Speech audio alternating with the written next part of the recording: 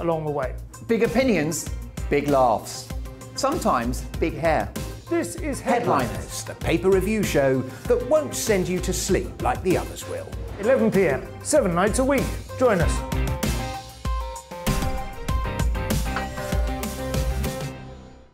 Hello there, I'm Eamon Holmes. And I'm Isabel Webster.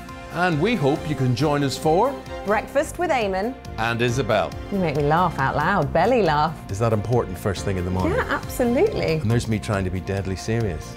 News is a serious business. Yeah, I have to rein you in sometimes. Well, it doesn't stop us laughing at it. It doesn't stop us having an opinion on what's going on. Yeah. And it certainly will not stop us reflecting what you think. Weekdays from 6 to 9:30 on GB News.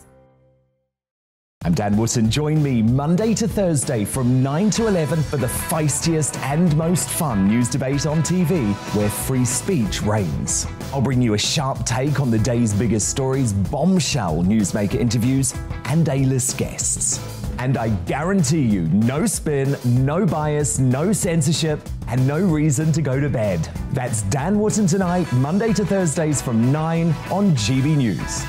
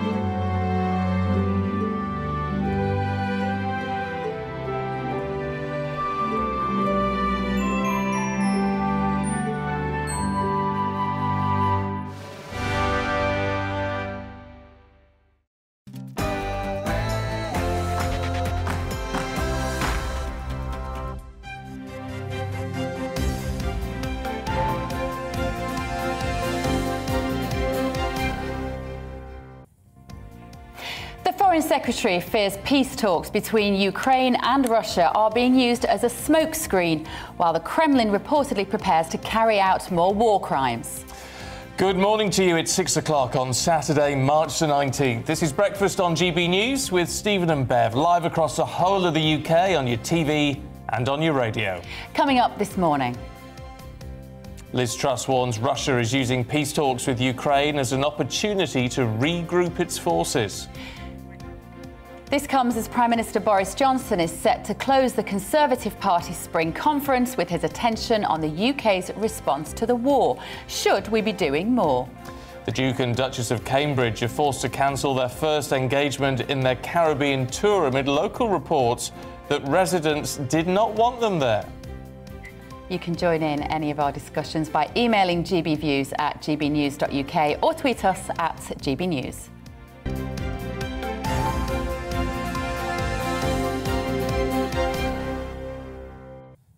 So we're starting with the news that the Foreign Secretary Liz Truss is warning that peace talks between Ukraine and Russia could just be a smokescreen for the Kremlin to regroup troops. This comes after Ukraine's President Volodymyr Zelensky called on Russia to resume peace talks without delay. Well, in Mariupol, hundreds of people remain trapped in the basement of a theatre bombed by Russia on Thursday. Well, meanwhile, Western governments and companies need to be on a heightened state of preparedness for the high probability of cyber attacks as economic sanctions on Russia begin to bite. That's according to a senior cybersecurity expert. Critical national infrastructure and the banking sector could be the main targets, with experts warning that there are still some inherent weaknesses in these systems. Well, our security editor Mark White examines the risk and the likelihood of a major cyber attack on the West in the months ahead. Quite understandably, the world's focus of late has been on the destructive power and human cost of Russia's conventional warfare. But experts warn we mustn't underestimate the power of Russia's cyber capabilities. Although the threat from cyber warfare can seem quite abstract, it has potential real-world consequences, with the ability to cripple power supplies. Health services have been significantly disrupted in the past, and the technology at the heart of the West's aviation sector is at risk. Apart from an attack on some of Ukraine's critical systems in the initial stages of the invasion, there has been no concerted effort by Russia to attack Western infrastructure in recent weeks. But as economic sanctions begin to take a real stranglehold on Moscow, Vladimir Putin is increasingly likely, we're told, to unleash his cyber capabilities. I would say there's a fairly high probability, based upon the types of grey warfare, the hybrid warfare that Putin and the Kremlin have been executing against others in the space, to coerce and to bully its neighbours or adversaries. I think it's a weapon that's being held in reserve right now, but we certainly need to be on a heightened level of preparedness. The West's banking sector is also at risk, especially as Russia has been kicked out of the SWIFT international payment system. And Russia's network of criminal gangs is another potent tool in Putin's armoury. As well as being one of the most formidable cyber powers in terms of government capabilities, Russia also has the largest concentration by far of serious organised cybercrime on the planet. And before the invasion in 2021, we saw those criminals disrupt petrol supplies in the US, healthcare in Ireland, schools in England, food retail in Sweden. The list goes on. If the Russian state were to, if you like, unleash its ransomware capabilities, its cyber criminal capabilities, then that could get, whilst not catastrophic, that could get pretty unpleasant. Although the West's computer systems are better protected these days, there are still inherent weaknesses, vulnerabilities adversaries would look to exploit. A lot has been done to shore up a lot of the critical infrastructure across the UK, particularly the NHS. There are still gaps in the fabric, there are still chinks in the armour that we need to be aware exist, and we need to take precautions, compensating security controls, for example, in order to ensure that perpetrators can't get through that armour. For now, Russia's main focus is on the conventional battlefield. Any cyber attack would almost certainly provoke a response in kind from the West. In fact, in the cyber domain, Russia is already fighting off multiple attacks from Western computer hackers who've turned away from their traditional targets of big business and government at home, focusing their disruptive talents on Moscow instead. Mark White reporting there. Lots of you have been getting in touch about the whole situation in Ukraine. And interestingly, as the Foreign Secretary, Liz Truss, has said, look, and indeed one of our guests yesterday, the Lieutenant General, said perhaps these talks are just a smokescreen to allow regrouping on Russia's side. Marion has been in touch saying they probably would be a smokescreen if the talks aren't handled well. But knocking a chance of peace talks is never a good idea. Where there are chances, there are possibilities, which is an interesting point. It's also quite chilling to think that the peace talks are literally headed to nowhere. Like if that's genuinely is Putin just you know, kind of buying time and able to get his military in a slightly more organised position, then what else do we have? If we don't have the peace talks, then where does this end?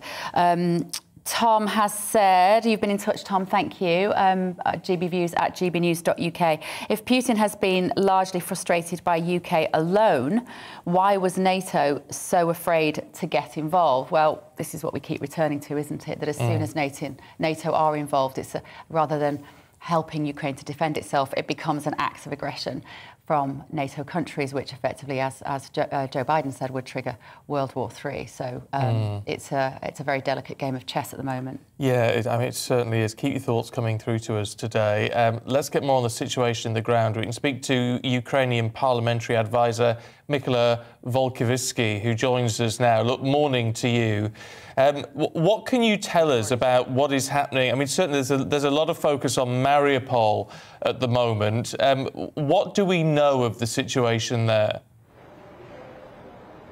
Oh, you know, because you mentioned peace talks with Russia, which Ukraine provided like since 27 of February. Now we still have the 4 round of negotiations between Ukraine and Russia, but you know, it's in my opinion, it's just talks, but nothing more. But if we mention Mariupol, we know that it's like 3 days ago the Russians tried to destroy the Ukrainian dramatic theater.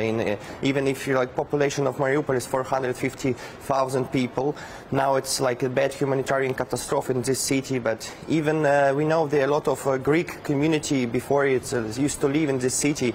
And even Prime Minister of Greece, he said like yesterday during his press conference, he will gonna support to rebuild the Ukrainian Mariupol atoll. It's a city which interested by the Russians because of it was a lot of factories, but before we used to know that in Mariupol the chief of this city, it's Renat Akhmetov. But even in like a few days before the war started, Akhmetov with his friends, he officially first time since 2014 he visited Donetsk and Lugansk region. But yes, the Russians tried, you know, to proceed and to destroy the city because for them it's important, you know, to show even for oligarch like Akhmetov, you know, we fight not just against the Ukrainian people, against you at all. It's a reason because we know yesterday was under attack some factories in Mariupol. But I met during my trip on the border between Ukraine and other countries, I met some people who escaped from Mariupol. For example, one lady yesterday I met, she escaped from Mariupol 2 days ago. She from the theater, which was under attack. Yeah, after they take a train in a railway station of Zaporizhzhia, which was also under attack. Now they are safe. But even for now, for Putin, it's most important cities with like Mariupol and Odessa, you know, to control them at all. But we will see what will be in next days with Odessa, but I hope everything will be good. But about the negotiations, we know that all NATO countries, they preparing for extraordinary summit, which we held in Brussels on 24th of March. It's like one of the new, something new for NATO countries, like to providing some extraordinary meetings, but we will see what is going on because Biden officially also proved that he will be as a president. He will be in Brussels next summit. We will see what will be directly. Also, I know the Ukrainian delegation also will join these talks. But I can remind you that I was attending the Munich Security Conference like 1 month ago, and the Ukrainian president during his speech he said, how you can invite Ukraine to be a NATO member with closed door. It's a reason. Thank you. Thank you. I don't know whether you've seen in Ukraine the pictures that we're seeing this morning of Putin talking to a packed stadium in Moscow last night with 200,000 people adoring him, applauding him. What do you make of those as a Ukrainian? What do the Ukrainian people make of those pictures this morning? Oh, I don't know how to even show, because it was like a show for Putin, but we know that some translation had a problem with service. Some Russian channels, they translate in this concert of Putin like the Day of Unity of Crimea. He said it's so important day for all of them, but we saw that a lot of people who work for even for Russian factories, etc., they was obligated, you know, to join this concert.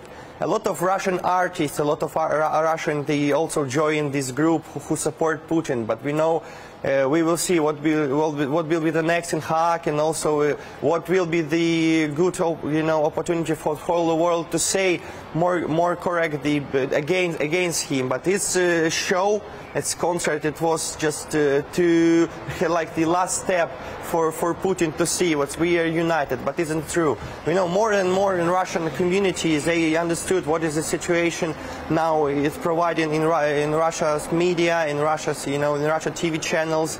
But we try to stop this fake news. It's why maybe we are like don't really use those kind of conference or speeches which provided by Maria Zakharova or the Margarita Simonyan or some of the Russia's propaganda leaders, or even Mr. Putin. Look, we know in terms of the talks, of which you are doubtful, President Zelensky wants to hold talks with Russia to try to come to some sort of arrangement. But what do you think he would be prepared to offer Russia to bring this to an end? Because it would involve some sort of compromise. I remember that Mr. Erdogan, proposed to provide these bilateral talks in Ankara, like in late October.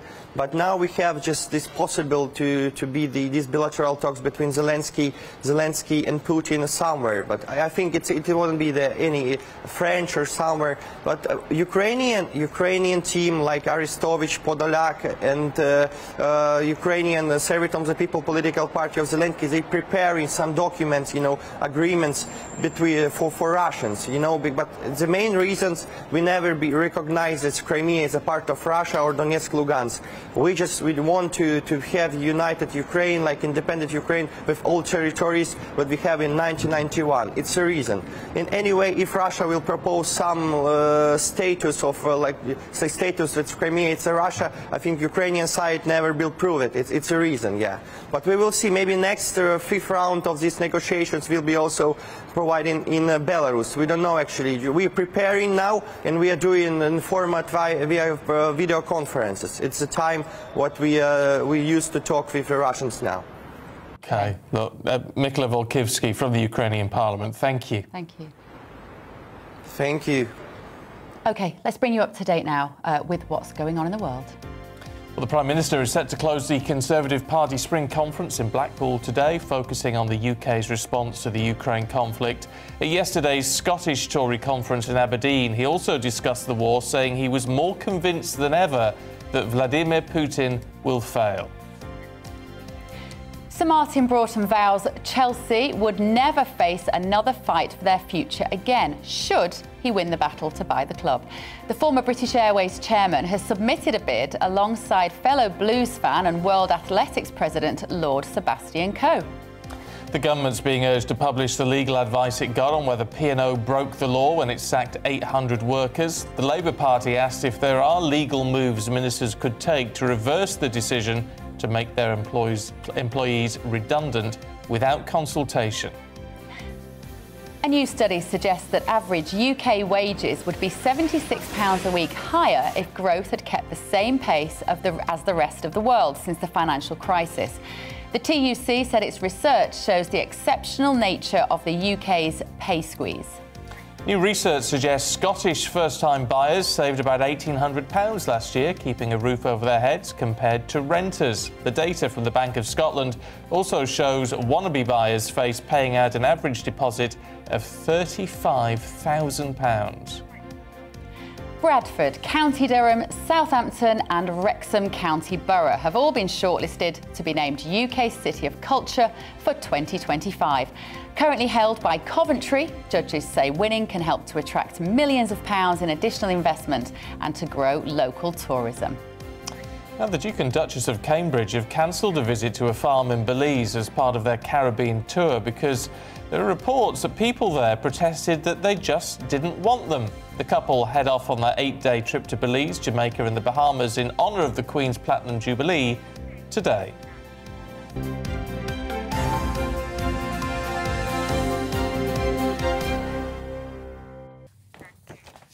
Well, it's interesting, that talk about average UK wages and looking at growth, the growth in our economy compared to what's happening in the rest of the world. £76 a week higher if we kept up with the rest of the world, apparently. Now, that's a lot of money. It is a lot of money. I've just had my electricity and gas bill, and it's doubled. It is literally doubled this year, predicting of what I'm going to pay. So I think everyone could do with that extra £76 a week. I'm not sure it's going to make much of a dent in our forthcoming cost of living. In fact, we've got an item a bit later, actually, about the cost of living crisis that we're going to show you. Yeah, interesting as well. If you are in Bradford, County Durham, Southampton or Wrexham, and you could be the City of Culture for 2025, are you excited about the prospect? Do you want to see it? Will it make a difference? Love to hear from you this morning. gbviews@gbnews.uk. I wasn't even aware that Coventry was City of Culture. I'm sure if you lived there, you'd know. Yeah. But we'd love to know, what difference has it made to Coventrians? in the last... Ventrians. Is that a word? I have no idea. To all the Lady Godivers. I mean, what difference has it made? I mean, I remember where Liverpool, Glasgow, Yeah, I do. Hull, and that all did make... I mean, Hull's a beautiful city now. Is it? Yeah, oh yeah. You see, you're one of these people, and you get a lot of this. Hull has very bad PR. It does. From people who've never been. Yes, I have been. I've got some family, actually, that lives sort of that direction. I've not been for many, many, many years, though. Hull's lovely. It's most really of the north lovely. of England is lovely. Most of the UK is lovely, let's face it. A lot of it. And, of course, if you live in Hull, then if you've got a quick afternoon tea, little cream tea or whatever, pop to Beverley.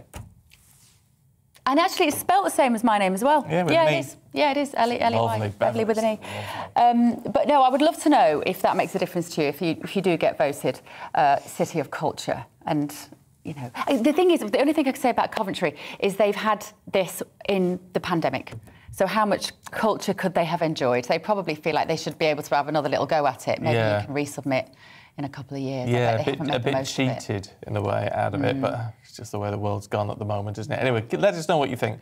GBViews at gbnews.uk. You can tweet us at GBNews. We've got plenty more still to come, though, including why a single mum could become homeless. Hello again, I'm Stephen. I've got your latest forecast for you for the weekend, and the weekend is shaping up set fair across the vast majority of the country. Certainly for Saturday, some warmth to be had, but for Sunday, some subtle changes, a bit more cloud and lower temperatures. But into Saturday, this area of high pressure centred towards southern Scandinavia keeps things fair across the UK. Plenty of ice bars on the chart though, so whilst there will be a lot of sunshine to be had, there will be quite a noticeable wind out there first thing this morning, with a gusty southeasterly wind for parts of Northern Ireland, Wales, southwest England. Quite a strong southerly for the far northwest of Scotland as well, but lighter winds elsewhere. Still breezy, mind, but let's not forget there's going to be lots of sunshine out there. It's going to be a lovely day for getting out and about. A bit chilly around some east-facing beaches perhaps, but get inland and to the west of high ground, where those temperatures will certainly be responding to that strong March sunshine, 17, 18 degrees, perhaps as high as 20 in one or two spots in northwest Scotland. That will make it the warmest day of the year so far. Then a fine evening to come through Saturday. Still quite windy for many places, although the wind just tended to moderate a little bit. Lots of clear weather to take us into Saturday night. As we go on into the early hours of Sunday, though, a little bit of low cloud forming across parts of the Pennines, southern Scotland, maybe up towards the Aberdeenshire coast. But for many places, lots of clear weather to take us into Sunday morning. Quite chilly too, with a touch of frost in some rural spots. And then Sunday, again, starts off mostly fine, mostly sunny for many places, frost soon lifting. But a change will take place as we move on through the day. A bit more cloud into the west of Northern Ireland, and more cloud generally developing towards the southeast of the UK and over the near continent. And this will be capable of producing a few showers for parts of East Anglia in towards southeast England. Not everywhere seeing them, but there could be the odd heavier one here in places. But for most of us, it will be quite a bit cooler on Sunday compared to what we'll see on Saturday, though still some warmth left over across northwest Scotland. So a cooler day with a bit more cloud around on Sunday, but the sunshine does make a return for Monday and Tuesday. And with the wind swinging around to the south, the temperatures will be rising too, perhaps into the mid to upper teens by midweek.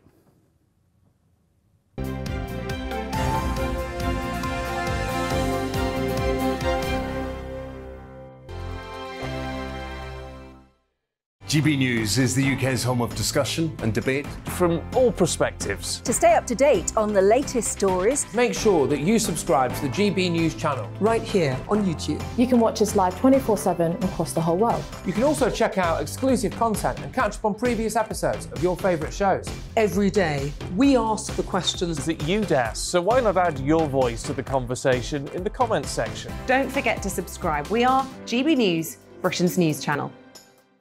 Every night at 11 on GB News, we bring you the next day's stories the day before. Basically like time travel. If it's a big story, we'll cover it, guaranteed. But we'll also have some fun along the way. Big opinions, big laughs. Sometimes big hair. This is Headliners, the paper review show that won't send you to sleep like the others will. 11 p.m, 7 nights a week. Join us.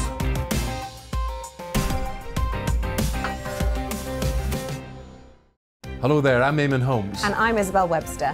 And we hope you can join us for Breakfast with Eamon and Isabel. You make me laugh out loud, belly laugh. Is that important first thing in the morning? Yeah, absolutely. And there's me trying to be deadly serious. News is a serious business. Yeah, I have to rein you in sometimes. Well, it doesn't stop us laughing at it. It doesn't stop us having an opinion on what's going on. Yeah. And it certainly will not stop us reflecting what you think. Weekdays from 6 to 9:30 on GB News.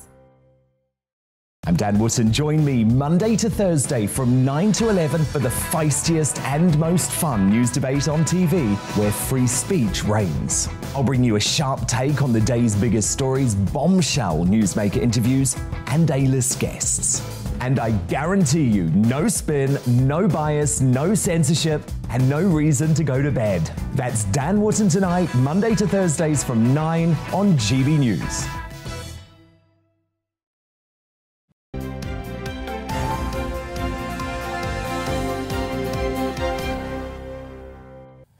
Oh, we're just a couple of seconds shy of 6:23. There you go. You're watching and listening to Breakfast with Stephen and Bev, live across the UK on your TV, on your radio, and of course, online. Now, a story that I think a lot of people will relate to. A single mother from Tipton in the West Midlands says she's at risk of becoming homeless. Christine Barton says the rising cost of living could see her evicted. Yeah, she's in rent arrears. The gas and electricity company have issued notices of further action, and she's dependent on a food bank to help feed her family. Balvinda Sidhu has been to meet her. Notifications of unpaid bills keep popping up on Christine Barton's phone. She says she had to stop working in November, and since then her financial struggles have escalated. Where I get my gas and electric from, I'm in lot of ways with them as well. And they even send me a text message that they will be taking action. If I'm less in the house, I'm happy, so that I don't have to turn on the gas and the electric. Christine lives with her 2 children in a private rented house and has been waiting 4 years for a council house. Recently, one was offered, but she's been told unless she clears her rent arrears, she'll lose the house. Yes, I can be evicted because if I happens to owe too much rent in a rent arrears, then my landlord will more likely want to give me notice. I cannot afford this rent. It's killing me. You know, I was so crying last night, and I don't want my little one because he does worried. He worried a lot about these things, and he's only 9. To make ends meet, Christine relies on the local food bank. This food bank supports around 120 people a week, and volunteers say that figure is expected to go up. People that have struggled as to whether to feed the families or heat the home, they are going to find it even more difficult. And I don't like to think it, but I believe that there's going to be quite a few families that'll be going without food. And as a food bank, we can only do so much. Christine says she's desperate to return to work, but a delay in her visa means she's unable to work or claim benefits. Overall, my bill comes to at least £1,300 for my bills at the moment. So I'm only getting £212 a month at the moment. But it's not fair for your children to see you going through this, because the worst thing about it is that it's affect them as well. Precious time with her son, small moments to distract from reality. Balvinda Sidhu for GB News. So you can't put children on the street. No. They're going to have to do something. Whatever you think of it, you can't put children on the street. So something's going to have to be done. I mean, this is the problem, isn't it? And, of course, for a lot of people... I mean, do you know what? When I was driving in this morning and heading to the car park, there was a guy with a placard trying to collect money at the traffic lights. Former soldier. Oh, yeah, you know, so it said on his sign, former soldier, no food, no home. You just think, this can't be right. No. This can't, and the problem is, as well, and I'm sure you'll find it as well, is that you... I mean, I put the window down and said, I'm really sorry, I haven't got any cash.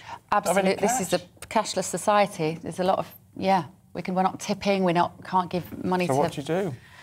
But it's awful. It's an awful situation. It is. Look, get in touch with all your thoughts on anything we're covering today. City of Culture 2025. Beth says, big up Bradford. Could not be prouder to see it being shortlisted. Now, Beth, I've got to say, Bradford or Bradford? If you're local like that, it's a silent D. Bradford. And Kevin has said, of course, Southampton, please, for City of Culture.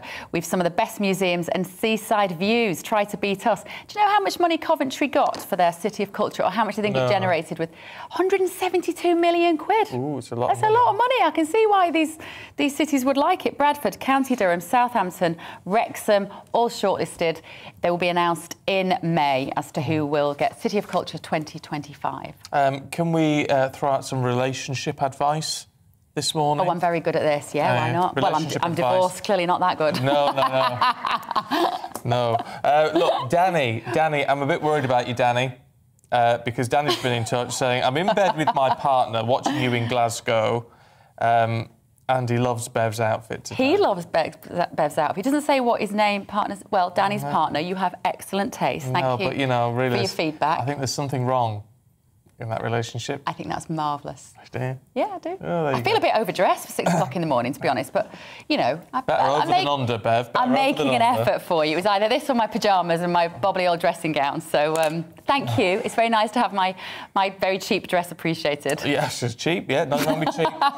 Joe says, watching you with my salmon sandwich. Good morning. Salmon sandwich in the morning. Oh, yeah. Cream cheese. Bella's in Sunny Wick in Highland, watching your show with our full English breakfast. Very good. It's quite early to have rustled up a full English breakfast by 6:30. Maybe you've been working all night, you've not gone to bed yet. This is what we're offered. I think they've been there a while. They're about a month old, so you wouldn't want to chew on them. I go back from here and I have... Oh, look, you're making a mess of the place. Sorry. I go back and I have a bowl of porridge and a little nap, and I call it my Goldilocks routine now. Oh, right. After I've done this. Nothing wrong with that. Porridge and a nap. Nikki, what are you doing, Nikki?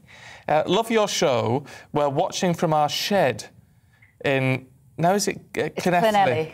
Clynelly, I think, isn't it? Or Clynethy? Well, you're in Wales in a shed, which begs so many questions. What are you doing in a shed at 6:30 in the morning? Maybe they're up doing the gardening. I presume there's some sunshine out there. We can't see. We've got no windows in here. No. We'll have the weather for you soon, I'm sure. We'll find out. We're in the basement. It says it all. In the dungeon. There you go.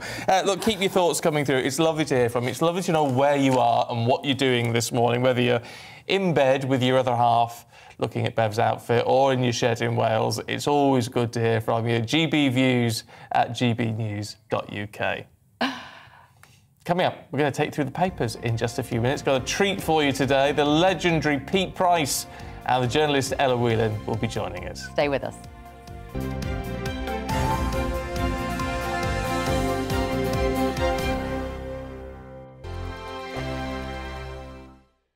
GB News is the UK's home of discussion and debate from all perspectives. To stay up to date on the latest stories, make sure that you subscribe to the GB News channel right here on YouTube. You can watch us live 24/7 across the whole world. You can also check out exclusive content and catch up on previous episodes of your favourite shows. Every day, we ask the questions that you'd ask, so why not add your voice to the conversation in the comments section? Don't forget to subscribe. We are GB News, Britain's news channel. Every night at 11 on GB News, we bring you the next day's stories the day before. It's basically like time travel. If it's a big story, we'll cover it, guaranteed. But we'll also have some fun along the way. Big opinions, big laughs. Sometimes big hair. This is Headliners, the paper review show that won't send you to sleep like the others will. 11 p.m, 7 nights a week. Join us.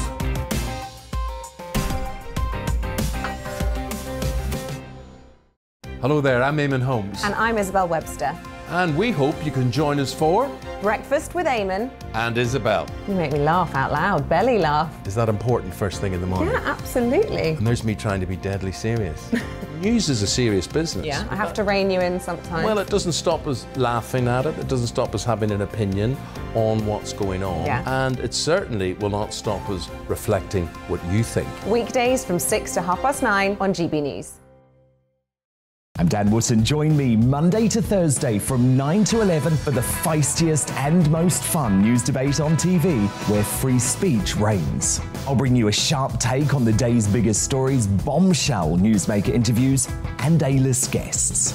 And I guarantee you, no spin, no bias, no censorship, and no reason to go to bed. That's Dan Wootton tonight, Monday to Thursdays from 9 on GB News.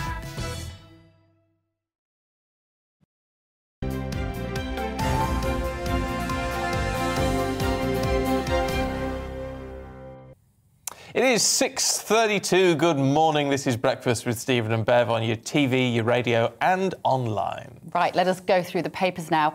Joining us this morning is broadcaster Pete Price and journalist Ella Whelan. Really good to see you both this morning. We've got loads of time, which is it's a rare treat. So let's rattle through some of these front pages and see what you make of it all. If we start with the Times, it's really focusing on the Foreign Secretary, Ella, and what she's saying about Russia and any peace negotiations that may be happening. And she paints a bleak picture. Yes, I mean, Liz Truss has been, she uses the word sceptical. She's been sceptical in all of her comments about the nature or the future of peace negotiations between the Ukraine and Russia. She goes quite far here. So, speaking to the press, she says, Russians have lied and lied and lied. I fear the negotiations is yet another attempt to create a diversion and create a smokescreen from the appalling atrocities that they have carried out. And she makes the point that it's very difficult to believe that a country wants to enter into peace negotiations while they are indiscriminately bombing civilians, as we've seen Russian military doing over the last week. And there's not necessarily anything that she's saying that is wrong, but there is a question about whether or not a British politician making these kind of comments at the same time as Zelensky is asking for Russia to come to the negotiation table to try and negotiate some kind of peace. I mean, that's a question. How helpful is it to be criticising in this way when the president of Ukraine is saying something different? So there has been that, I think I said on this programme before, that tension about the way in which some Western leaders have tried to use the crisis and war in Ukraine as a means of grandstanding in their own nations. I don't necessarily think Liz Truss is doing that here, but I think there's a whiff of that about. I think it's interesting you say that, because it is a fine line what you say about this. And no, they're talking about the Russians all the time. It's not the Russians. It's one man. It's one man who is a madman, who wants to leave his mark in history, who wants to dominate Europe.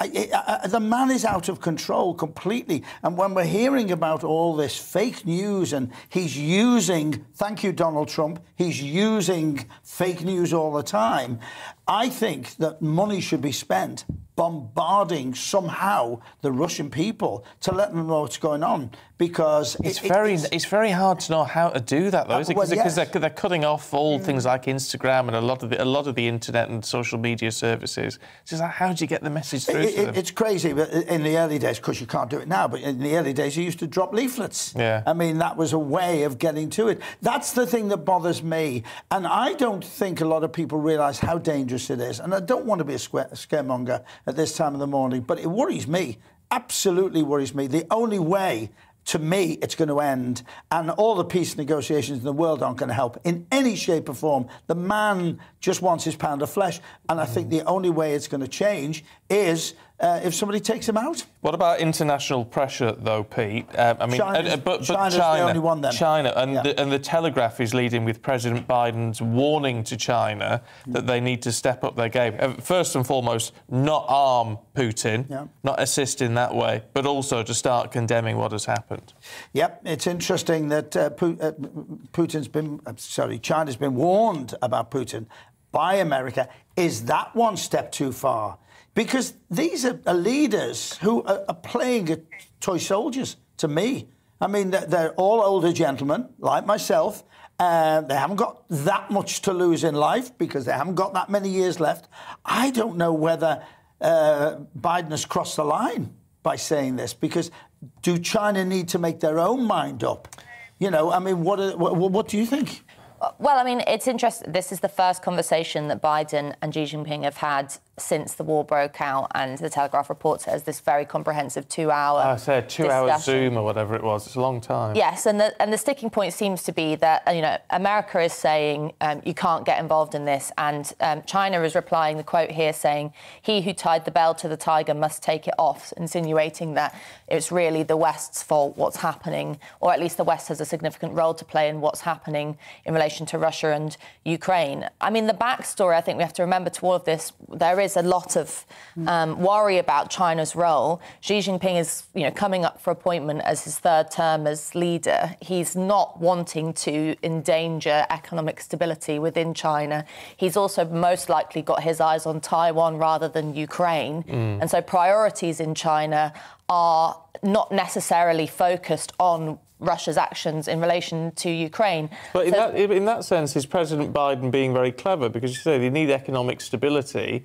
China is much more reliant on the West for economic stability than it is towards Russia. Yeah, and that definitely is a tension that will play out. I think that there is much has been made of the prospect of China going in full throttle and arming Russia and supporting them militarily and also on the diplomatic stage.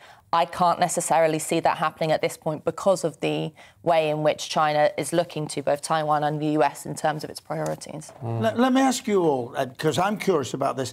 All this business about war crimes, is that actually helping, or is that exacerbating the whole situation? Yes, of course, there are war crimes, and it's dreadful, but keep threatening. It means you've got nothing to lose. We might as well carry on doing what we're doing. But it's in some respects, interesting. I was talking about this at home last night. It's a bit pointless, isn't it? I mean, do you ignore the war crimes? I don't know that you can, but will he ever be prosecuted for war crimes? Not a chance. No. Not a chance. He's, you know, we're not going to send people into Russia to pick him up, and he's not going to volunteer himself, so nothing will ever happen. But do you ignore it? No, we can't ignore it, but is it exasperating the situation? That's what worries me. Yes, it is a point that has got to be made, but I mean, he's just laughing at it. I think he probably doesn't really care. I mean, I don't know whether either of you saw the footage of him in the stadium last night with 200,000 people in the Luzhniki Stadium. Absolutely. Like Nuremberg, wasn't it? He's walking around in his puffer jacket, very casual, talking to the crowd who are all waving Russian flags and applauding him and adoring him.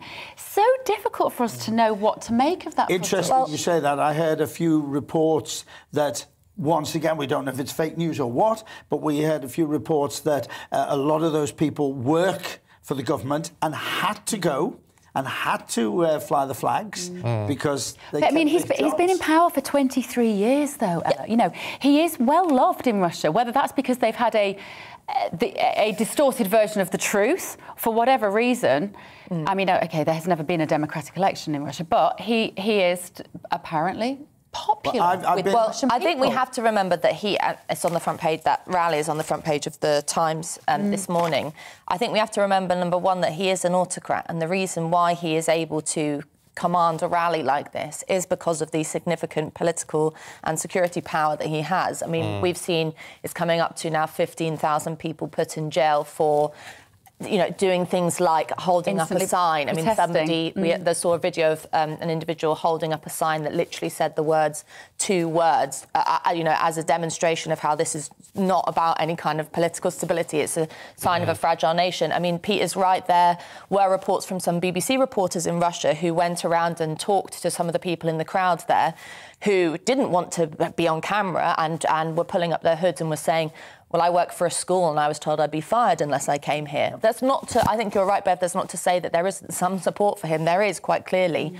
But it is a mixed bag. And just to go back to Pete's point about how we respond to Russians, I think it's really of vital importance that we show solidarity with Russians who oppose Putin, because if those Russians who are risking their freedom, and some of them there's the potential for getting 15 years in jail now if you speak out, if they stop doing that, then there will be no internal opposition to Putin, and he will feel more emboldened. So as much as it is important for us to show solidarity with Ukrainians, we should also extend that to the Russians who are dissenting against this autocratic rule. Interesting what you say. When I've been to Moscow and St. Petersburg, and what came over to me, the young people I spoke to in St. Petersburg didn't like him.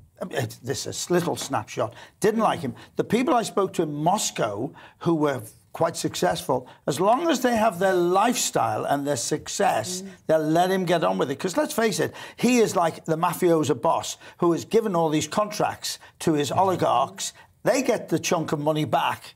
But half the country's in more than half the country's in economic crisis, and he stood there last night in a £10,000 jacket. Yeah.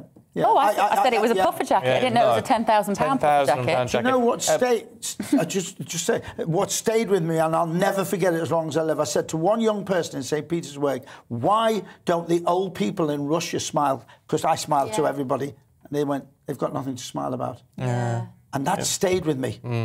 It's interesting. I tell you who doesn't have a lot to smile about, and that's the 800 people fired by P&O. This is on the front page of the Mirror. I mean, the RMT has called P&O, called them out for operating modern-day slave ships.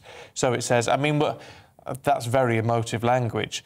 But either which way, I mean, this stinks, Pete. It does indeed. But I'm of an age, a lot older than all of you, to remember how the Merchant Navy was slashed into bits, how every flag was moved to another country, once again slave labour, and that was slave labour. And we had a wonderful merchant seaman force in this country. It was incredible. I was in the Merchant Navy years ago when I was in the catering industry. I worked for Canadian Pacific, and everybody had jobs, and it happened then. And they've taken thousands upon thousands of jobs out of this country. And what's happened now is a little taster of what happened years and years ago. And it's awful, and they need to be brought to task over this. I think the problem, Ella, is they won't be, will they? I don't think they've done anything illegal. No, and the important sort of revelations that are coming out across the papers on the front page of The Guardian is that we've had in the last few days government ministers going on the TV and the radio airwaves saying, didn't know this was happening, no idea. And in actual fact, it's been revealed that the Department for Transport had been informed about this the day before the action was taken, and they did nothing because, as The Guardian reports, they were concerned about commercial sensitivity.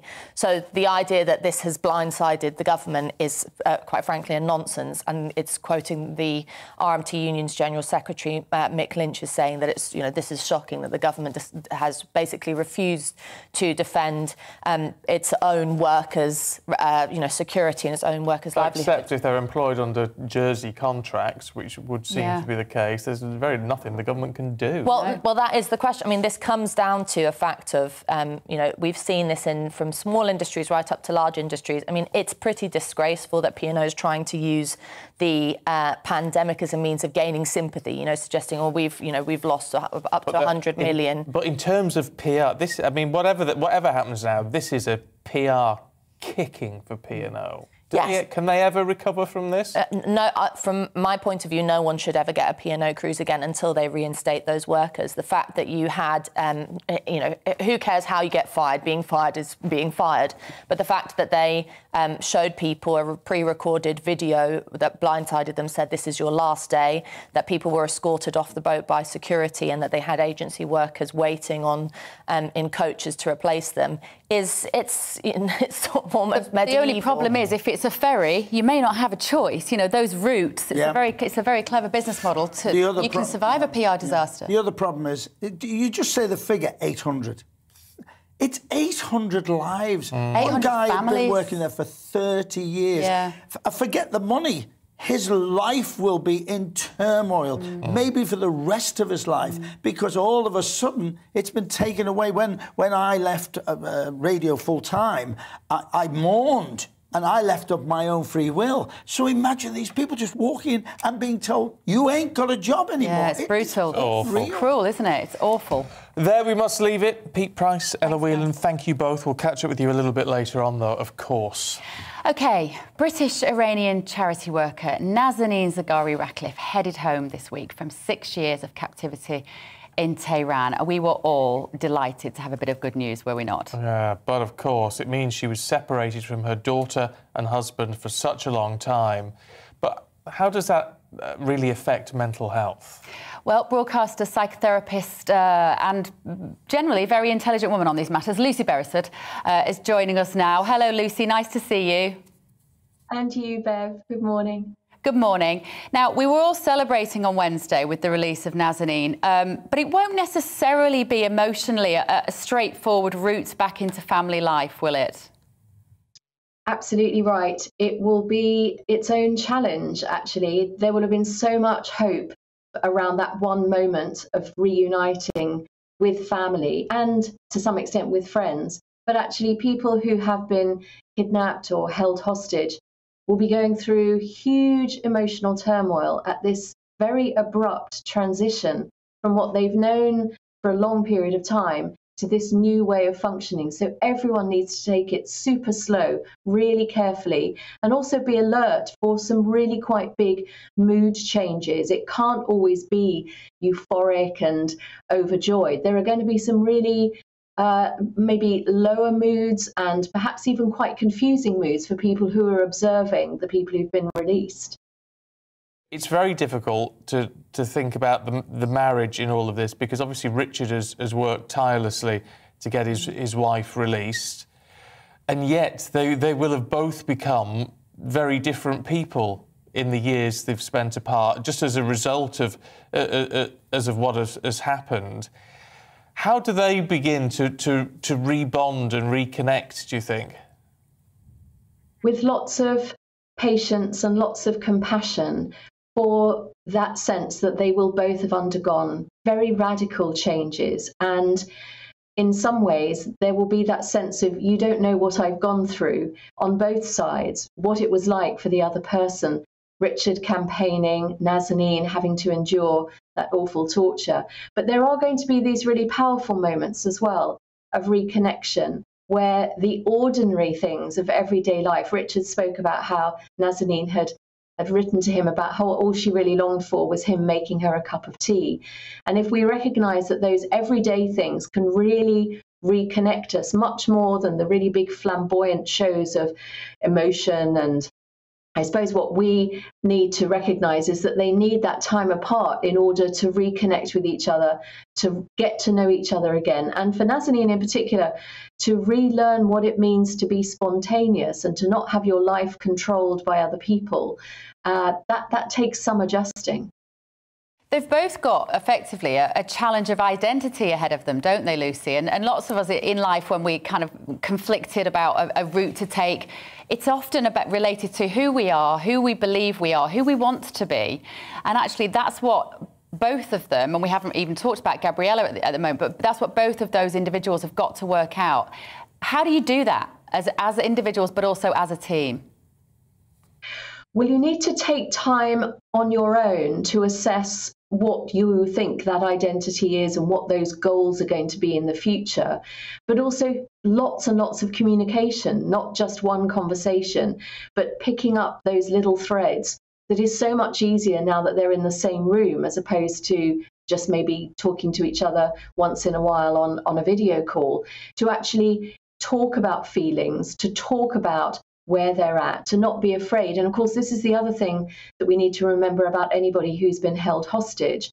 Suppression of emotion often becomes their key to survival. They think if they're compliant, if they agree with their hostage takers, if they just go along with everything, no matter how frustrating that might be the route to my survival. So there's that relearning process of holding on to what you really want and having the courage to articulate that. So it's going to be, as I say, something that needs to be taken extremely slowly. But of course, they're now doing it together, which, as you say, is so much better because they can do it as a team. They can talk to each other, communicate on a daily basis.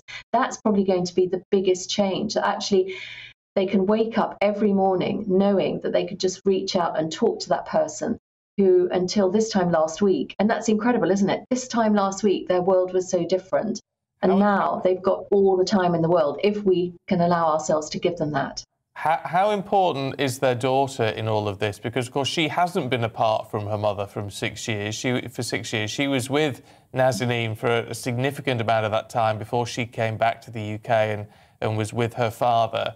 I mean, in that sense, because she's seen both sides of this, even though she was been very, very young throughout, could that be a bonding experience then? I mean, could she be key to this? I think all three of them are going to be key to it, because the Gabriella actually, as you say, has experience of both worlds, and the reports came through that on that first night they all shared a bed together, and that is a very beautiful image. But as any of you that are parents will know, it's very important. Bev used the word identity just now. It's going to be very important for all of them to recognise that, yes, Nazanin is a mother, and she's a very good and very active mother, and will really relish getting back into that role. But she is also a wife and a woman in her own right. And all of us, to some extent, will be able to relate to the way in which we often have to show up as lots of different people in our lives, depending on the relationships that we have with each other. So yes, Gabriella is going to be the conduit for quite a lot of this. She's going to be able to play a really powerful role in helping Nazanin ground herself and reconnect and gradually widen her friendship group. But above all else, it's about a woman, and to some extent with Richard and Gabriella, learning to have a mummy again. They're all going to have to step into this new sense of who they are and who they want to become. And actually, one of the things I found most reassuring was when Richard, he sort of made a bit of a joke about, well, I'm sure we'll be driving each other mad soon. And I thought that was a really nice kind of realistic acknowledgement that it isn't just going to be all hearts and flowers. And if Gabriella is like any other normal, I think she's 8, is she now? You know, she will test the boundaries. She will probably be pushing her mother's buttons as soon as she can, in the nicest and most normal possible way, with mum back in the life and thinking, well, what can I get away with now? It's not going to be easy for any of them. A little bit. And also there could be some envy or jealousy around the fact that I've had Daddy the whole time and now I've got to learn to share him again. But at the same time, that sense, as you say, that Richard talked about, I'm sure there will be squabbles. In a way, we want them to get to that bit very elegantly, where they'll almost know that they're back to normal when they start to have their first row or their first moment where they irritate each other, because that's what happens in normal couples.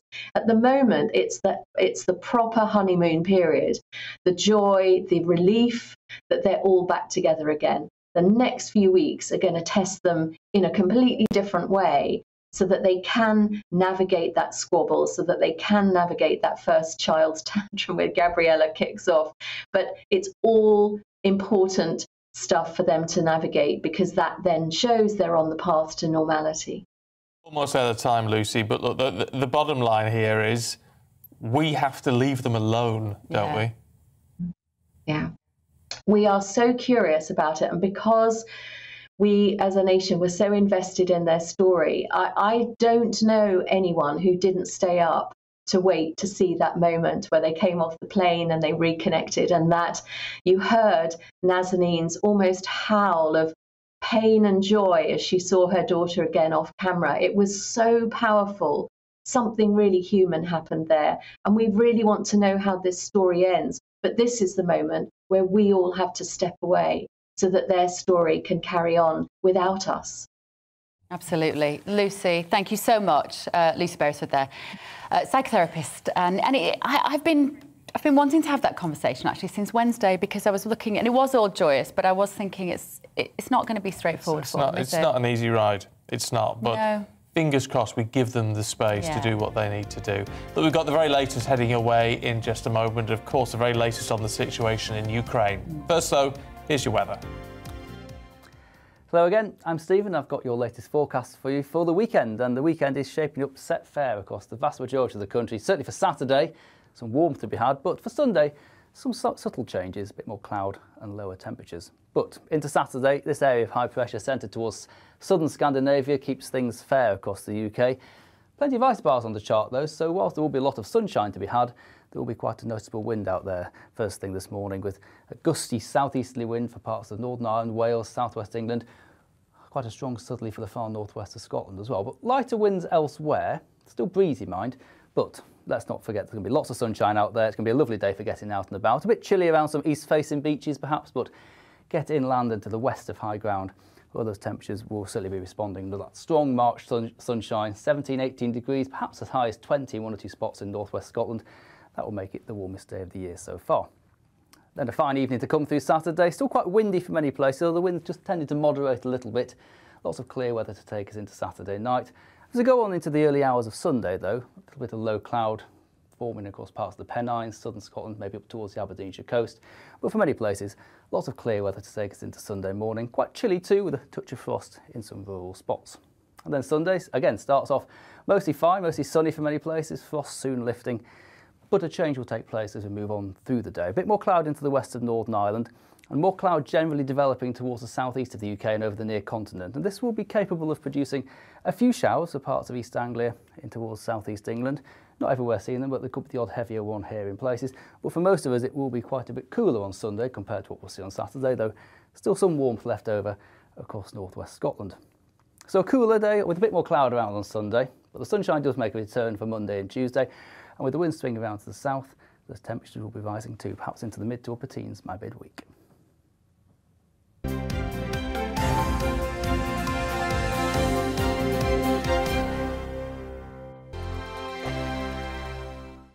GB News is the UK's home of discussion and debate from all perspectives. To stay up to date on the latest stories, make sure that you subscribe to the GB News channel right here on YouTube. You can watch us live 24/7 across the whole world. You can also check out exclusive content and catch up on previous episodes of your favourite shows. Every day, we ask the questions that you'd ask, so why not add your voice to the conversation in the comments section? Don't forget to subscribe. We are GB News, Britain's news channel.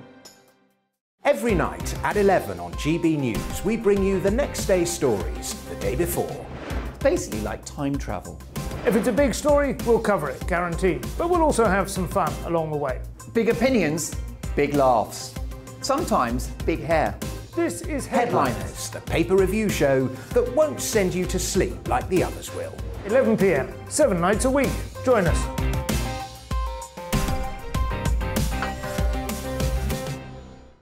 Hello there, I'm Eamon Holmes. And I'm Isabel Webster. And we hope you can join us for Breakfast with Eamon and Isabel. You make me laugh out loud, belly laugh. Is that important first thing in the morning? Yeah, absolutely. And there's me trying to be deadly serious. News is a serious business. Yeah, I have to rein you in sometimes. Well, it doesn't stop us laughing at it. It doesn't stop us having an opinion on what's going on. Yeah. And it certainly will not stop us reflecting what you think. Weekdays from 6 to 9:30 on GB News. I'm Dan Wootton. Join me Monday to Thursday from 9 to 11 for the feistiest and most fun news debate on TV, where free speech reigns. I'll bring you a sharp take on the day's biggest stories, bombshell newsmaker interviews, and A-list guests. And I guarantee you, no spin, no bias, no censorship, and no reason to go to bed. That's Dan Wootton tonight, Monday to Thursdays from 9 on GB News.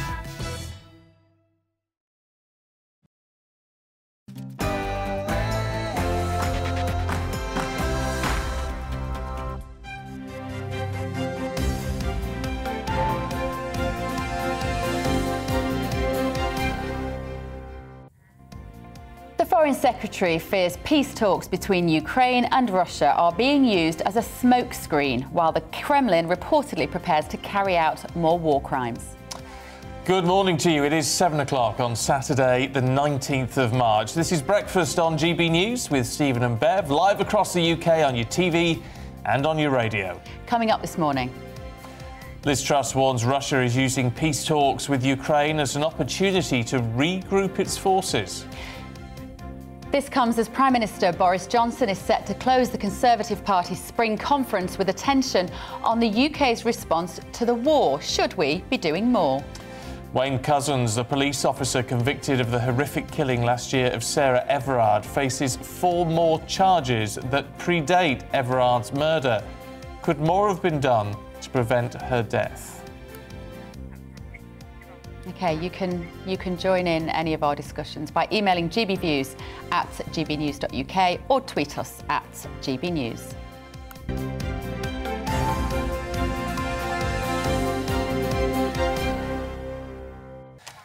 So we start with the news that the Foreign Secretary Liz Truss is warning that peace talks between Ukraine and Russia could be a smokescreen for the Kremlin to regroup its troops. It comes after Ukraine's President Volodymyr Zelensky called on Russia to resume peace talks without delay. In Mariupol, hundreds of people remain trapped in the basement of a theatre bombed by Russia on Thursday.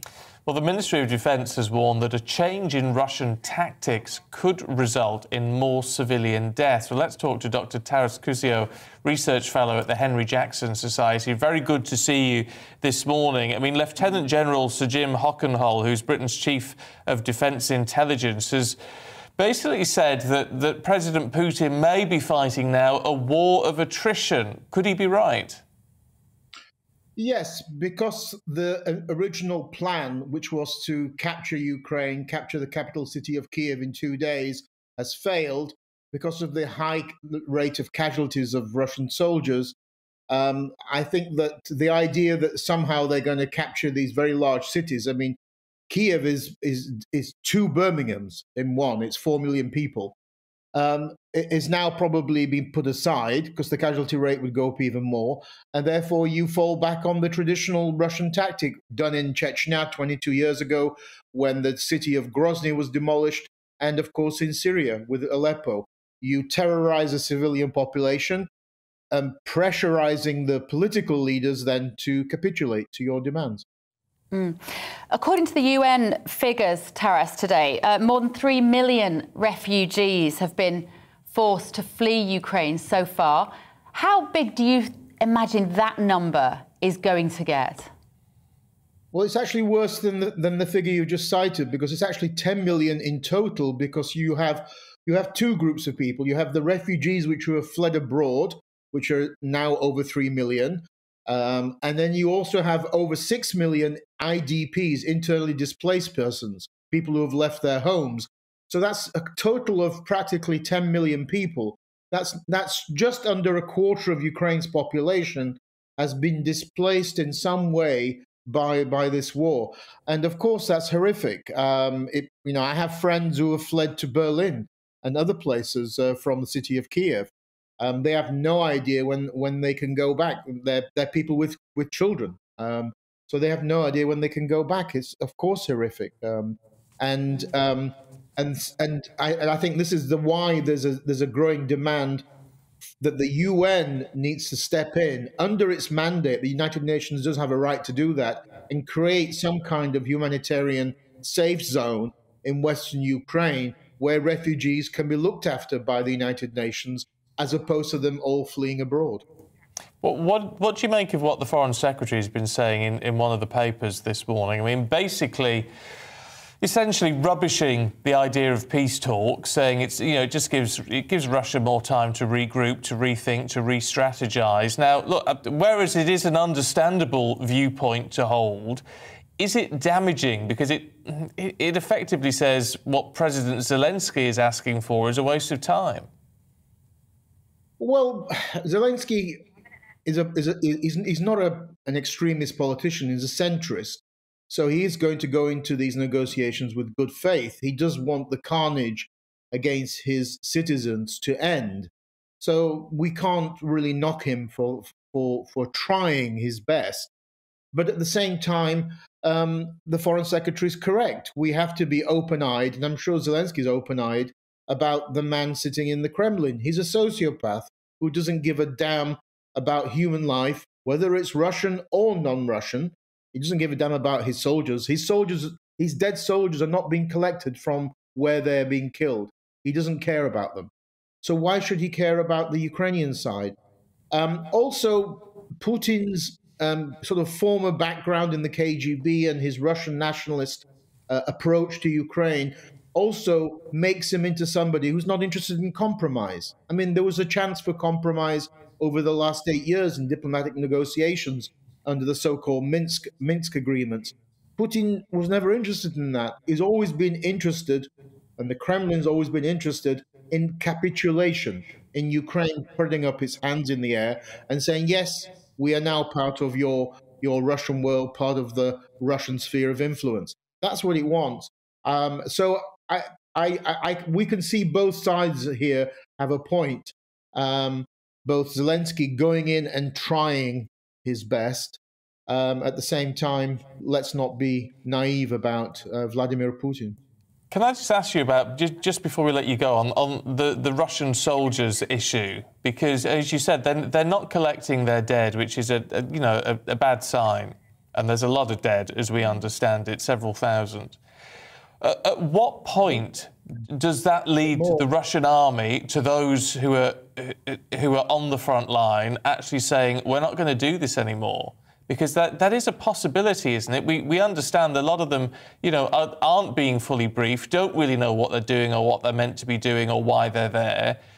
They could revolt, couldn't they, eventually? Well, some are already doing that. I mean, you see that when soldiers just park up their military vehicles and walk off. Or the funny cases where they walk into a police station and pretend they're asking for petrol because they've run out of gas. But in effect, they want to be detained. There have been other cases of soldiers walking towards the Russian border but getting lost because they don't want to fight. So that's been done on a small scale already. Of course, it's debilitating and demoralizing for soldiers knowing that you're wounded and you're dead will not be collected. I mean, that's always the case. And British and Western armies and the Ukrainian army go in to fetch their wounded and dead.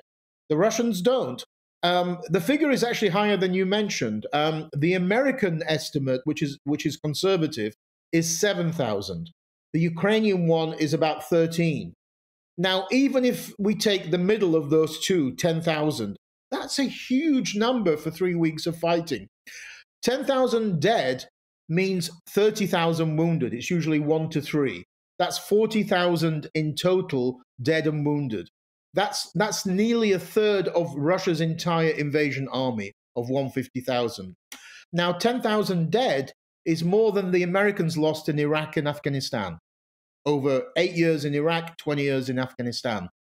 10,000 is 2/3 of what the Soviet Union lost in Afghanistan in the 1980s when they were there for 8 years. So that's a huge number. And of course, that information is going to trickle back to Russia because people are not going to be coming home. There's going to be other forms of information coming back. I mean, if in the 1980s, the Soviet Union could not block information coming back about casualties in Afghanistan, today Russia won't be able to block that information. We have great examples of Russian prisoners of war being told by their Ukrainian captives to ring home on their mobile phones and talk to their sisters, girlfriends, mothers, friends, and tell them what's going on. So that word will spread around. And that's where I think it's very dangerous, both in the army in the field and back inside Russia for Vladimir Putin, because this isn't really a popular war, despite all the fake rallies you have like the one yesterday. Yeah, okay. It looks fascinating to talk to you. Taras Kuzio from the Henry Jackson Society. Thanks very much. Thank you. Thank you. OK. According to UN figures, more than 3 million refugees, actually we've just heard Taras has rounded that up actually, has been forced to flee Ukraine since the beginning of the war. Millions are still displaced. Well, Rosie Wright has been talking to people arriving in Budapest. Rosie, what are people telling you?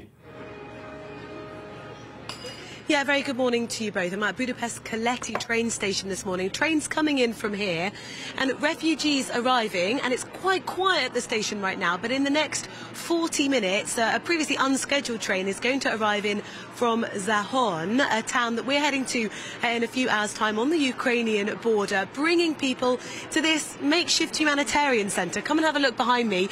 We've got here solidarity tickets. If you're travelling to other countries, tickets to Slovakia, to the Czech Republic, to Germany, and there's a sort of makeshift office. You can see what the volunteers here have set up to make sure that people can get as much help, advice, free transport, often free accommodation, while they work out where they're going to go. The ticket office is just down there, and if you take your Ukrainian passport, you can say, look, I'm from Ukraine, in which case please can I have one of those solidarity tickets for free to travel elsewhere in the EU.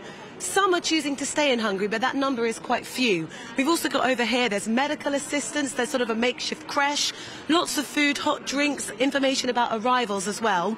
As I said, quite quiet now, but that will change quite quickly. We've got some volunteers that are happy to speak to us. Many people, there's a creche down here, just need a little bit of space, a little bit of somewhere they can get some respite.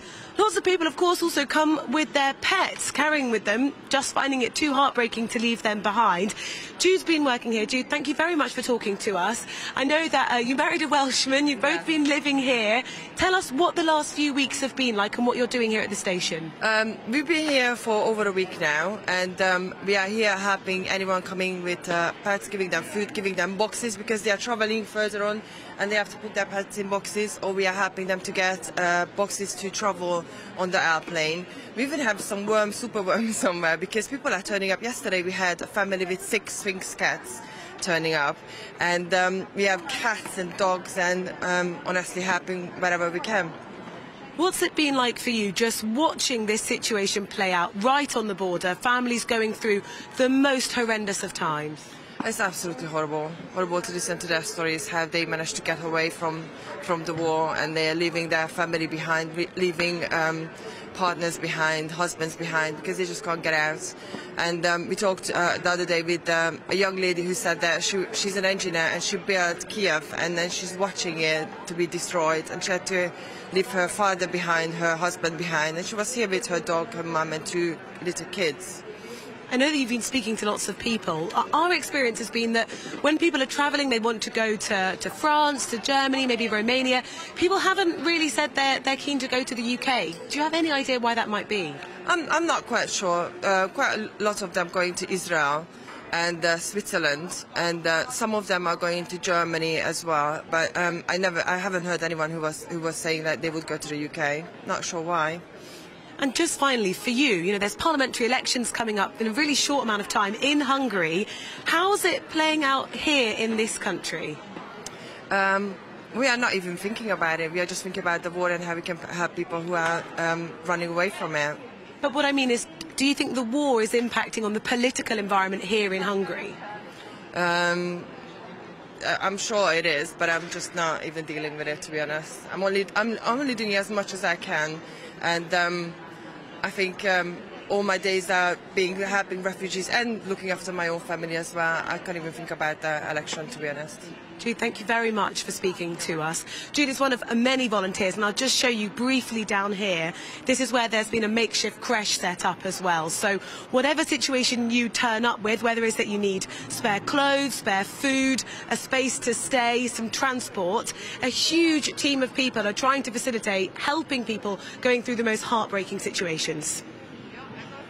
Rosie, thanks very much indeed. We'll catch up with you later. Now, it's a name we don't even like to mention, isn't it? Wayne Couzens, the police officer who killed Sarah Everard, has now been charged with 4 counts of indecent exposure that predates her murder last March.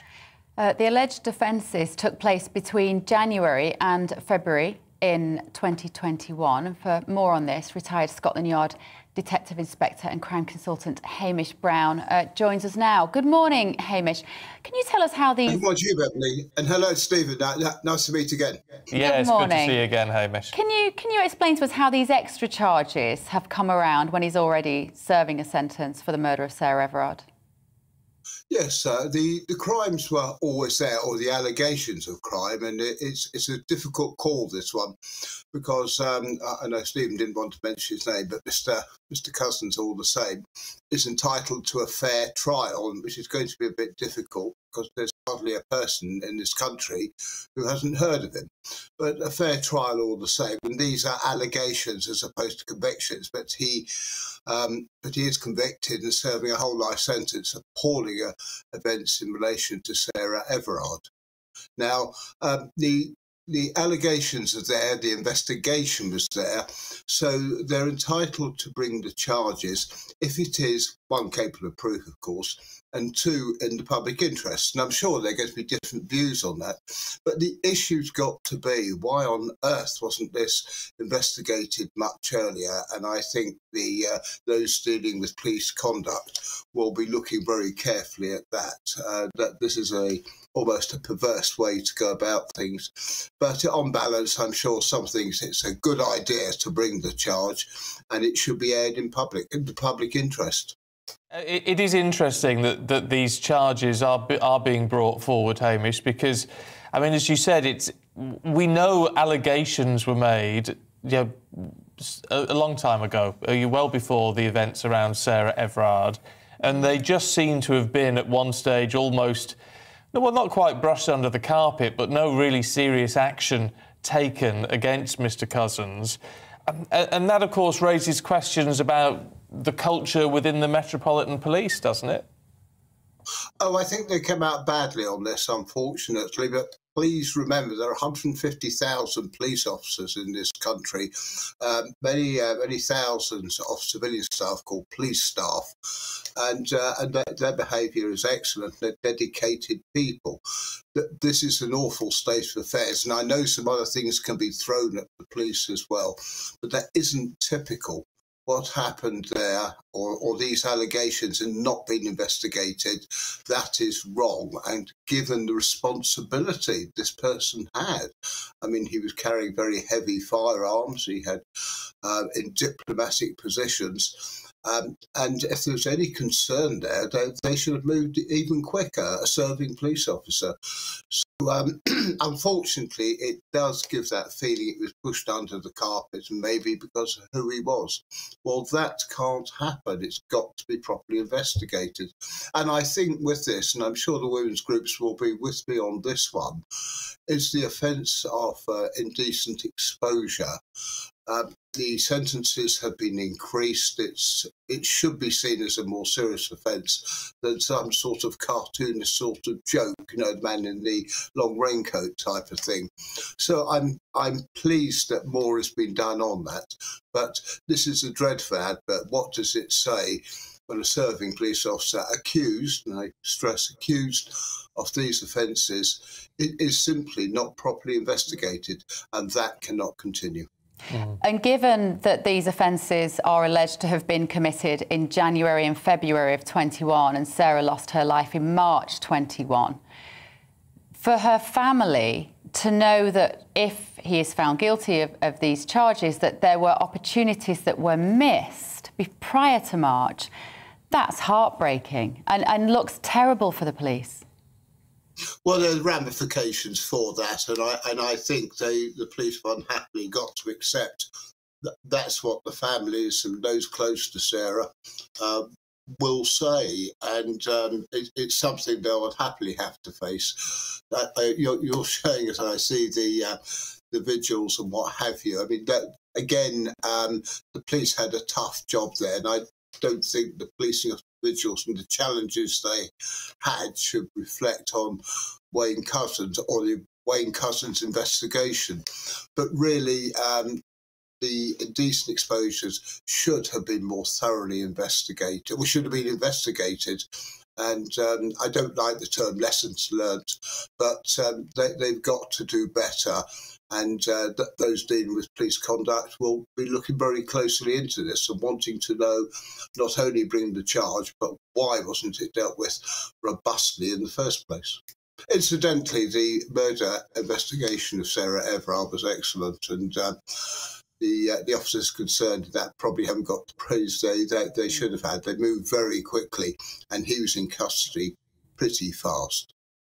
It's often the way, isn't it, Hamish, that when work is done well, people don't notice. It's only when things go wrong, and horribly wrong in this case, that attention is paid. But Hamish Brown, former DI with Scotland Yard, good to talk to you. Thank you.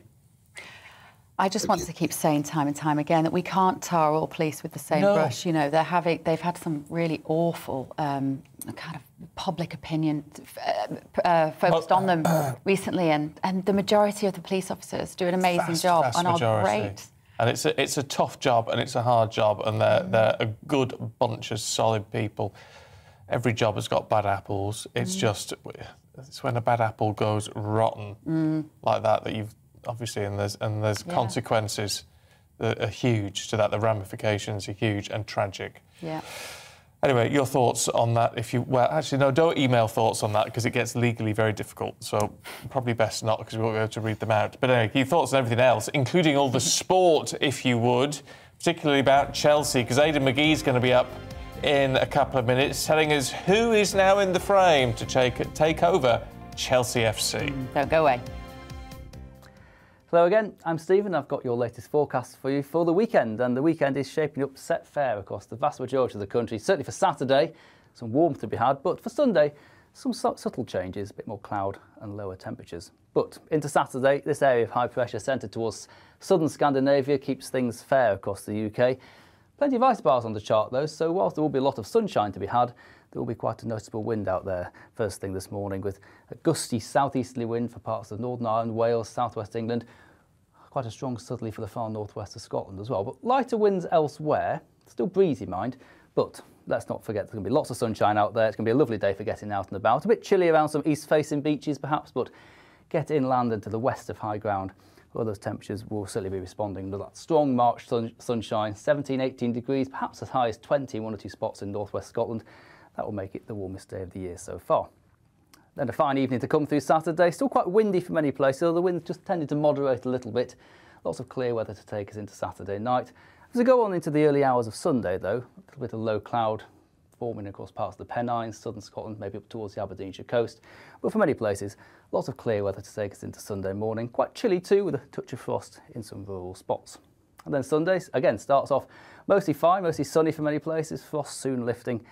But a change will take place as we move on through the day. A bit more cloud into the west of Northern Ireland, and more cloud generally developing towards the southeast of the UK and over the near continent. And this will be capable of producing a few showers for parts of East Anglia in towards southeast England.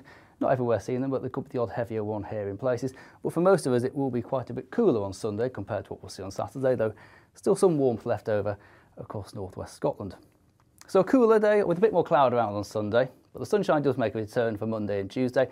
And with the wind swinging around to the south, the temperatures will be rising too, perhaps into the mid to upper teens by midweek.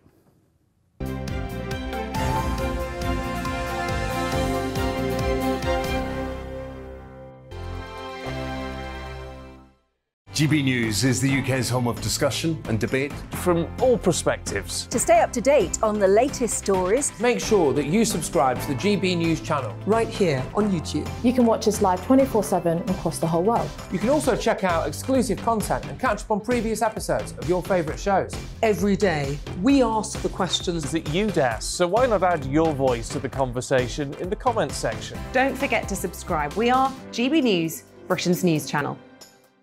Every night at 11 on GB News, we bring you the next day's stories the day before. It's basically like time travel. If it's a big story, we'll cover it, guaranteed. But we'll also have some fun along the way. Big opinions, big laughs. Sometimes big hair. This is Headliners, the paper review show that won't send you to sleep like the others will. 11 p.m, 7 nights a week. Join us.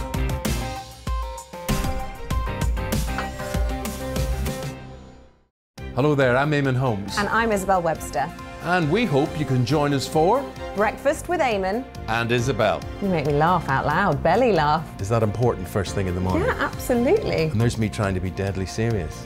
News is a serious business. Yeah, I have to rein you in sometimes. Well, it doesn't stop us laughing at it. It doesn't stop us having an opinion on what's going on. Yeah. And it certainly will not stop us reflecting what you think. Weekdays from 6 to 9:30 on GB News. I'm Dan Wootton. Join me Monday to Thursday from 9 to 11 for the feistiest and most fun news debate on TV, where free speech reigns. I'll bring you a sharp take on the day's biggest stories, bombshell newsmaker interviews, and A-list guests. And I guarantee you, no spin, no bias, no censorship, and no reason to go to bed. That's Dan Wootton tonight, Monday to Thursdays from 9 on GB News.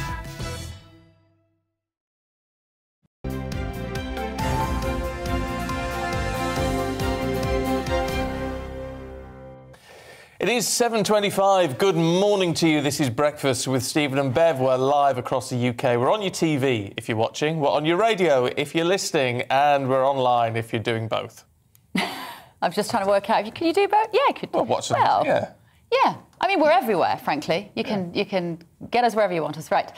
Time now to look at the biggest sporting events taking place this weekend. We're joined in the studio by Aidan Mcgee, our sports guru. How you doing? Morning. Good. How are you? Good. Can I just correct you on something earlier? Llanelli. I was there last Thursday buying some saucepans. Were you? I did, yeah. It's the only place, it's the only Argos branch in the whole country. Other shops are available, which would sell these saucepans that go with the colour scheme in my kitchen. So I had to drive there. It was either that or Colne in the Lake District.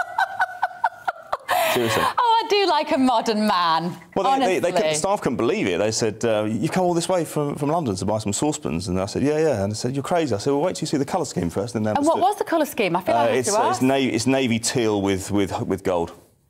Amazing. I'll show you after. Yeah, it's fine. I made some soup. I made some soup on Thursday as well in those pans. I don't really care about the sport anymore.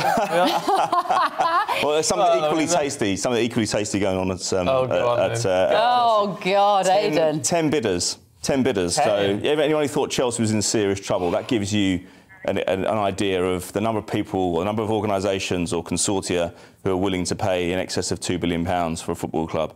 So. That's not surprising. The revenue's up towards £400 million a year. The matchday revenue's around £3 million a game. They're the world and European champions. Let's go through. I'm just going to take you through one or two of the bids because the deadline was 9 o'clock last night.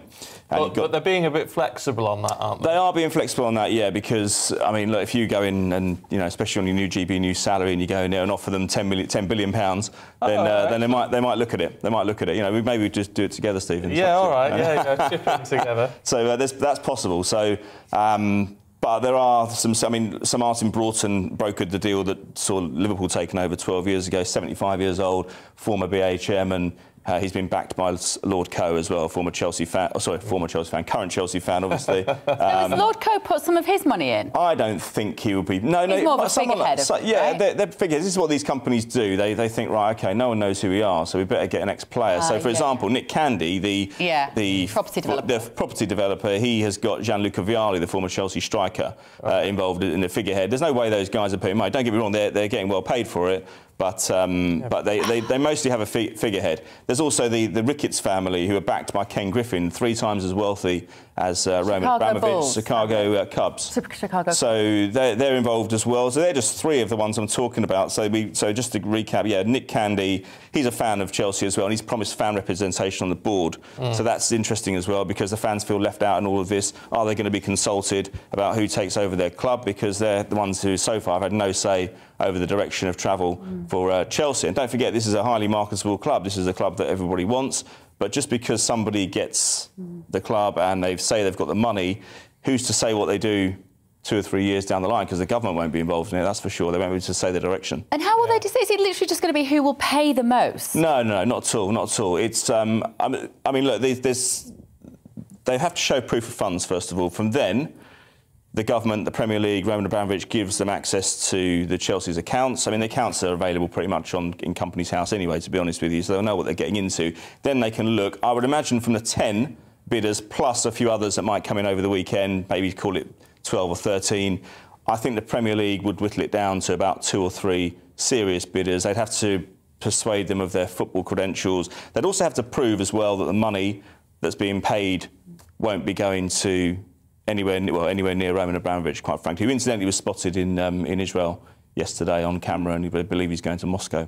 That's the process. It goes down to 2 or 3. Who gets consulted after that? Well, the Premier League have an owners and directors test. I should say at this moment in time, I've never known anyone in the last 20 or 30 years tried to buy a football club and been knocked back by the Premier League's owners and directors test because it's a farce, quite frankly. You know, some of these charlatans who've taken over football clubs in this country at all levels have supposedly passed this ownership test. It's laid down by the Premier League.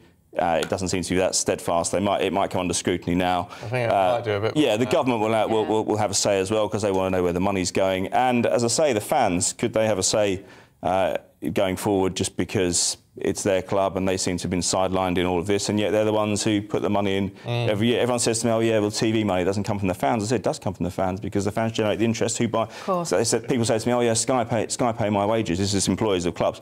Sky pay my wages. I said, well, who pays Sky's wages? It's the fans of the club who put the money in, the merchandising, everywhere else, hot dogs, everything you can think of. Yeah, no, quite right. All comes from our pockets at the end of the day. If you had enough money, Aidan, would you want to buy a football club? No, I wouldn't. I think it would be a horrible thing to do. See, I'm thinking for some guys, if you've got that money and you want to, then it'd be great fun, wouldn't it? It's fun in the short term. It's fun in the short term. You look at the behaviour of owners. In the first year or so, they're megalomaniacs and they want to be photographed with fans. They want to be in the stand, everything like that. Then they get a bit of flack when the teams start losing and they go missing. You look at Tony Fernandes at Queen's Park Rangers. Right. Mike Ashley. Do you remember Mike Ashley used to go in the fans? He used to go in the big market in Newcastle and drink with the fans. Yeah. After about year 2, when they got relegated, he was off. Yeah. He was out. He was out of the way because the flack got too much. So, and then you have they're difficult things to sell. And that's the other thing with all this. Chelsea doesn't come up very often. It comes up once every 20 years, sometimes every 30 years. That's why there's a stampede to buy this club. Yeah. Interesting. Aidan, thanks very much indeed. We'll catch up with you a little bit later on. Just want to say hello to a few people this morning.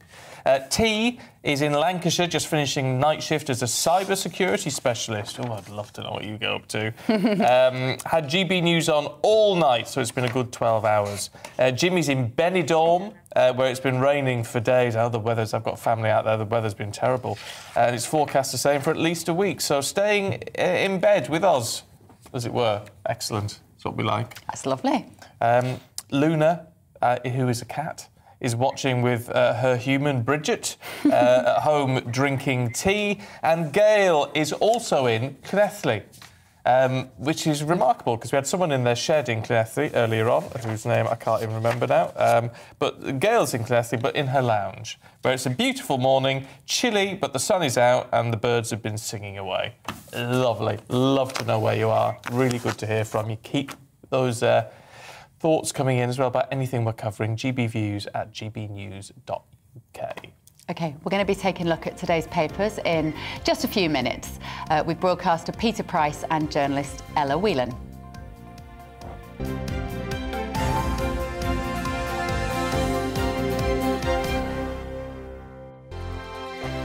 GB News is the UK's home of discussion and debate from all perspectives. To stay up to date on the latest stories, make sure that you subscribe to the GB News channel right here on YouTube. You can watch us live 24/7 across the whole world. You can also check out exclusive content and catch up on previous episodes of your favourite shows.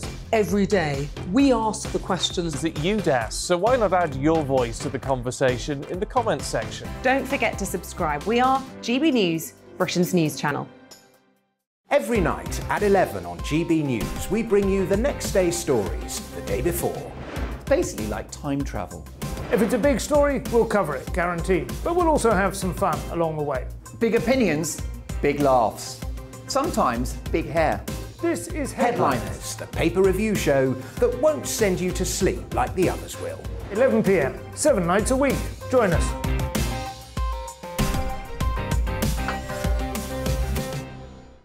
Hello there, I'm Eamon Holmes. And I'm Isabel Webster.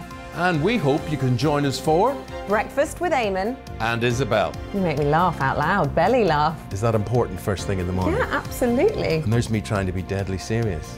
News is a serious business. Yeah, I have to rein you in sometimes. Well, it doesn't stop us laughing at it. It doesn't stop us having an opinion on what's going on. Yeah. And it certainly will not stop us reflecting what you think. Weekdays from 6 to 9:30 on GB News.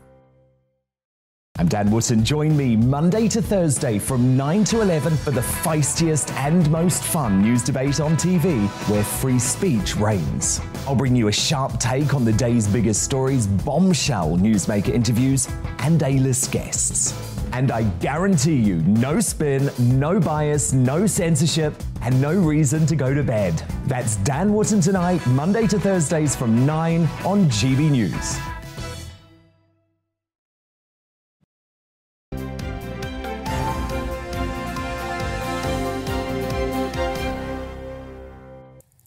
It is 7:35. Very good morning. This is Breakfast with Stephen and Bev on your TV and on your radio right across the UK.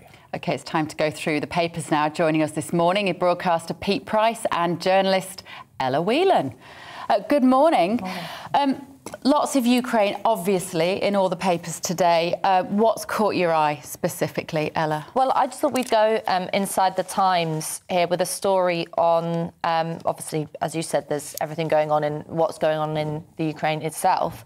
But in the UK, the question of how to house refugees who are coming, and also how the government responds to the overwhelming expression of support that many British citizens, UK citizens, have expressed and offered up their homes and their spare rooms and all that kind of thing. So more than 150,000 people have offered to take in Ukrainian refugees since the government announced its scheme on Monday. And, you know, Michael Gove announced that there would be £350 a month for people who wanted to take part in that scheme. That sounds great, and who would want to criticise it? However, the thing that this article gets into is that Priti Patel is suggesting that we create a permanent community sponsorship scheme, which would then extend this scheme to not just be housing Ukrainians, but also people from Afghanistan who, as we know, about 12,000 refugees are still living in hostels. The fact that the government has only been able to permanently settle 3,000 people so far. And there is an interesting question about the fact that why has the government been so quick to help with Ukraine and has been so disastrous in its housing of people who were escaping Afghanistan after its withdrawal. But there's also a wider question of, is it OK for the government to outsource its responsibility to permanently home people to relying on people with spare rooms? Because as much as that's a wonderful thing for people to suggest, it's not a legitimate long-term solution for someone to be living in your spare room. People want their own houses, especially with you can't house a family, squeeze kids into a spare room. It's not a long-term solution. And I think that while this is laudable in the short term, with Priti Patel bringing in things like suggestion of permanent schemes, it does sound like the government allowing itself to be let off the hook for what should be a proper policy on asylum. And yet, it's just interesting what you said about the spare rooms, because once again, I keep going on about my age, but I come from a generation that we had lodgers.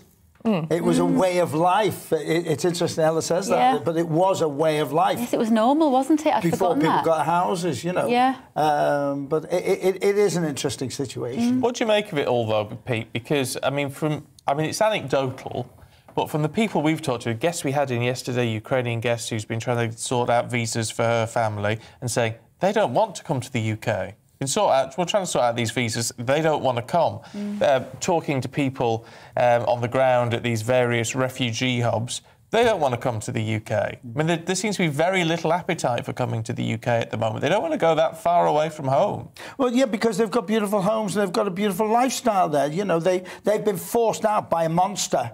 You know, and they want to, but that's their life. You know, it's a big step, and I can't imagine how they feel. I can't imagine what it's like to walk away from your home. But no, they don't want to be far. They want to. They're praying that they can go back in if they've got a home left. Because what the Russians are doing, what Putin's doing to their homes is a disgrace, and he's a disgrace to humanity. And if there's a hell, he'll be queuing to get in there. Oh yeah, well, I think few people would disagree with you on that. Just very briefly, Pete, because we want to change tack a little bit, but in the Mail, looking at the child victims in all of this, which is always God, if you can see that really heartbreaking. That there sums up everything. 109 empty prams, one for every child killed in the invasion. And then underneath, 1,300 are still trapped inside the theatre ruins. I can't say any more about that. No. Human cost is immense, isn't it?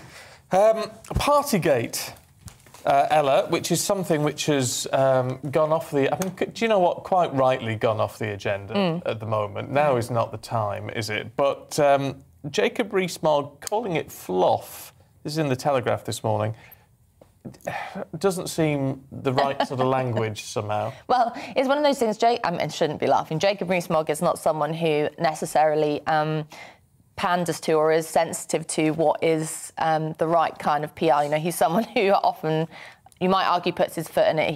He would argue is outspoken. But at the Conservative Party conference going on in Blackpool, which is, you know, it's a sort of a strange thing, this conference, because Boris Johnson's talking a lot about Ukraine, but obviously there is also huge questions in relation to British domestic policy, whether it be the cost of living crisis, whether it be this ongoing issue of not just Partygate, but the lasting implications of coronavirus restrictions and how the government handled them. And you know, I think Rees-Mogg is really being cheap here by suggesting that the big P of politics is happening now on the world stage in relation to war in Europe. And so you should all just shut up about the fact that there was this Partygate and it's fluff and that's silly. When I agree with you, I don't think that Boris Johnson should be ousted now or anything like that. But there is a question for if there is a war at the heart of Europe, which is at its core about questions of sovereignty, about self-determination, about I suppose in some way about democracy, then the trust we have in our own leaders at home to be able to stand up for those principles when in the last 2 years they have played games with civil liberties, they have undermined a sense of democracy with the way in which coronavirus regulations were brought in without parliamentary scrutiny. It's just a little bit rich to suggest that that isn't important. It is important. Never mind how people feel about the fact that, you know, they weren't able to see their dying relatives while Conservative politicians were partying it up. Even if that is fluff, as Rees-Mogg says, I think the larger implications for trust in politicians still matter. You'd never get a job in PR, would you? What do you reckon, Pete? Well, Boris was up. He's been up our way working, you know. He's been, bless him, there's been some terrible signs on the motorways and to him. But I asked him in for a drink, but he didn't want to come. Didn't he? Never got back to me. Sandwich and everything, didn't want to know. No. Thought we could have a little Partygate in our house. Oh, nothing. But you throw a good party. In the Mail, Pete, Jeremy Kyle, he's been in the headlines a lot lately. He's got a new show starting on this new channel that's kicking off. It's been axed, I think. Yes, it's been axed. Kyle paid over £1 million. He was axed there. Oh, the ITV I think it's show, in the papers. I'm sure he's losing the show. And Sharon Osbourne's been booked in and he's been taken off. Oh, right. When I first met Jeremy, because he was at City for a while, working around, he was a nice bloke. He was a nice bloke years ago. But now the presenter has lost his job, but he got paid reportedly £1 million because he had one of those watertight contracts. Good on his agent. But a former employee said the show gave him a God complex and described how they would make guests distressed to entertainment. There's all sorts going on about it. I did a late night phone info and pushed the boundaries. But what he did used to make me squirm because there was a certain type of people that he would be... They were vulnerable, and the way they worked it, and the two-part documentary that's been shown has really lifted the lid. If it is factual, it's really lifted the lid. Well, you're right. It looks like it has cost him his new show that he had lined up to go, I guess. And the stupid thing is, it's brought up because everybody wants their 3 minutes of fame. And, you know, you do it and then spit them out and they've got to get on with their lives. And then somebody reportedly had committed suicide because of it. Yeah. It's been a real eye-opener as a show and an eye-opener. And he's changed, but he was a lovely guy when I first met him. Well, maybe he still is. I mean, I just don't know. He probably still is. I think it's hard to know with some of those shows and some of those like professional agitators, to what extent they're playing a bit of a caricature of themselves on those programmes. If I'd have spoke to one of my guests like he did, I'd have got chinned. Definitely. Yeah. Well, I never liked the way he dealt with people. Yeah. I've got to be honest. But it's worth pointing out that the producers of the Jeremy Kyle show have denied the allegations made in that Channel 4 documentary. Yeah, totally. Yeah. So we shall see. Belize, Ella, is a place... I know someone from Belize, and it always sounds so beautiful, so lovely.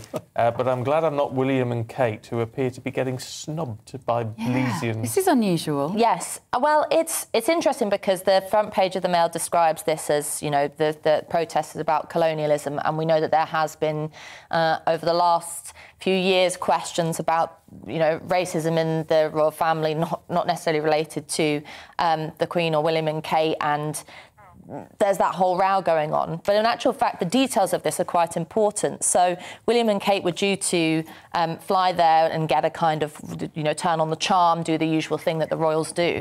But and I apologise, I'm going to pronounce this wrong, the indigenous Kekchi Maya people who live there staged a protest not just because they oppose this suggestion of colonialism, but because Flora and Fauna International, which is a charity that has privatised a significant amount of land there, and refuses to give it up and says that those indigenous people have no right to it. William is a patron of that. So there is a genuine tension there in relation to a very material expression of the royals having a greater say over the land of indigenous people than they do. So that's not something that I think can be ignored. There's, questions of whether you get snubbed and PR and all of that is largely superficial. But this is quite important for what, saying what the royal family stands for, what power it has internationally. And this kind of influence does matter. Yeah. I think they've done them a favour. I have worked Belize. Oh, have you? It was the pits when I was over there. Sorry, Belize, it might have changed now.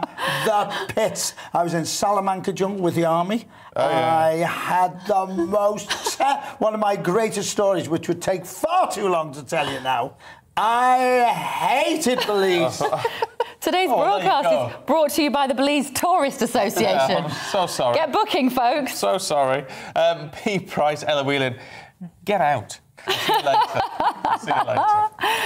Now, it is 7:46. Let's tell you about a single mum from Tipton in the West Midlands who says she's at risk of becoming homeless. Christine Barton, as she says, the rising cost of living could see her being evicted. That's right. There are lots of people who I think will relate to this story. She talks about the rise in the gas and the electricity bills that she's facing and that she is dependent on a food bank to help feed her family. Our reporter, Balvinda Sidhu, has been to meet her. Notifications of unpaid bills keep popping up on Christine Barton's phone. She says she had to stop working in November and since then her financial struggles have escalated. Where I get my gas and electric from, I'm in a lot of ways with them as well. And they even send me a text message that they will be taking action. If I'm less in the house, I'm happy, so that I don't have to turn on the gas and the electric.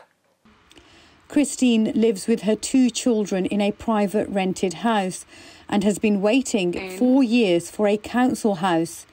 Recently, one was offered, but she's been told unless she clears her rent arrears, she'll lose the house. Yes, I can be evicted because if I happens to owe too much rent in a rent arrears, then my landlord will more likely want to give me notice. I cannot afford this rent. It's killing me. I was so crying last night, and I don't want my little one because he does worried. He worried a lot about these things, and he's only 9. To make ends meet, Christine relies on the local food bank. This food bank supports around 120 people a week, and volunteers say that figure is expected to go up. People that have struggled as to whether to feed the families or heat the home, they are going to find it even more difficult. And I don't like to think it, but I believe that there's going to be quite a few families that'll be going without food. And as a food bank, we can only do so much. Christine says she's desperate to return to work, but a delay in her visa means she's unable to work or claim benefits. Overall, my bill comes to at least £1,300 for my bills at the moment. So I'm only getting £212 a month at the moment. But it's not fair for your children to see you going through this, because the worst thing about it is that it's affect them as well. Precious time with her son. Small moments to distract from reality. Balvinda Sidhu for GB News. Let's just go through 1 or 2 little views for you this morning. A few coming in on the City of Culture, because there's been 4 candidates unveiled for 2025. Southampton, Bradford, Wrexham and somewhere else. And County Durham. County Durham, there you go. But Grant, as we were talking about previous cities and what impact it has, morning Grant, is a Hollensian.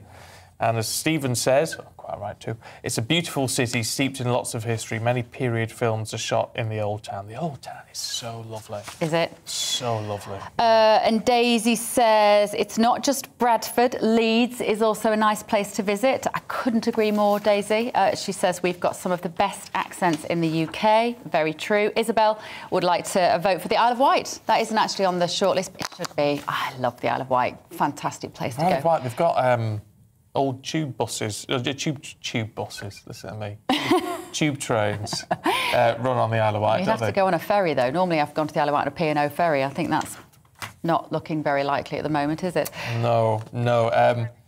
It's a bit... what was she called? Did the Morecambe and Wise show? Big singer, Shirley Bassey. Oh, yeah. Shirley Bassey, she once talked about getting on a tube in London and talked it was an underground cab. Oh, I got an underground cab. There you go. Anyway, look, let's turn our attention to the glitzy, glamorous world of entertainment now. And who could be more glitzy and glamorous than showbiz journalist Ellie Phillips? Good morning. Oh, what an intro, I love it. Good to see you this morning. Look, what have we got? Because there's it was Comic Relief yesterday, wasn't it? Yeah, it was Comic Relief yesterday on BBC, obviously BBC One, and they raised £42 million for charity, which is incredible, especially given the cost of living at the moment. It's not as much as last year. Last year they did 55 million, but I think people this year are, really feeling the pinch. So the fact that they were, managed to raise that much money in these times, I think is seriously impressive. It is impressive, isn't it? Yeah. Who was on the show? Was there? Did they have a big lineup? Huge lineup. They had all the stars like Strictly. They had Rose, who was the champion. She did a performance again. They had French and Saunders do a sketch. They actually did really well because within 24 hours of the show airing, they actually lost 2 of their hosts to COVID. So Joel Dommett and who was the other one? Zoe Ball. They both pulled out within 24 hours. One was replaced by Vernon Kay, and then the other, Alicia Dixon, did a double billing for them. Right. So I think that's really impressive as well, because not only is it just a live show, we all know how that goes, but it's a very long live show with a lot of different segments to pull together. So the fact they were able to just, whip through that was amazing as well. And unfortunately, they had Kylie Minogue pull out, but they still managed to... Yeah, she got COVID as well. So it's still doing the rounds. It's still knocking some people out left, right and centre. But they still did really well. Loads of great sketches, performances, and, yeah, £42 million for charity. So I just think that's brilliant. Great. Says a lot about the British public, doesn't it? These really difficult times, still putting their hands in their pockets. And something else that's on the news and showbiz world at the moment, which is a really interesting one. It's good they've caught them. So Lupin, which is, if you've not seen it, it's on Netflix. It's a show which is about a fictional thief, a fictional professional thief. And what happened was last month the film set was actually attacked. There was a heist that took place in Paris on the film set, and they got away with about £250,000 worth of goods, if you will, all the production material that goes on. They've arrested 7 people for that now and charged them. And the reason I say it's interesting is because obviously it's based on thieves and things like that. But what's quite bizarre about this is of the 7 accused, they're aged between 13 and 21. You're joking? Yeah, which I think is just crazy when you think about it. Yeah. But they're apparently part of this big gang that's going on there, professional thieves, and police are still looking for more assailants. So there's more to come on this one. So, yeah, developing. People, your kids of that age, and they are kids, how are they going to fence all this fancy TV production equipment? Apparently they found some of it, so they've actually recovered some of the equipment as well, which is obviously good for the production. Who knows what state it's in? Yeah, but it's interesting to find out that they're, getting in that young with these gangs, which is worrying. And also, it sounds quite violent as well, because they use fireworks. So they aimed fireworks at the crew to, disarm them all, so they could then go in and take some stuff. And it was in broad daylight as well. In Paris. Wow. In Paris, in broad daylight. Wow. Talking of robbery. I know, we've got a theme going on today. We've got a theme. Selling Sunset. Yeah, so Selling Sunset, again, another Netflix show. It's about the Oppenheimer Group, which is in West Hollywood, and they sell luxury properties over in America. Oh, we're talking the best. Really high end. I mean, if you like to browse beautiful properties, there is no programme better. Yeah, you can just flick through to when they just go, well, this property and this property, and you're like, incredible. And they're like, oh, and it's just, $25 million. Yeah. And you're like, okay, yeah, so in my dream still. But they have, where they're based in West Hollywood, there's been an increase in crime, according to reports. In the last year, it's actually gone up 110%, which is massive if you think about it. Yeah, really massive. And what's happened is, this week, Jason Oppenheimer found out that literally outside their offices, there was an armed robbery that took place and a man was forced to hand over his watch, and it was a designer watch. So taking precautions, what he said is to all his stars, we know how glamorous they dress and they're dripping in all these, you know, They do very well. They make a fortune, the estate agents. Absolute fortune. He's told them from now on, no designer watches, no dripping with jewellery and no designer handbags, because they want to avoid kind of tempting people to come and, you know, rob them, essentially. But he's also said that he's going to look into getting a firearm, because obviously this is America, to, you know, protect himself, which is, you know, questionable. And he's going to have shooting lessons and all this. But it's worrying because Christine, you'll know, Christine Quinn, who's one of the big stars of the show, she, just a few weeks ago, it's her husband and their son. They were actually victims of an attempted invasion of their home, home invasion. And the only reason it didn't get through is because the windows were like really solid windows, and they caught on camera people trying to get through the window. Oh, dear, I need to crazy times in showbiz land. Sometimes I'm glad I live in the UK. Well, most of the time, to be fair. Eddie Phillips, good to see you. Thank you very much indeed. Ellie. Stay with us here on Breakfast. All the top stories coming up. Hello again, I'm Stephen. I've got your latest forecast for you for the weekend, and the weekend is shaping up set fair across the vast majority of the country. Certainly for Saturday, some warmth to be had, but for Sunday, some subtle changes, a bit more cloud and lower temperatures. But into Saturday, this area of high pressure centred towards southern Scandinavia keeps things fair across the UK. Plenty of ice bars on the chart though, so whilst there will be a lot of sunshine to be had, there will be quite a noticeable wind out there first thing this morning, with a gusty southeasterly wind for parts of Northern Ireland, Wales, southwest England. Quite a strong southerly for the far northwest of Scotland as well. But lighter winds elsewhere, still breezy, mind. But let's not forget there's going to be lots of sunshine out there. It's going to be a lovely day for getting out and about. A bit chilly around some east-facing beaches perhaps, but get inland and to the west of high ground, where those temperatures will certainly be responding to that strong March sunshine, 17, 18 degrees, perhaps as high as 20 in one or two spots in northwest Scotland. That will make it the warmest day of the year so far. Then a fine evening to come through Saturday. Still quite windy for many places, although the wind just tended to moderate a little bit. Lots of clear weather to take us into Saturday night. As we go on into the early hours of Sunday, though, a little bit of low cloud forming across parts of the Pennines, southern Scotland, maybe up towards the Aberdeenshire coast. But for many places, lots of clear weather to take us into Sunday morning. Quite chilly too, with a touch of frost in some rural spots. And then Sunday, again, starts off mostly fine, mostly sunny for many places, frost soon lifting. But a change will take place as we move on through the day. A bit more cloud into the west of Northern Ireland, and more cloud generally developing towards the southeast of the UK and over the near continent. And this will be capable of producing a few showers for parts of East Anglia in towards southeast England. Not everywhere seeing them, but there could be the odd heavier one here in places. But for most of us, it will be quite a bit cooler on Sunday compared to what we'll see on Saturday, though still some warmth left over across northwest Scotland. So a cooler day with a bit more cloud around on Sunday, but the sunshine does make a return for Monday and Tuesday. And with the wind swinging around to the south, the temperatures will be rising too, perhaps into the mid to upper teens by midweek.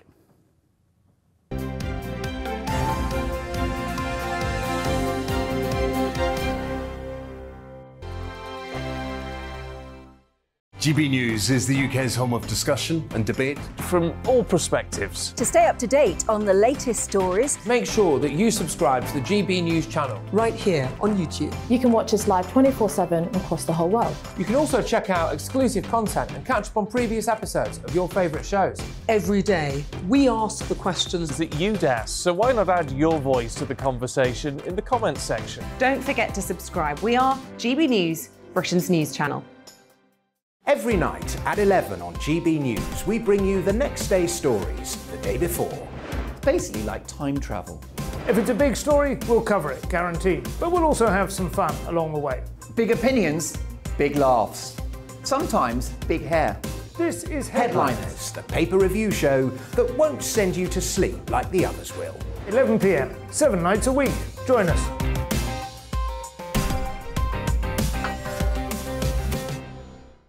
Hello there, I'm Eamon Holmes. And I'm Isabel Webster.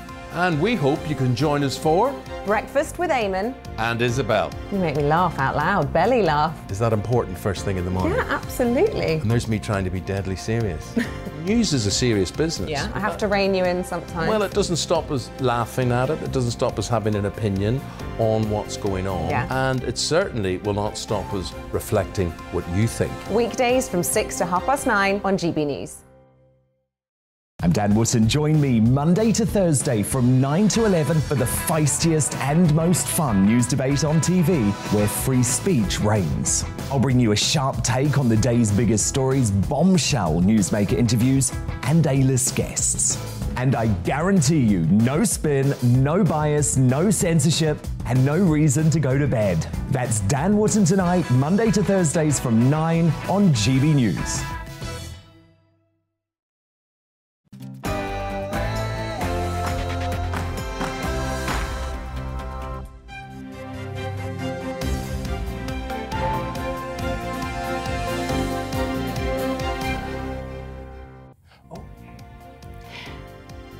The Foreign Secretary fears peace talks between Ukraine and Russia are being used as a smokescreen, while the Kremlin reportedly prepares to carry out more war crimes. Morning to you, it's 8 o'clock on Saturday, March the 19th. This is Breakfast on GB News with Stephen and Bev live across the UK on your TV and on your radio. Still to come this morning. Liz Truss warns Russia is using peace talks with Ukraine as an opportunity to regroup its forces. Prime Minister Boris Johnson, meanwhile, is expected to focus on Ukraine in his closing address to the Conservative Party's spring conference. Has the British response to the war been enough? Also, the growing pressure on our children to be perfect teenagers. A new study reveals significant differences between boys and girls, with girls 3 times more likely to struggle with mental health issues. You can join in any of our discussions, of course, this morning by emailing us gbviews@gbnews.uk or tweet @gbnews.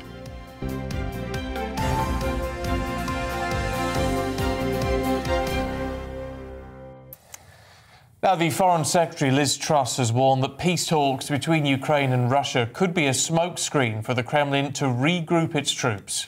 It comes after Ukraine's President Volodymyr Zelensky called on Russia to resume peace talks without delay. In Mariupol, hundreds of people remain trapped in the basement of a theatre bombed by Russia on Thursday. Well, as a result of the conflict in Ukraine, the Centre for Global Development, a US think tank, is warning that more than 40 million people around the world could be pushed into extreme poverty and hunger. Well, let's head to Poland and talk to Martin Dover, who's head of Go Darmic Scotland. And I know, I mean, you're a student, aren't you, Martin? You've headed over there as part of your charity work. Why is it so important? Why have you got such a passion to do what you're doing and get out there and help people? Yeah, so the idea of our charity, Go Darmic, is based on the idea of Dharma. We believe that the responsibility just of humans is to come and do good for anyone who needs our help. So it seemed like the inevitable thing. We've just come over for the weekend, just as we help people all across the UK, across India, in the US. People in Poland and the Ukrainian refugees need our help right now. So we have teams working in Krakow this weekend. We have teams at the borders. We have volunteers in Kiev itself, just spreading as much love as we can and helping everyone who needs our help as best as we can. What do you get out of it, Martin, as a young person out there volunteering, just on a very simple human level? What is it like? To be honest, it's very disturbing. Yes, when you see people carrying everything they can carry, walking through the station just behind me, they've clearly packed up their life in hours, if not minutes, and got on a bus and been taken to a foreign country. Women and children, very young, you can see that they're upset, they're confused, they don't know where they are. It's very disturbing, but it's also very satisfying knowing that we're here, and hopefully we're able to help them just a little bit. Is Go Darmic offering? What are you actually doing? Yeah, so in Krakow this weekend, we're running food, we call it food distribution. So just as we do in central London and Glasgow, all across the UK, we buy food supplies, fresh fruit, sandwiches, any other produce. We get some sweets and juices for the kids. And as our motto is Love All, Feed All, Serve All, we have our banners and our high-vis that say Love All, Feed All. We welcome anyone that wants our help and we give it out to people. If there's anything else we can help with, then we do. At Border, we're giving out clothing, food products, and then in central Kiev itself, we're giving out 1,000 meals a day to people who are still stuck in the city, fighting the fight. So GoDarmic was set up, I think, about 10, 11 years ago, wasn't it? To basically, as you say there, love all, feed all, serve all. What an amazing motto. Is it the kind of organisation that anybody can get involved in? Are you always looking for volunteers?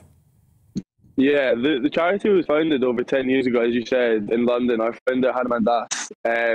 It started with just a box of bananas in central London, getting them out to the homeless. And it was grown into this wonderful global organisation with offices all over the world. We're constantly looking for more help and volunteers in all our locations.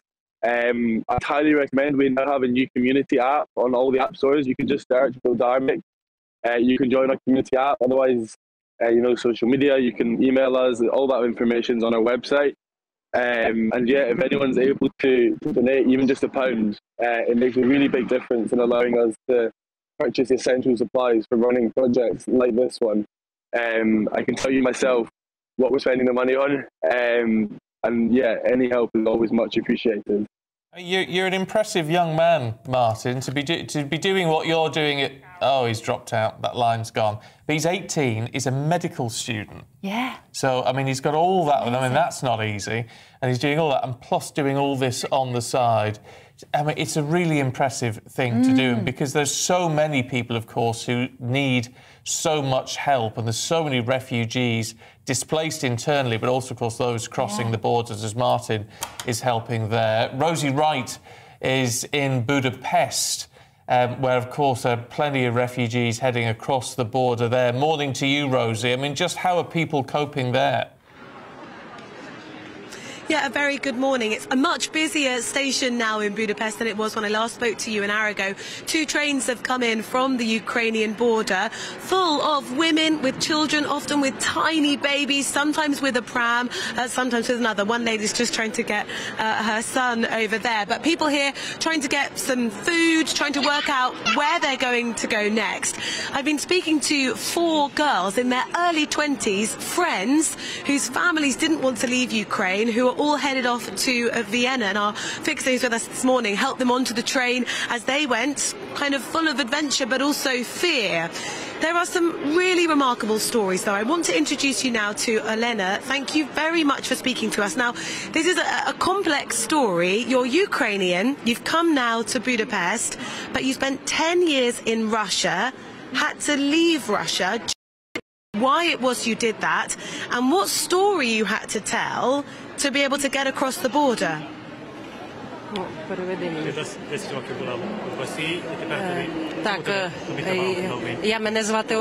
name is Olena. I'm a citizen of Ukraine because I had to work in Russia for 10 years.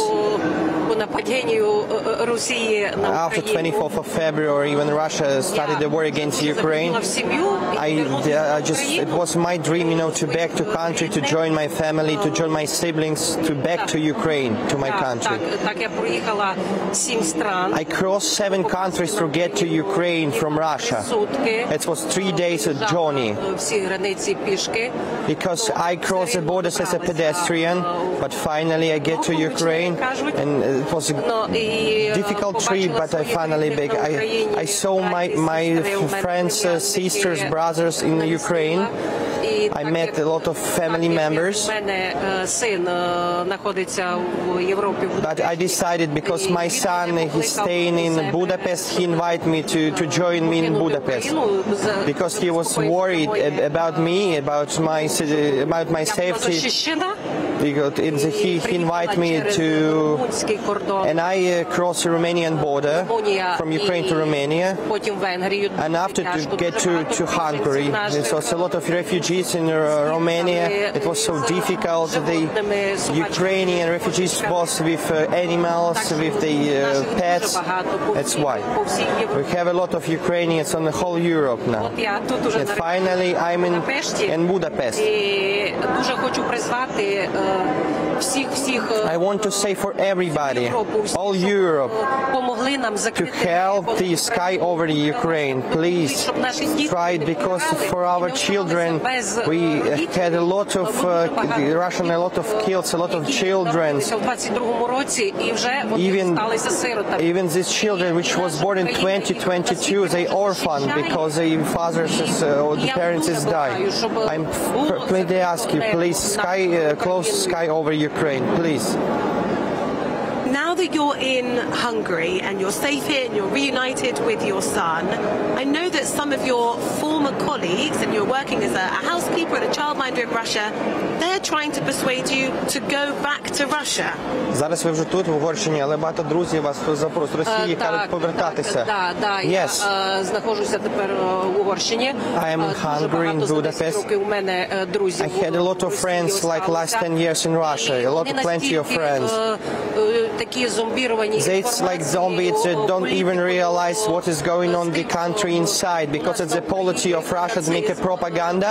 They said the Ukrainian genocide. The Ukrainians make genocide against Ukrainian, and now the Russia make a peaceful operation in Ukraine to help Ukrainians to fight against genocide and Nazi.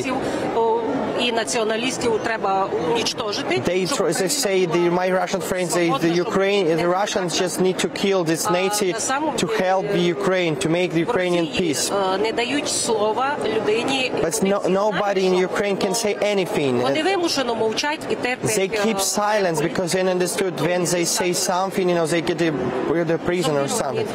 It's a zombie, like a zombie against this information.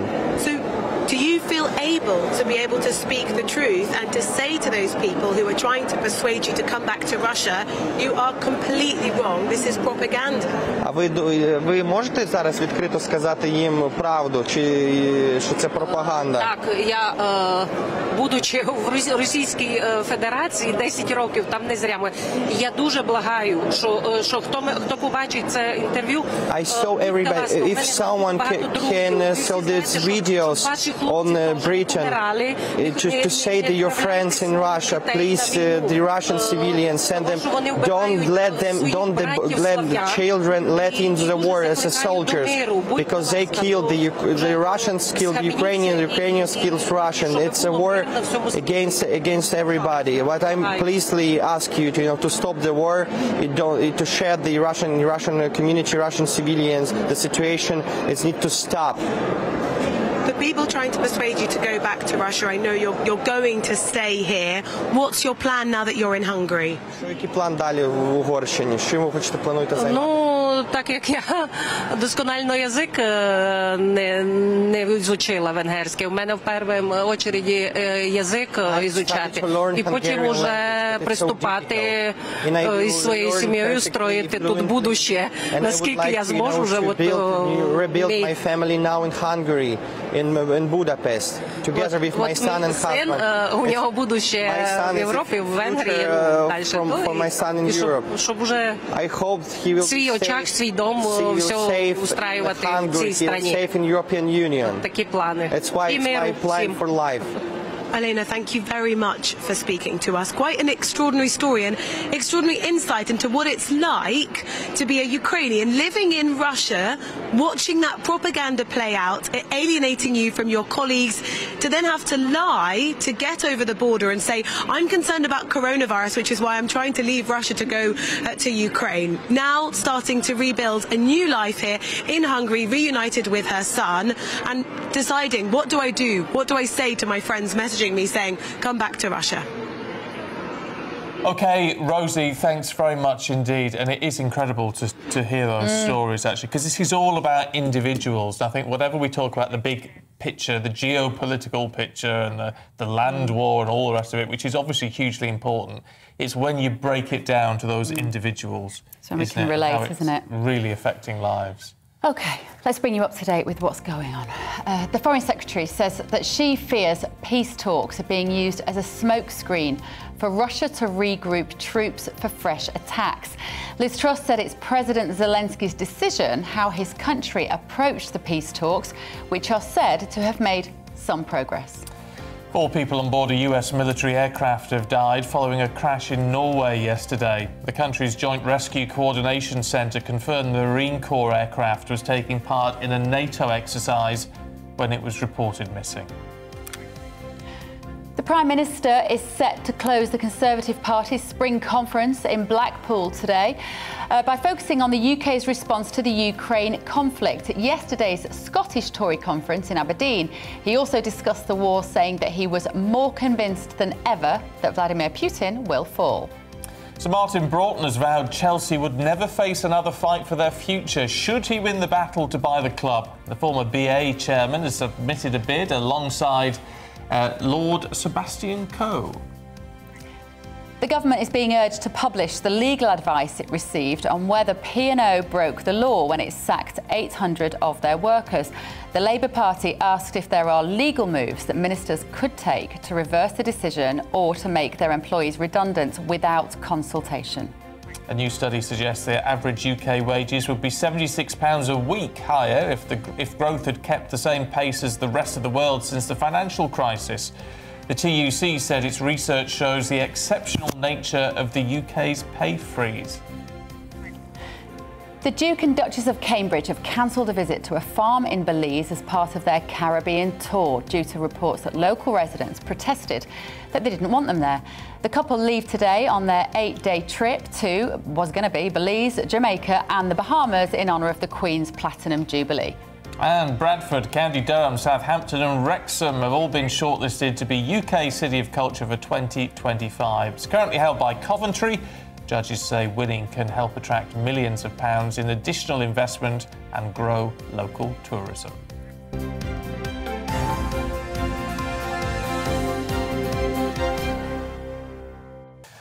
Lots of you getting in touch this morning to point out, and actually it's not something I was aware of, but P&O Ferries, which obviously at the centre of all this controversy, is now actually a completely different company to P&O Cruises. One's owned by DP World, That's right, in Dubai, whereas P&O Cruises is owned by Carnival, the big cruise company. I somehow think that Carnival is going to be rebranding P&O Cruises when you look at all that's going on. Because I mean, it's an understandable conflation, isn't it, when you've got the same name? You think P&O Cruises would be out there shouting from the rooftops today, wouldn't you? It wasn't us. Anyway, you have been getting in touch. Thank you so much. You've been busy this morning. You've been talking about the City of Culture story, the nominations for 2025. Bessie has said, my vote is for Southampton, please. Spent 3 years at university there and made some fabulous friends. And James has said, can Coventry hold this title for 5 more years? It truly deserves it longer. Given that it did have the title during the pandemic, I can understand the argument, but they've had 175 million quid out of it. I think they've done all right. It's a lot of money, isn't it? Loads of you just saying hello, which I love. Hello. Joseph is watching with a cuppa in London. Tea, I hope. Birds are singing outside. It's a nice Saturday. David's in Puerto Banús in Marbella. Oh, lucky you. Oh, very nice. Fergus has been watching all night. I always do because I fall asleep a bit in the evening, catch up with repeats in the night and then watch breakfast with Kitty. And then this is my favourite one, Paul, Jane, Buster, Monty and Daisy May. Morning to you all. Well, Paul, at least, sitting there with the 3 pooches, Paul and Jane, with the 3 pooches, eating bacon sandwiches and a few sausages for our furballs. You just said hello to the dogs. I know. Morning, Daisy May. I wish you hadn't mentioned the bacon sandwich. Hello, Daisy May. We don't eat before the show. So by this time, I'm getting quite peckish, 8:20 on a Saturday morning. You're not starving yet? No. I don't really get hungry, you know. Really? Well, I go back now. I'm trying to work my way out. I'm only here this weekend because Anne Diamond is on holiday. So Anne will be back next weekend. I was here last weekend. So I'm trying to work out how you manage this breakfast show thing. So I go home and I do a Goldilocks and I have a bowl of porridge and then I go back to bed. Oh, you've got to go back to bed. Yeah, a couple of hours. We do get up at 3. When you're as old as us, Bev, you've got to go back. There was a time when I could have managed an all-nighter, not anymore. Oh, no. I used to know some producers, I haven't asked them here, actually, but in other places, where they stay up for 24 hours when they finish a shift, and then they just stay up for a bit and then go out to the clubbing and all that. Those were the days. Not anymore.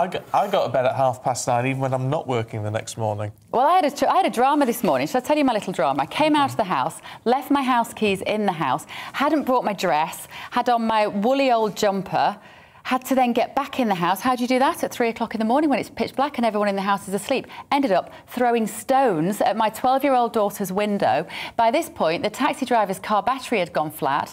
Eventually, my daughter went upstairs to my other half, woke him up. He appeared out of the window wearing not many clothes, came down, jump-started the car. I got my dress, made it here. You see, it's a day for it because I've come away with my other half's keys.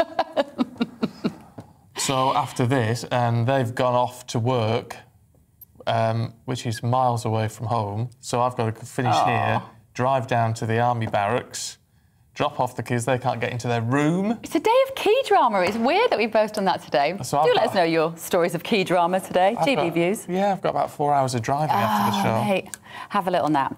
Be careful, won't you? Just keep going. It'll be fine, though. It's my fault. What I was doing, I don't know. I know. Anyway, yes, let us know what you're up to and if you've got key dramas.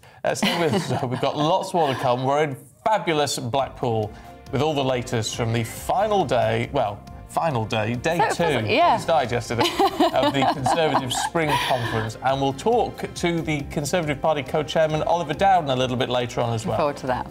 First of all, though.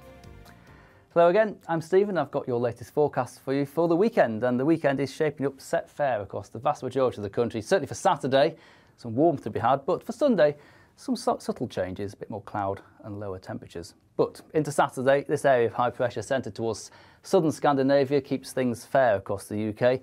Plenty of ice bars on the chart though, so whilst there will be a lot of sunshine to be had, there will be quite a noticeable wind out there first thing this morning, with a gusty southeasterly wind for parts of Northern Ireland, Wales, southwest England.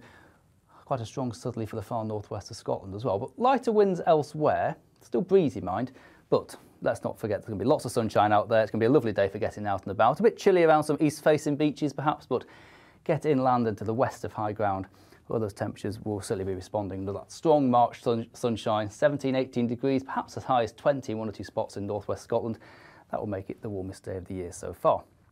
Then a fine evening to come through Saturday. Still quite windy for many places, although the wind just tended to moderate a little bit. Lots of clear weather to take us into Saturday night. As we go on into the early hours of Sunday, though, a little bit of low cloud forming across parts of the Pennines, southern Scotland, maybe up towards the Aberdeenshire coast. But for many places, lots of clear weather to take us into Sunday morning. Quite chilly too, with a touch of frost in some rural spots. And then Sunday, again, starts off mostly fine, mostly sunny for many places, frost soon lifting. But a change will take place as we move on through the day. A bit more cloud into the west of Northern Ireland, and more cloud generally developing towards the southeast of the UK and over the near continent. And this will be capable of producing a few showers for parts of East Anglia in towards southeast England. Not everywhere seeing them, but there could be the odd heavier one here in places. But for most of us, it will be quite a bit cooler on Sunday compared to what we'll see on Saturday, though still some warmth left over across northwest Scotland. So a cooler day with a bit more cloud around on Sunday, but the sunshine does make a return for Monday and Tuesday. And with the wind swinging around to the south, those temperatures will be rising too, perhaps into the mid to upper teens by midweek.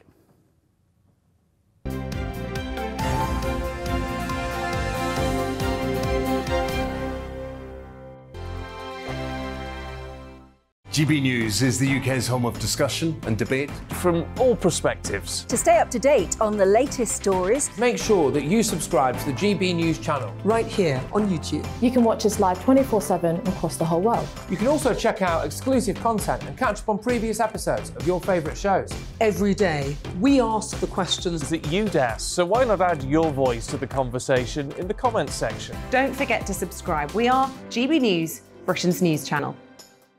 Every night at 11 on GB News, we bring you the next day's stories the day before. It's basically like time travel. If it's a big story, we'll cover it, guaranteed. But we'll also have some fun along the way. Big opinions, big laughs. Sometimes big hair.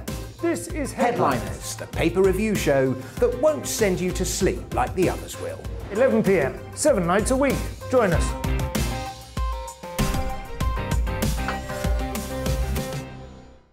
Hello there, I'm Eamon Holmes. And I'm Isabel Webster. And we hope you can join us for Breakfast with Eamon and Isabel. You make me laugh out loud, belly laugh. Is that important first thing in the morning? Yeah, absolutely. And there's me trying to be deadly serious. News is a serious business. Yeah, I have to rein you in sometimes. Well, it doesn't stop us laughing at it. It doesn't stop us having an opinion on what's going on. Yeah. And it certainly will not stop us reflecting what you think. Weekdays from 6 to 9:30 on GB News. I'm Dan Wootton. Join me Monday to Thursday from 9 to 11 for the feistiest and most fun news debate on TV, where free speech reigns. I'll bring you a sharp take on the day's biggest stories, bombshell newsmaker interviews, and A-list guests. And I guarantee you, no spin, no bias, no censorship, and no reason to go to bed. That's Dan Wootton tonight, Monday to Thursdays from 9 on GB News.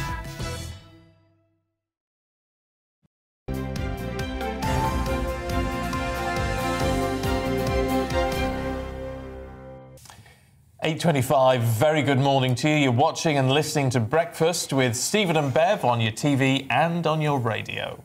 That is right. Now we're going to go to Blackpool, where it's the second and last day, they didn't drag it out, did they, of the Conservative Party's spring conference. Boris Johnson is going to close the event. Much of the focus we expect to be on Britain's response to the war in Ukraine. Also scheduled to speak today are the Foreign Secretary Liz Truss and the Defence Secretary Ben Wallace. And on Friday, the Tories set out their election stall, with party co-chairman Oliver Dowden urging members to fight a 2-year election campaign beginning with the local elections in May. Which are going to be interesting. Let's talk to one Conservative activist and campaigner, Ed McGuinness, who's in Blackpool this morning. Good to see you, Ed. Look, I mean, it's interesting, obviously. I mean, putting some focus on the elections in May. No surprise from Oliver Dowden, in a sense, but it's going to be a very difficult set of elections, isn't it, for the Conservative Party? Good morning, Stephen. Good morning, Beverly. Look, it's always a challenge fighting elections, but I think if anything comes from this spring conference, it's the motivation of our activists and our grassroots campaigners. This conference has reached a broader audience than we've been able to do in the past. It's fantastic to be up here in Blackpool, particularly given the great weather, and its new look. It's bigger, it's got a lot of grassroots engagement, and it's got a huge cabinet presence. So it's certainly the biggest spring conference in my time. So I'm buoyed by all those things, and I'm very optimistic given the hard work that myself and the broader activist base are putting in, that the elections may be tough, but all elections are. Ed, Partygate has really kind of divided the country, hasn't it? You've got those people who say the government should have been walking the walk, not just talking the talk, and they very much let down people who made enormous sacrifices in terms of seeing loved ones on their deathbed, etc., during the pandemic. And you've got those people, like Jacob Rees-Mogg, calling it fluff in the press today. Do you think that was a wise thing for him to say in terms of moving the Conservatives forward in this story? Look, I think the events of the last 3 weeks in Russia and Ukraine, where we're focusing on serious political and geopolitical issues that affect us all, is right. The conflict in Russia and Ukraine has seen Russia use some very brutal tactics and weaponry. It's seen 3 million people, mostly women and children, displaced, and it's the most brutal war in Europe for 80 years. And I think it's absolutely right that we're focusing on that and the impact of that on our lives moving forward. OK, cost of living is a huge issue for a lot of people at the moment. What do you think we're going to hear about that from the conference today? Look, the Chancellor spoke yesterday, and we obviously have the spring statement next week. So I think that will indicate the direction of travel when it comes to that. But clearly we're living in unprecedented economic times. We've obviously just had a global pandemic, and we have this war raging in Eastern Europe, and we're all going to feel the effects of that. And I think we should definitely be talking about that. But I have utter confidence in the Conservatives' ability to manage through that. If you look at our track record over the years, and particularly more recently with the pandemic, the furlough scheme, low unemployment, continued economic growth, look, I'm very confident that we can weather these events that are taking place. Be able to weather them, Ed. A lot of people can't, and people want to know more than a sort of a direction of travel in all of this. We need some concrete action for a lot of people, don't we? Justin's been in touch this morning saying the Chancellor should postpone or even drop the national insurance rise due to come in next month. I mean, and that's pretty small beans to most people in terms of how it will affect them, but people want to see some solid action here. Yes, look, I'm not going to prejudge what the Chancellor is going to say. I mean, yesterday, I was very buoyed by. Forgive me for jumping in, Ed. Can't expect you to prejudge anything, of course not. But what do you, as an activist, what do you think? What do you want the government to do here? This isn't about towing the party line. It's about telling the government, the party that you're a member of, what you want to see.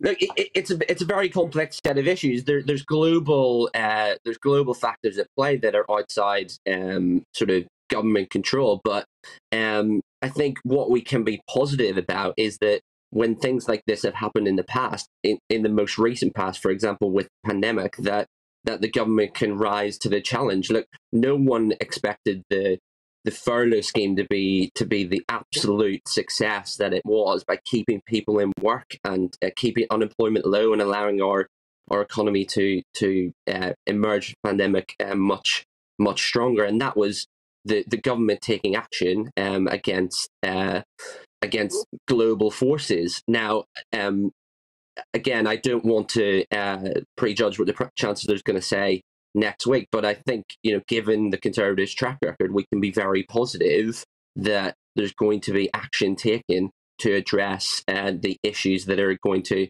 affect us all over the country due to these unprecedented times that we're living in. Just recovered from pandemic and straight into the most brutal war that Europe and the West has seen in 80 years.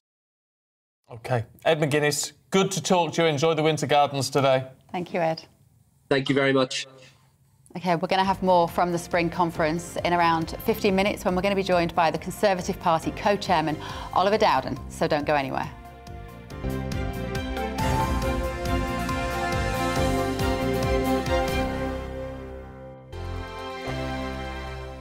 GB News is the UK's home of discussion and debate from all perspectives. To stay up to date on the latest stories, make sure that you subscribe to the GB News channel right here on YouTube. You can watch us live 24/7 across the whole world. You can also check out exclusive content and catch up on previous episodes of your favourite shows. Every day, we ask the questions that you'd ask, so why not add your voice to the conversation in the comments section? Don't forget to subscribe. We are GB News, Britain's news channel. Every night at 11 on GB News, we bring you the next day's stories the day before. It's basically like time travel. If it's a big story, we'll cover it, guaranteed. But we'll also have some fun along the way. Big opinions, big laughs. Sometimes big hair. This is Headliners, the paper review show that won't send you to sleep like the others will. 11 p.m, 7 nights a week. Join us.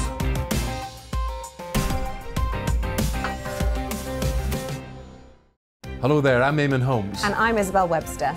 And we hope you can join us for Breakfast with Eamon and Isabel. You make me laugh out loud, belly laugh. Is that important first thing in the morning? Yeah, absolutely. And there's me trying to be deadly serious. News is a serious business. Yeah, I have to rein you in sometimes. Well, it doesn't stop us laughing at it. It doesn't stop us having an opinion on what's going on. Yeah. And it certainly will not stop us reflecting what you think. Weekdays from 6 to 9:30 on GB News. I'm Dan Wootton. Join me Monday to Thursday from 9 to 11 for the feistiest and most fun news debate on TV, where free speech reigns. I'll bring you a sharp take on the day's biggest stories, bombshell newsmaker interviews, and A-list guests. And I guarantee you, no spin, no bias, no censorship, and no reason to go to bed. That's Dan Wootton Tonight, Monday to Thursdays from 9 on GB News.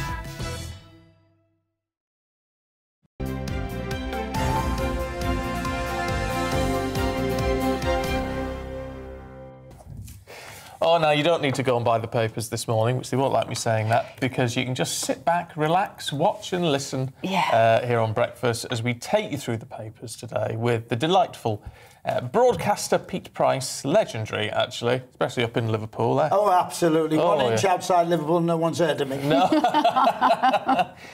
And journalist extraordinaire Ella Whelan, good morning. Everyone's heard of you, Ella. I wouldn't say that. Hey, well, do you know, my brother rang me the other day and said, I can't believe you get to work with Ella Whelan.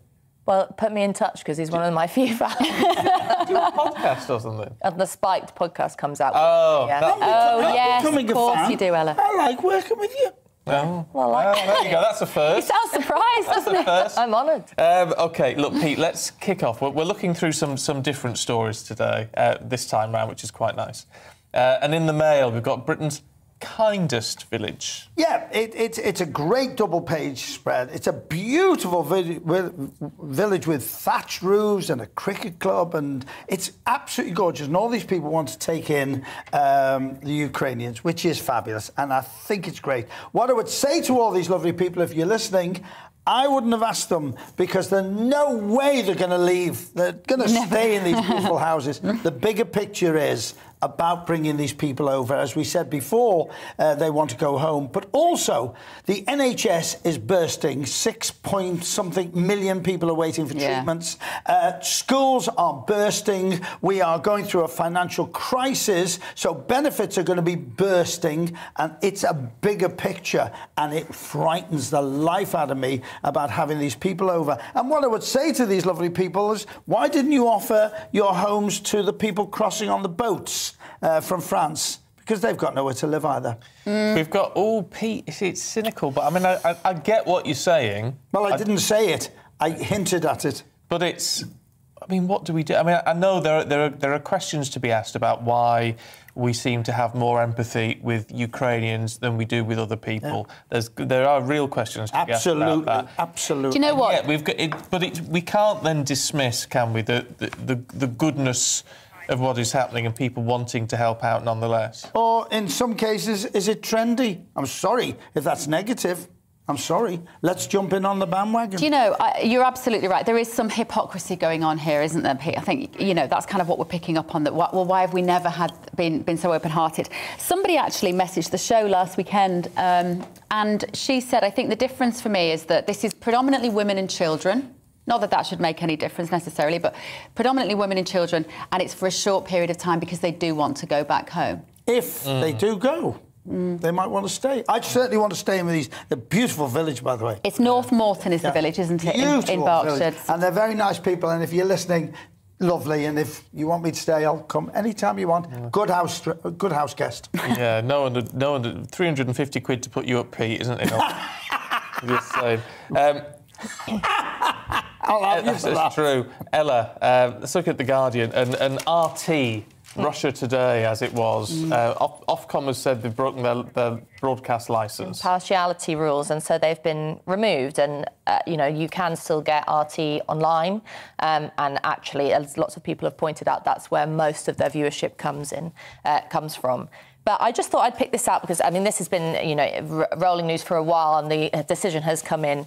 But here in The Guardian, it quotes Ofcom as saying that it made the unusually quick decision to revoke RT's licence because of Russia's introduction of laws that criminalise journalistic output, departed from the Russian state's narrative. So basically, Ofcom is saying because Russia and Putin's regime is, as we talked about previously, cracking down on any kind of dissent, whether it be journalistic or activism or whatever, then we're going to censor RT. And in terms of a principle of press freedom or standing up for, giving an example of freedom of speech, even to propagandistic channels like Russia Today, which I'm not trying to defend as some kind of neutral, impartial and journalistic output, is I think you get on shaky ground when you're saying the reason why we're censoring them is because they censor people. Yeah, we're just as bad as them. But there is no different. The problem with this is there are the under Ofcom rules. There are licence agreements. Yes. So we have to follow certain rules. If we break those rules, which are key around impartiality, then our licence could be revoked. The BBC's licence could ultimately be revoked. Now, if they've breached those terms, then they have to come off. I mean, that's just the way it is. That is true. And it's also the case that there have been lots of quite surprisingly honest politicians coming out and saying, well, thank the Lord that it's Ofcom that's made this decision because we didn't want to have to. And I think actually the government is using Ofcom as a bit of a crutch here. But, you know, there are larger questions about impartiality or bias in relation to Ofcom. You know, a few months ago we were having rows about Ofcom's relationship with lobby groups like Stonewall, for example. And so, but I think the broader question is, in the context of war and in the context of all we understand about the importance to need to know what's going on in Russia, what the Russian state's putting out, what Putin's putting out. You know, we've had stories across the papers about fake news and all these deep fakes of Zelensky. There's so much misinformation swimming around. Understanding what's going on from even those propagandistic sites and channels, I think is important for getting around what's going on. It's interesting that, you know, though, but should people ever question Ofcom? I've had 40 years that I've been broadcasting, I've had only one Ofcom complaint held up against me. Not bad for a late-night phone-in, Jock. But I would question some of their rules and regulations over freedom of speech, which is a boundary that I think we should be allowed to stretch over. Well, yeah, I mean, it's quite flexible. When you look at the Ofcom rules in detail, there's a certain amount of flexibility, but there's a panel that decides, isn't there? But, I mean, as you say, things need to be challenged and always do. Now, Pete, in the Mirror, looking at music in old age, something you can look forward to in another 20 years. But I must bring you my CD. Oh, brought it you. Brian, Brian Reid, it makes a great point. I love his column. Macra and Mick, it says here, it's easy to make ageist gags about Paul McCartney headlining Glastonbury after his 80th birthday and Mick Jagger, 78, going into the Hyde Park. But my two children, he said, have asked for tickets for it. It shouldn't be anything to do with age at all. Music is music. These are legendary people that still kept... Mind you, Macca, you shouldn't hit some of them top notes. But, well, he doesn't hit some of them top notes. It's amazing. You know, the Rolling Stones are coming to Liverpool Football Club. You can't even think of trying to get a ticket because it's sold out. It's about the music. It's not about an age. And all these young bands can learn from this because you see professionalism and proper music. Oh, proper music, Pete. You see, you blew your argument when you said proper music. No, it was just some of the rapping. I couldn't imagine travelling back. Totally. Travelling back on a bus from Blackpool. Right, come on, starter. Hey, it doesn't work, does it? No. The stuff that my teenager wants to play in the car, and I just drive. I go, this is not proper music. I can't sing this song. It's just a load of shouty, misogynistic violence. I wondered where you were going. I'll bring you some Vera Lynn down. Vera Lynn is your song. I'm not that old. My dad would like that, though, Brian. Thank you. Let's have a look at energy bills in the eye. I mean, we're getting these hints, Ella, from the Chancellor that something may be done. But what? I mean, we need more than hints now. Yeah, and you just were talking to that activist from the Conservative Party conference. Everyone is remaining quite tight-lipped about this because, you know, Rishi Sunak, as an individual politician with, you know, perhaps ambitions of his own, who knows? We've been speculating on that for a while. Is looking like he's going to go against, you know, the government initially said that $9 billion package was as far as it was going to go. Lots of people across the country saying, well, in what world do you expect me to survive on a few £100 handout when, I think as Bev, you said earlier, you know, my gas and electricity bills doubled, my council bill, tax bill's gone up. You know, there's lots of people who are facing some serious squeezes. And Sunak is suggesting that he might be willing to go further. But I just wanted to pick this out because in some of his opening statements that he's already made, he's said things like, I can't solve every problem. No government can solve every problem. And I think people just need to watch the tone of the way in which the government talks about this, because what has been an unprecedented squeeze and challenge on people is now being framed as this thing that's just happening, you know, because of the war in Ukraine, because of the pandemic, nothing to do with us. It's just this life, you know, you're going to have to maybe tighten your purse strings a bit. And that's really not fair, because if a government can get away with suggesting that it has no alternative to help its citizens, that it's got no plan, you know, the government could do things in relation to fracking, it could do things in relation to supplying energy, it could do things, as you mentioned, Stephen, in relation to the national insurance rise, although I agree with you that that's beans. But to suggest that you kind of get away with this narrative of But they stepped into, but this is, it's funny, Ella, I don't know what you think about this, but in the last 2 years with lockdowns, they've stepped into this very paternalistic role, actually, the government, and kind of infantilised the people. You stay at home because we know what's best for you. You stay at home. You can't knock them in terms of a power sort of system. It's very effective for them to have us in that mindset. But I agree with you. I think we have to also hold our leaders to account. I think we have to ask tough questions about whether we've got here financially simply because of the war. Oh, we've got a war. I'm so sorry. It's not as if we've been conducting quantitative easing and basically we found the magic money tree in the last 2 years. Well, it's just to say that there are always alternatives. I mean, there are big questions about the way in which the government policy has fallen into line with some quite extreme environmentalist demands for limiting people's consumption. And, you know, we know that the arguments around net zero would mean that people would have to deal with less and would have less on offer to them. The government has been very kind of fair with that for quite a long time. Maybe it needs to change its tack on that. There are always, never ever buy it when a politician tells you there is no alternative. That's the worst and lowest kind of politics. Maybe, Pete, we all need to, like it says in the Mirror, start living like the Amish. I love the story. I absolutely love this story.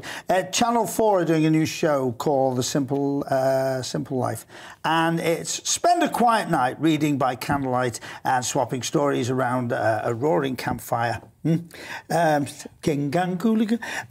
But what it's all about is you don't have any gas, electricity and no technology. What I love about this is... Careful what you wish for. Well, yes, actually, yes, that's a very good point. What I love about this, I've always said for years and years and years, I believe we should bring back national service, but not to go in the to teach young people camaraderie, how to look after themselves and living without electronic stuff.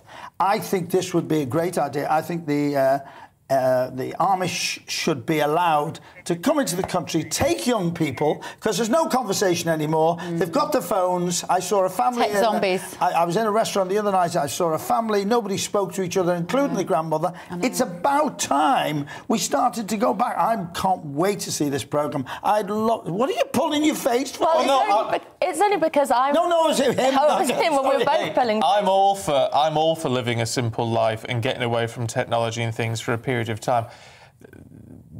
The Amish I mean, it's slightly different. Their whole lifestyle is a bit odd. They make the best bread in the world. Do they? Yeah, at the campfire. But it's also... Back to that campfire. It's also that I remember because we used to go to rural part of Ireland every year when we were kids, when I was growing up with all my family there.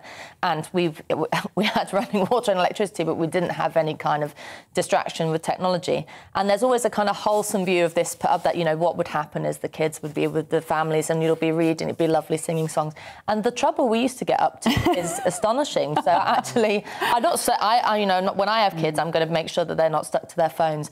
But good luck with that, Ella. It's the case that they don't go off into the backfields and cause all kinds of problems. Honestly, it's the bane of every parent's life. It's the bane of our lives. Funny you should say that. I'm writing about it in one of my columns for The Echo about it, and I'm saying that parents and everybody that young people look up to have got to start putting values back into children's lives, because they have no conversation anymore. What are they going to go do when they go for job interviews if they want to work? I mean, that's what upsets me. There's no conversation. I love the Spanish and Italians who take their kids out for late drinks and dinner, and the kids talk. And they're not looking at the screen. Well, yeah. I mean, we like this screen. Keep looking at this screen, just not this. Oh, we had Oliver Dowden standing by and he's gone again. You're joking. I think he heard it was you, Pete. He went. I'll tell you what, I've got to be honest, you did tell us he was going to come on. Yes. I would have carried on with the story, and if you'd have had to drag me off the seat before, I wouldn't have done it. So this is a TV programme we can watch about the Amish. I'd like to see that. Now, Ella, in The Guardian, Brownsea Island. Yeah, well, this is a... Brownsea Island, why does that ring a bell? It's a I don't know why it rings a bell, but this is a kind of funny story because there is, or a wonderful story about human ingenuity. That Brownsea Island, there's a project on Brownsea Island which is aiming to restore, it's an island off of Poole in Dorset, restore some of its heathland to what would have been the fictional portrayal of heathland in books like Thomas Hardy's Return of the Native. So bringing back all the heather, bringing back all things like the male-studded silver butterfly and the rare red squirrel. I'm sorry to jump in, but we've got Oliver down. You've got so Ella and Pete, thank you both very much indeed. Don't say. Guess what? Oh, great! He's gone again. Well, I can tell you more. I can tell you more about the rare red squirrel, because the reason why I picked out this story, because it all sounds very lovely and wonderful, but no one seems to remember that Return of the Native by Thomas Hardy is an incredibly brutal book in which the natural environment, sorry to do a spoiler, kills her. So a little bit of a weird link to suggest that this would be kind of like wonderful, beautiful heathland. They've obviously not read much Hardy in The Guardian. Yeah, interesting. Can I? Is he ready, or can I? No, he's. Do you know what? He's gone. I think we've upset him. He's gone to do a speech. We'll find him a bit later. Well, you know, we've mentioned music before. Yeah, go on. I'd love to be able to mention that yesterday we said goodbye to Jerry Marsden at the Anglican Cathedral. It was packed. It was the most wonderful, wonderful tribute to him. I was thrilled to be one of the speakers, and it was an incredible experience. And Paul McCartney spoke there, and Gary Barlow spoke there, and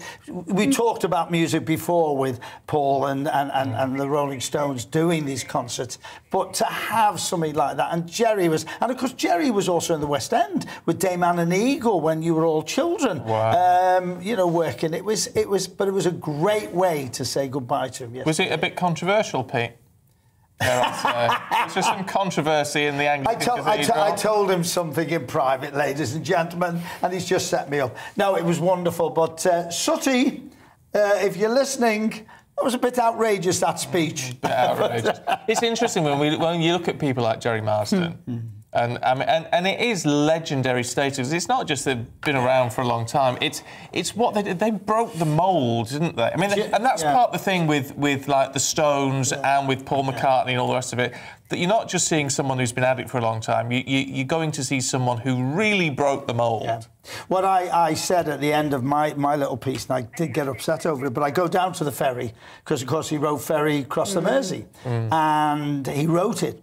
And I got down to the ferry, and I went the day before. It was a beautiful day, and it's a great trip over.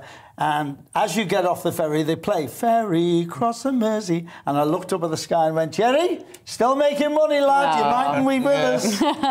Yeah, I mean, it's do you know, it's phenomenal. The fact that, I mean, I didn't know up until you were saying that you knew him. But I mean, you must have known him a long time, didn't you? We worked together at the Cemetery Club in Barrow Furness. How can you call it?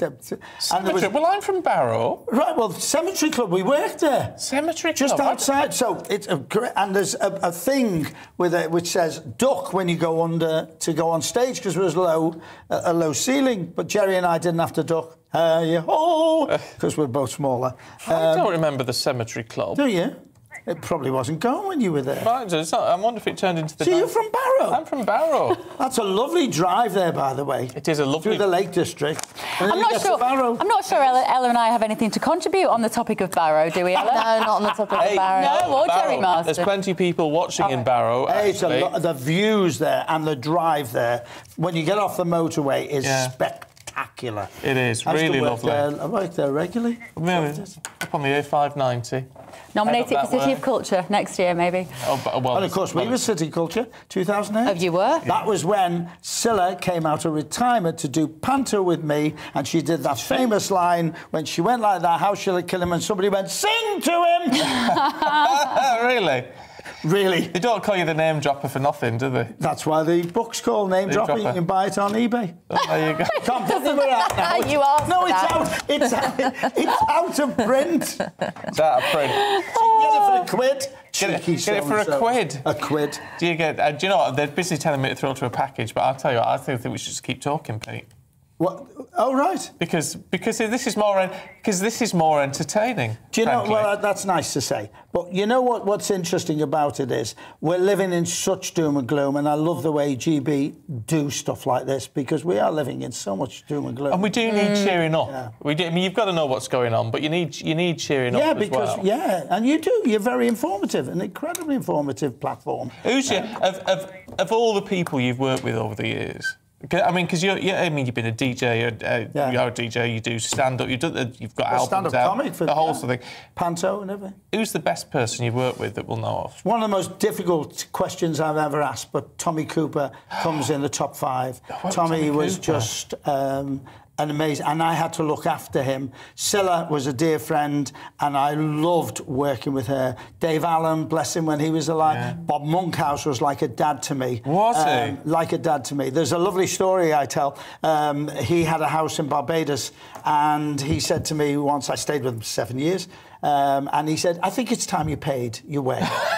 And I went, yeah. And by the way, I'm a great housekeeper. I went, yeah, no problem at all. And he said, we've thought of something to do. So they're playing Scrabble, him and Jackie. I go up on the top of the roof, put a hat on, dark glasses, and there's the tourist ship. Wave to Bob. He always waves to us. It was me twice a day. Oh, look, that's how you were the body double. You were Bob Monkhouse. That's how I paid for me keep. Look at Bob. He always waves to us. And it's me and they're playing Scrabble downstairs. Amazing. Love it. You're a legend. In your lifetime, Pete, which is a nice thing. Pete Price, Ella Whelan, thank you both very much indeed. It's been a joy. OK, stay with us. We've still got lots to come this morning, including a plea from Ukraine's President Zelensky for urgent peace talks to end Russian aggression. But first, the weather. Hello again, I'm Stephen. I've got your latest forecast for you for the weekend, and the weekend is shaping up set fair across the vast majority of the country. Certainly for Saturday, some warmth to be had, but for Sunday, some subtle changes, a bit more cloud and lower temperatures. But into Saturday, this area of high pressure centred towards southern Scandinavia keeps things fair across the UK. Plenty of ice bars on the chart though, so whilst there will be a lot of sunshine to be had, there will be quite a noticeable wind out there first thing this morning, with a gusty southeasterly wind for parts of Northern Ireland, Wales, southwest England. Quite a strong southerly for the far northwest of Scotland as well, but lighter winds elsewhere, still breezy mind, but let's not forget there's going to be lots of sunshine out there. It's going to be a lovely day for getting out and about. A bit chilly around some east-facing beaches perhaps, but get inland and to the west of high ground, where those temperatures will certainly be responding to that strong March sunshine, 17, 18 degrees, perhaps as high as 20 in one or two spots in northwest Scotland. That will make it the warmest day of the year so far. Then a fine evening to come through Saturday. Still quite windy for many places, although the wind just tended to moderate a little bit. Lots of clear weather to take us into Saturday night. As we go on into the early hours of Sunday, though, a little bit of low cloud forming across parts of the Pennines, southern Scotland, maybe up towards the Aberdeenshire coast. But for many places, lots of clear weather to take us into Sunday morning. Quite chilly too, with a touch of frost in some rural spots. And then Sunday, again, starts off mostly fine, mostly sunny for many places, frost soon lifting. But a change will take place as we move on through the day. A bit more cloud into the west of Northern Ireland, and more cloud generally developing towards the southeast of the UK and over the near continent. And this will be capable of producing a few showers for parts of East Anglia in towards southeast England. Not everywhere seeing them, but there could be the odd heavier one here in places. But for most of us, it will be quite a bit cooler on Sunday compared to what we'll see on Saturday, though still some warmth left over across northwest Scotland. So a cooler day with a bit more cloud around on Sunday, but the sunshine does make a return for Monday and Tuesday. And with the wind swinging around to the south, those temperatures will be rising too, perhaps into the mid to upper teens by midweek.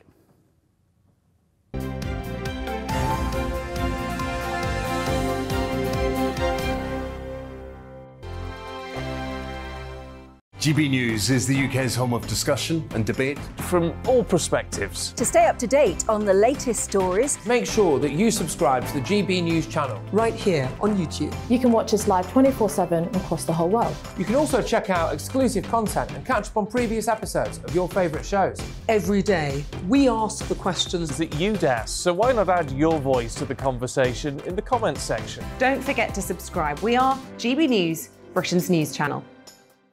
Every night at 11 on GB News, we bring you the next day's stories the day before. It's basically like time travel. If it's a big story, we'll cover it, guaranteed. But we'll also have some fun along the way. Big opinions, big laughs.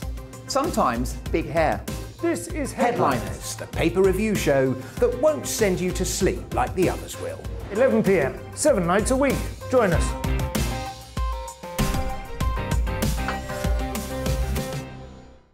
Hello there, I'm Eamon Holmes. And I'm Isabel Webster. And we hope you can join us for Breakfast with Eamon and Isabel. You make me laugh out loud, belly laugh. Is that important first thing in the morning? Yeah, absolutely. And there's me trying to be deadly serious. News is a serious business. Yeah, I have to rein you in sometimes. Well, it doesn't stop us laughing at it. It doesn't stop us having an opinion on what's going on. Yeah. And it certainly will not stop us reflecting what you think. Weekdays from 6 to 9:30 on GB News. I'm Dan Wootton. Join me Monday to Thursday from 9 to 11 for the feistiest and most fun news debate on TV, where free speech reigns. I'll bring you a sharp take on the day's biggest stories, bombshell newsmaker interviews, and A-list guests. And I guarantee you, no spin, no bias, no censorship, and no reason to go to bed. That's Dan Wootton tonight, Monday to Thursdays from 9 on GB News.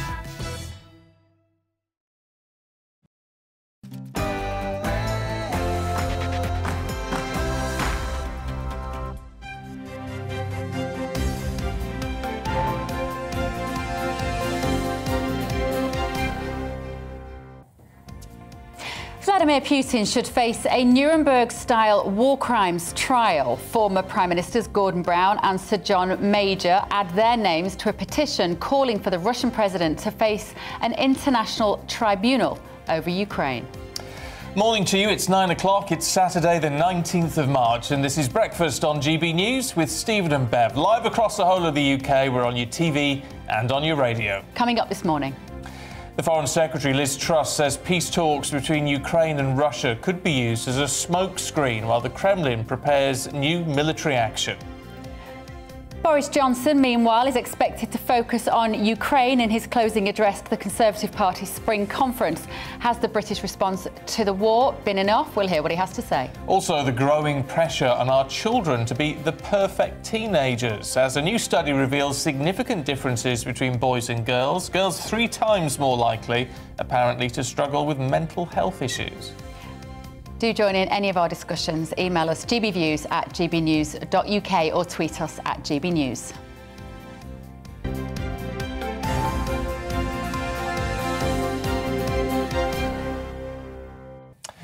So, former Prime Ministers Gordon Brown and Sir John Major say they want a Nuremberg-style tribunal to be set up to investigate Vladimir Putin for his actions in Ukraine. The former PMs are among 140 academics, lawyers and politicians to sign a petition calling for a legal system modelled on the Nuremberg trials of Nazi war criminals after World War II. Well, the Foreign Secretary, Liz Truss, meanwhile, has warned that peace talks between Ukraine and Russia could in fact just be a smokescreen for the Kremlin to regroup its troops. Her comments come after Ukraine's President Volodymyr Zelensky called on Russia to resume peace talks without delay. Well, let's talk to Valery Morozov, a Russian analyst and political exile who we've spoken to many times here on the show. It's good to see you this morning. Look, let's kick off with these sort of direct attacks on President Putin and the call for a sort of Nuremberg-style trial. In some respects, I guess it comes as no surprise, does it, that some leaders and former leaders are coming out with these sort of comments, but it's not going to make any difference to the Kremlin, is it? Yes, of course. Putin takes into consideration only interests of Russia and the mood or interests of the Russian people, and he is absolutely not interested in whatsoever the world leaders, especially the leaders of the countries that, let us, looked or considered him to be opponents or enemies. Doesn't matter. It won't matter. He won't be frightened, you mean, in any way at all of being accused or being tried for a war crime? He has no reason to be frightened, frankly speaking, because he started the war. And in Russian mentality, war, it means the enemy should find its end, or his or her. It doesn't matter. I mean, what do you make of that? There's been comments by Britain's Chief of Defence Intelligence who said Putin is now fighting a war of attrition, and that in effect, because he's not achieved what he wanted quickly, he's just going to decimate. He's going to do what he did in Chechnya and just decimate large parts of Ukraine. Is that a fair assessment? To some extent. The thing is that there were, as I understand, and the information is now coming, that there were several plans, variants of action. And actually, it is correct that the plan number 1, let us put it like this, or the main assessment, was that when Russian troops enter the territory of Ukraine, as it was said that when the fleet comes to Odessa, port, then there will be change of the regime. You know, people will go out with the pro-Russian demonstrations, and actually even the heads of the administrations, for example, of the cities, especially pro-Russian, let us put it, Russian-speaking areas and regions, they were considered to remain as the heads of the administration. They were not to be changed. They will simply change the rhetoric, the ideology, and that's all. But it was not. But it was underestimated, and I would say not underestimated. It was a mistake. The thing is that they've not taken into consideration the mentality of Ukrainians, you know, and they didn't think that Ukrainians will cheat them. And these people were saying, and a lot of oligarchs were saying, yes, you come, everything will be, they were getting finances and all those things, and even the army commanders. But it happened that they were not doing this. But is it the Russian mentality then, or the mentality in the Kremlin, which is to blame? I mean, even you just referred to Ukraine as the territory of Ukraine, which is presumably what Putin was thinking, rather than thinking it as the sovereign country, the independent sovereign nation, which is Ukraine. You know, maybe I said it with the same mentality, the territory, but the territory of the country. That's what I meant, actually. The territory of Ukraine. But the thing is that the incorporation, you know, of Ukraine elite, especially political business elite, into the West, into the Western financial system, into the Western economic system, was underestimated. You know, actually, they were, you know, dealing with the Russians and telling them stories only to get some financing, this and that. But in reality, there were all their money, capitals there in the West. And at some point, and also there is a problem with ideology. Ideology is the problem in all Soviet republics. When the communism has gone, let us remains, it remains, but the ideology of, let's put it, minority. But the thing is that there was no other ideology. The Western democracy could not be accepted in these civilizations. This doesn't work, it's a separate subject. So the only one what they found is national identity. And there's all the republics, including Russia. That is the problem. Russia also finds its ideology, state ideology, in identity, national identity. And then it started growing conflicts. And the longer that this conflict continues, and we're beyond that point now, 3 weeks in, it is completely unrealistic to think that even if Putin can effectively control the landmass, he can't control 40 million people who he has now alienated 40 million Ukrainian people. There will be no 40 million people. It is clear what is going on is much worse. This is the worst case scenario from sanctions, economic point of view, from financial point of view, from humanitarian point of view, for all the sides, including Ukraine, including Ukrainian people, including Russians, including the West. So this is how it develops. And the Kremlin accepts this. Kremlin accepts that there is no way out but to go now in the worst case scenario. Which is? It may be maybe 15 million left in Ukraine. They will be controlled, there will be a new regime. With 25 million displaced people across Europe who will never go home to Yes, Ukraine. they're going now. It is 1 million per week. So it is a tragedy, but Kremlin understands that there is no way out. What are we to make of the peace talks then? I mean, President Zelensky, you don't think it's going to happen? I mean, no. Peace talks will happen because Putin and the Kremlin wants to show that they are ready to discuss, they are ready for peaceful talks. But the thing is that it can't be they can't reach agreement. No. There are 2 points which are not acceptable for Ukraine, and Putin will not, throw them out. Yeah, this is first the territories, that means Crimea, Donbass, and already occupied territories, which are, from the territory point of view, equal approximately to Great Britain. They can't be given back to Ukraine. So that would include Odessa, wouldn't it? I mean, it would. Odessa is still Ukrainian, controlled by Ukrainian, Kiev regime. Let's put it, or Ukrainian state.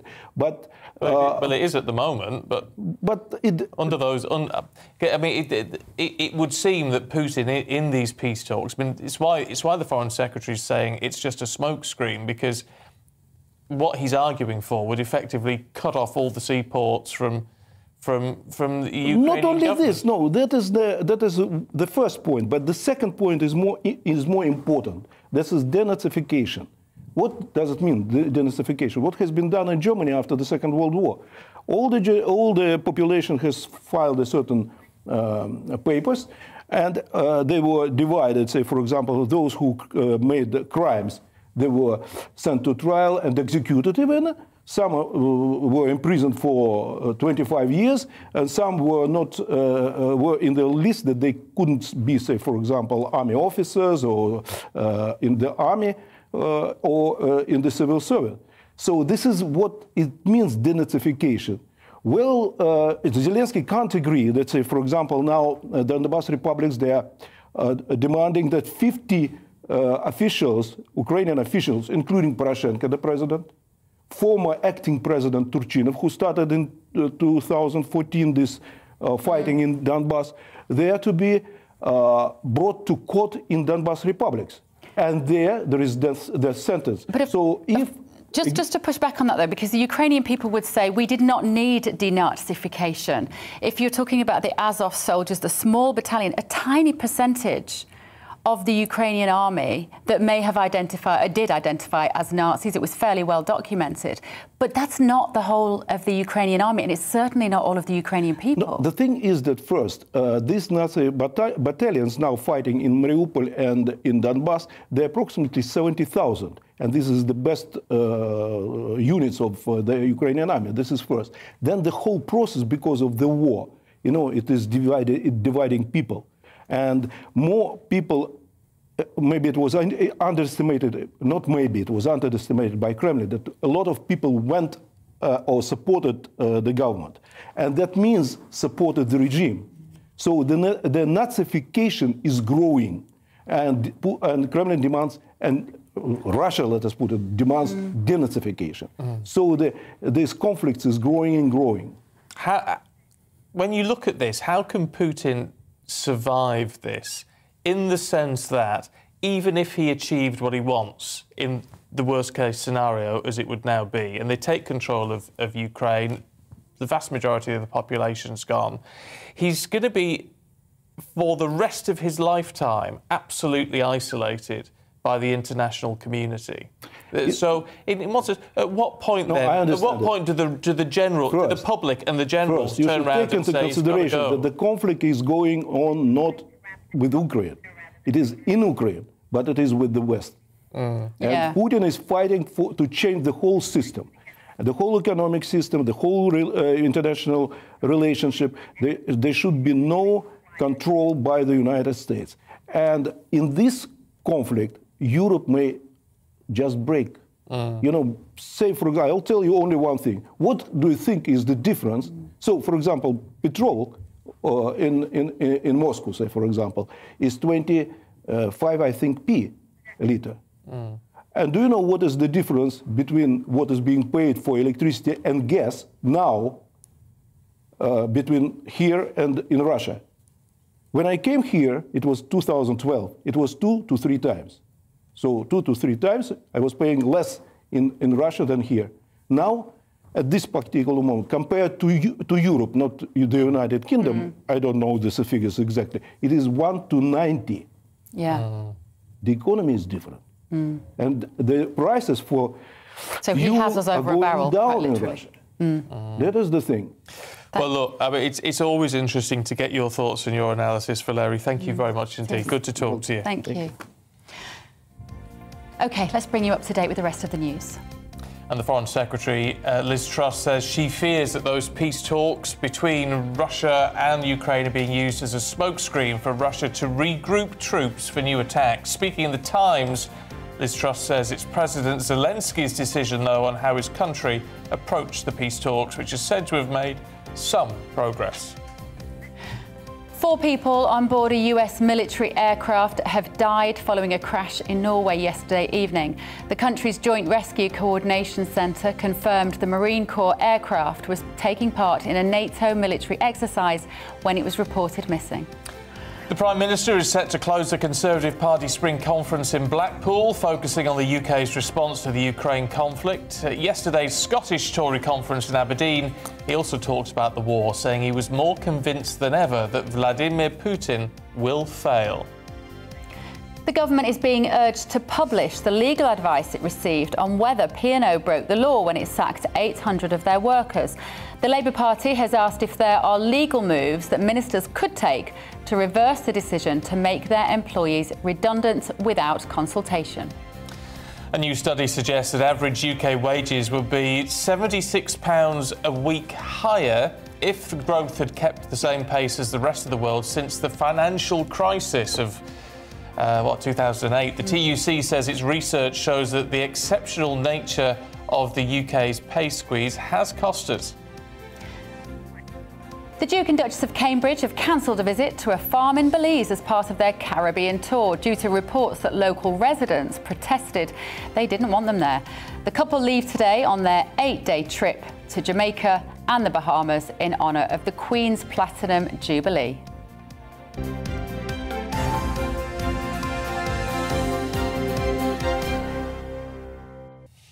Now, thankfully, Aidan Mcgee is here once again as we talk about the troubles at Chelsea. And it's all about, Aidan, I mean, it's not about the troubles, is it? It's about bailing them out now and getting some sale.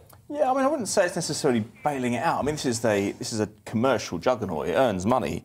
It turns over £440 million a year. Prior to the pandemic, it was earning £40 million a year in profit. Now, in the context of what the prospective buyers are worth, that's, well, should we say, chicken feed. There's not a lot of money, but it's so rare to get a football club, even at Premier League level, even the top 6, that actually earns money, that it makes it more viable. And that's why you've got a queue down the King's Road waiting to buy Chelsea. 10 serious bidders as of 9 o'clock last night. I understand that deadline is a little bit flexible. If someone weighs in with a multi-billion-pound bid this afternoon, they would be duly considered. And as I say, there are lots of people involved who want to buy this club. The chance to buy Chelsea does not come around very often. The last time it was sold was 2003. It was done overnight in a £140 million deal. It won't be going for that price this time, even though it's in trouble. No. Well, let's talk to football finance expert at Liverpool University, Kieran Maguire. Morning to you. Look, we all seem to be quite surprised that there's quite so many bids in for Chelsea in a way, because it talks about people wanting to spend an awful lot of money. Yes, Chelsea is a desirable asset in the sense that it's in London. It's in the right part of London, as far as many are concerned. It is the current UEFA Champions League holders, the World Club Cup holders, and has a big trophy cabinet. The nature of a football club is it's a unique asset as well, in the sense that if you are already a billionaire, you've got the yacht, the helicopters, the apartments in Monaco and New York, and so on. So what sets you aside in that type of society? It's being able to say to your fellow multi-billionaires, we're hosting Liverpool or Manchester United or Manchester City this weekend at Stamford Bridge. Would you like to come along? And that buys you kudos. So it's that unique nature of Chelsea which is very appealing. Kieran, it's Aidan here. I just wanted to know, what in your view makes buyers want to buy a club like Chelsea in terms of, I'm looking at the financial element, because prior to the pandemic, Chelsea made a profit of around about £40 million. It's not huge money in the context of what some of these juggernaut consortiums are worth. Do you think it's as simple as what you say? They're looking for something to entertain with? Is there a plaything element to all this? Yes, there's an element of it being an executive toy. If we take a look at the whole period of Roman Abramovich's ownership of Chelsea Football Club, the club lost £900,000 a week for 19 years. Profits were very erratic. In 2020, they did well because they sold Eden Hazard. So the underlying results are quite frightening. But they do have quite a decent player trading model. If we go back to 2019, they lost over £100 million. They lost £155 million in 2021. Did you see this transaction? Sorry, Kieran. Just quickly, could you see this transaction happening within a couple of weeks? Yeah, preferred bidders within a couple of weeks, and then due diligence take another 2 to 3 weeks. We could be having this conversation in just over a month with new owners. Absolutely. OK, lovely stuff. We're out of time, but Kieran Maguire, it's good to talk to you. Thanks very much indeed. Aidan, thank you. And we'll catch up with you a little bit later on. Yeah, not long from now. No, brilliant stuff. Stay with us, though, because we're going to be talking to our political correspondent, Tom Harwood, in Blackpool, from the very latest from what is the second, but now last day, at the Conservative Spring Conference. First, though, here's the weather. Hello again, I'm Stephen. I've got your latest forecast for you for the weekend, and the weekend is shaping up set fair across the vast majority of the country. Certainly for Saturday, some warmth to be had, but for Sunday, some subtle changes, a bit more cloud and lower temperatures. But into Saturday, this area of high pressure centred towards southern Scandinavia keeps things fair across the UK. Plenty of ice bars on the chart though, so whilst there will be a lot of sunshine to be had, there will be quite a noticeable wind out there first thing this morning, with a gusty southeasterly wind for parts of Northern Ireland, Wales, southwest England.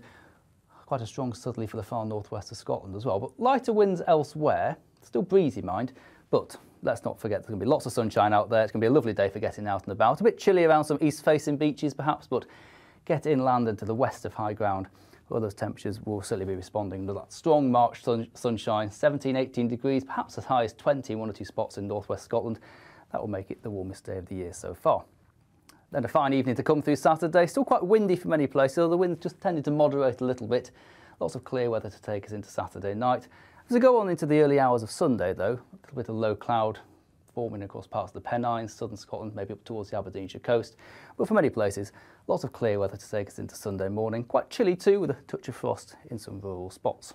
And then Sunday, again, starts off mostly fine, mostly sunny for many places, frost soon lifting. But a change will take place as we move on through the day. A bit more cloud into the west of Northern Ireland, and more cloud generally developing towards the southeast of the UK and over the near continent. And this will be capable of producing a few showers for parts of East Anglia in towards southeast England. Not everywhere seeing them, but there could be the odd heavier one here in places. But for most of us, it will be quite a bit cooler on Sunday compared to what we'll see on Saturday, though still some warmth left over across northwest Scotland. So a cooler day with a bit more cloud around on Sunday, but the sunshine does make a return for Monday and Tuesday. And with the wind swinging around to the south, the temperatures will be rising too, perhaps into the mid to upper teens by midweek.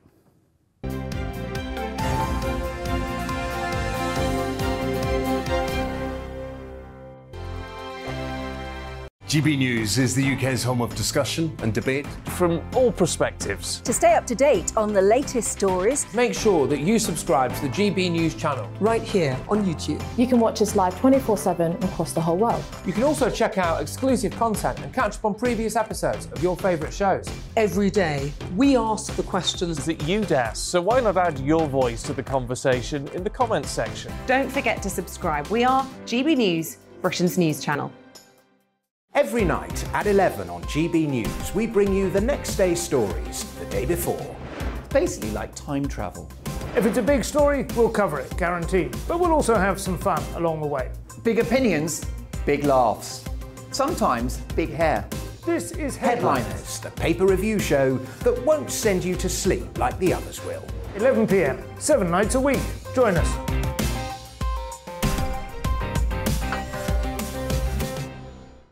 Hello there, I'm Eamon Holmes. And I'm Isabel Webster. And we hope you can join us for Breakfast with Eamon and Isabel. You make me laugh out loud, belly laugh. Is that important first thing in the morning? Yeah, absolutely. And there's me trying to be deadly serious. News is a serious business. Yeah, I have to rein you in sometimes. Well, it doesn't stop us laughing at it. It doesn't stop us having an opinion on what's going on. Yeah. And it certainly will not stop us reflecting what you think. Weekdays from 6 to 9:30 on GB News. I'm Dan Wootton. Join me Monday to Thursday from 9 to 11 for the feistiest and most fun news debate on TV, where free speech reigns. I'll bring you a sharp take on the day's biggest stories, bombshell newsmaker interviews, and A-list guests. And I guarantee you, no spin, no bias, no censorship, and no reason to go to bed. That's Dan Wootton tonight, Monday to Thursdays from 9 on GB News.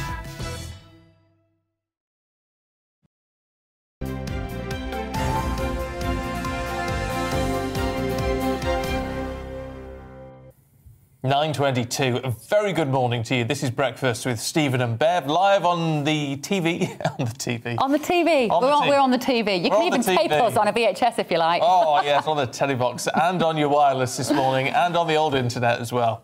OK, we're going to go to Blackpool now with the powers of technology, where the Conservative Party's two-day spring conference ends later today. Only started yesterday. Yeah, Boris Johnson's going to close the event. A lot of his focus could be, it's expected to be, on Britain's response to the war in Ukraine. And our political correspondent, Tom Harwood, is there for us now. It's interesting, Tom, isn't it? That, I mean, it's understandable that the PM is going to want to focus on Ukraine. I imagine a lot of people watching are going to think, I wish you'd focus a bit more on the levelling up and the cost of living crisis.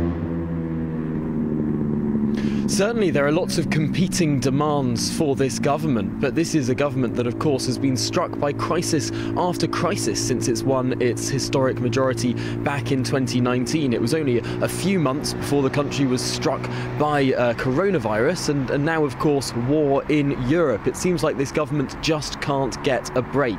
And yet, for this Prime Minister, speaking about the war does seem to be a bit of an advantage, moving the conversation on from those pandemic-related scandals that had bogged down his premiership for months beforehand. Indeed, the Prime Minister has been speaking to Ukrainian President Zelensky almost on a daily basis for the last few weeks now. He's seen as a relatively strong ally, and if you listen to the way that Zelensky spoke in the British Parliament compared, for example, to the German Bundestag, where he was more critical of German leadership over the last few months, it's easy to see why the government seems to think that Ukraine is a relatively strong card for Britain. But also there's more than that at this conference today. This is a party that's looking forward to the next 2 years, really. The chairman of the party, Oliver Dowden, this morning is opening the final day of conference by saying that they're really starting a 2-year election campaign, getting candidates in place, getting the messaging finalised and sorting up, revving up that election machine for an election they see as 2 years away. A positive sort of energy, you think, in terms of moving forward, Tom, today at the conference. So, look, is that the feeling that you're getting? Basically, what I'm saying is from the Conservative Party there, they've got to move on from the pandemic, they've got to move through the Ukrainian war, and then they've got to move forward to look to the next election. Is that the focus? That certainly is the hope of this conference. It is very interesting to see that this is a party that seems more optimistic than perhaps the polls would suggest. I mean, let's not forget the Conservatives are still several points behind in aggregate in the polls, although the Prime Minister's personal ratings have ticked up a little bit over the last few weeks. We're still living in a country where the Labour Party is in the lead, and yet you wouldn't think about that. You wouldn't feel that talking to activists at this conference. They're relatively buoyant. They feel their party is more united, and they're talking about the future. They're certainly talking about some of the challenges to come, but if you were listening to any of the speeches yesterday, for example, from the Transport Secretary Grant Shapps, who I spoke to, he was talking about how the UK may become the biggest economy in Europe in future decades. If you spoke to Jacob Rees-Mogg, he was talking about how we're going to have this bonfire of EU regulation, about how the government is going to get on with a huge domestic agenda, revving up the economy and making people more wealthy in this country. There seems to be a huge amount of positivity, although, of course, whether that translates into the country or whether this is a party talking to itself is an open question. OK, Tom, Thanks, thank Tom. you. You're going to get on the Big Dipper? Do you know what? I missed out on a journalist trip on that roller coaster there yesterday. I was very disappointed to miss out on that. I'll see if I can get on there today. The famous Blackpool Pleasure Beach. Get yourself there. Have a whale of a time, Tom. Good to see you. Catch up with you later. Thanks, Tom. Liz Truss is talking at the conference at 10:30, and Boris Johnson will be on the stage at 11:45 this morning. So we'll let you know what's going on with all of that We throughout will. the course of the day. Coming up, though, we're going to look into one of academia's long-standing stereotypes. Is Durham University just full of Oxbridge rejects? Find out in a couple of minutes.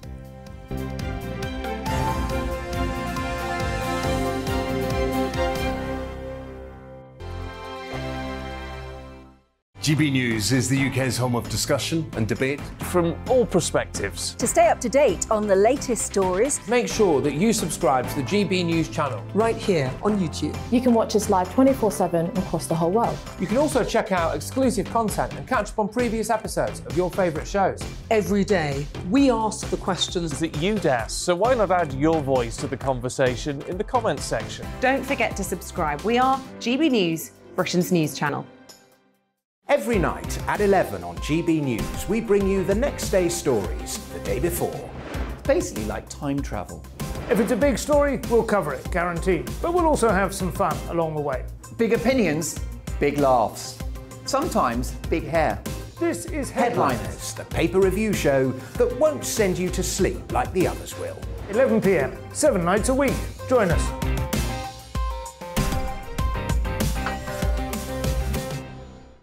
Hello there, I'm Eamon Holmes. And I'm Isabel Webster. And we hope you can join us for Breakfast with Eamon and Isabel. You make me laugh out loud, belly laugh. Is that important first thing in the morning? Yeah, absolutely. And there's me trying to be deadly serious. News is a serious business. Yeah, I have to rein you in sometimes. Well, it doesn't stop us laughing at it. It doesn't stop us having an opinion on what's going on. Yeah. And it certainly will not stop us reflecting what you think. Weekdays from 6 to 9:30 on GB News. I'm Dan Wootton. Join me Monday to Thursday from 9 to 11 for the feistiest and most fun news debate on TV, where free speech reigns. I'll bring you a sharp take on the day's biggest stories, bombshell newsmaker interviews, and A-list guests. And I guarantee you, no spin, no bias, no censorship, and no reason to go to bed. That's Dan Wootton tonight, Monday to Thursdays from 9 on GB News.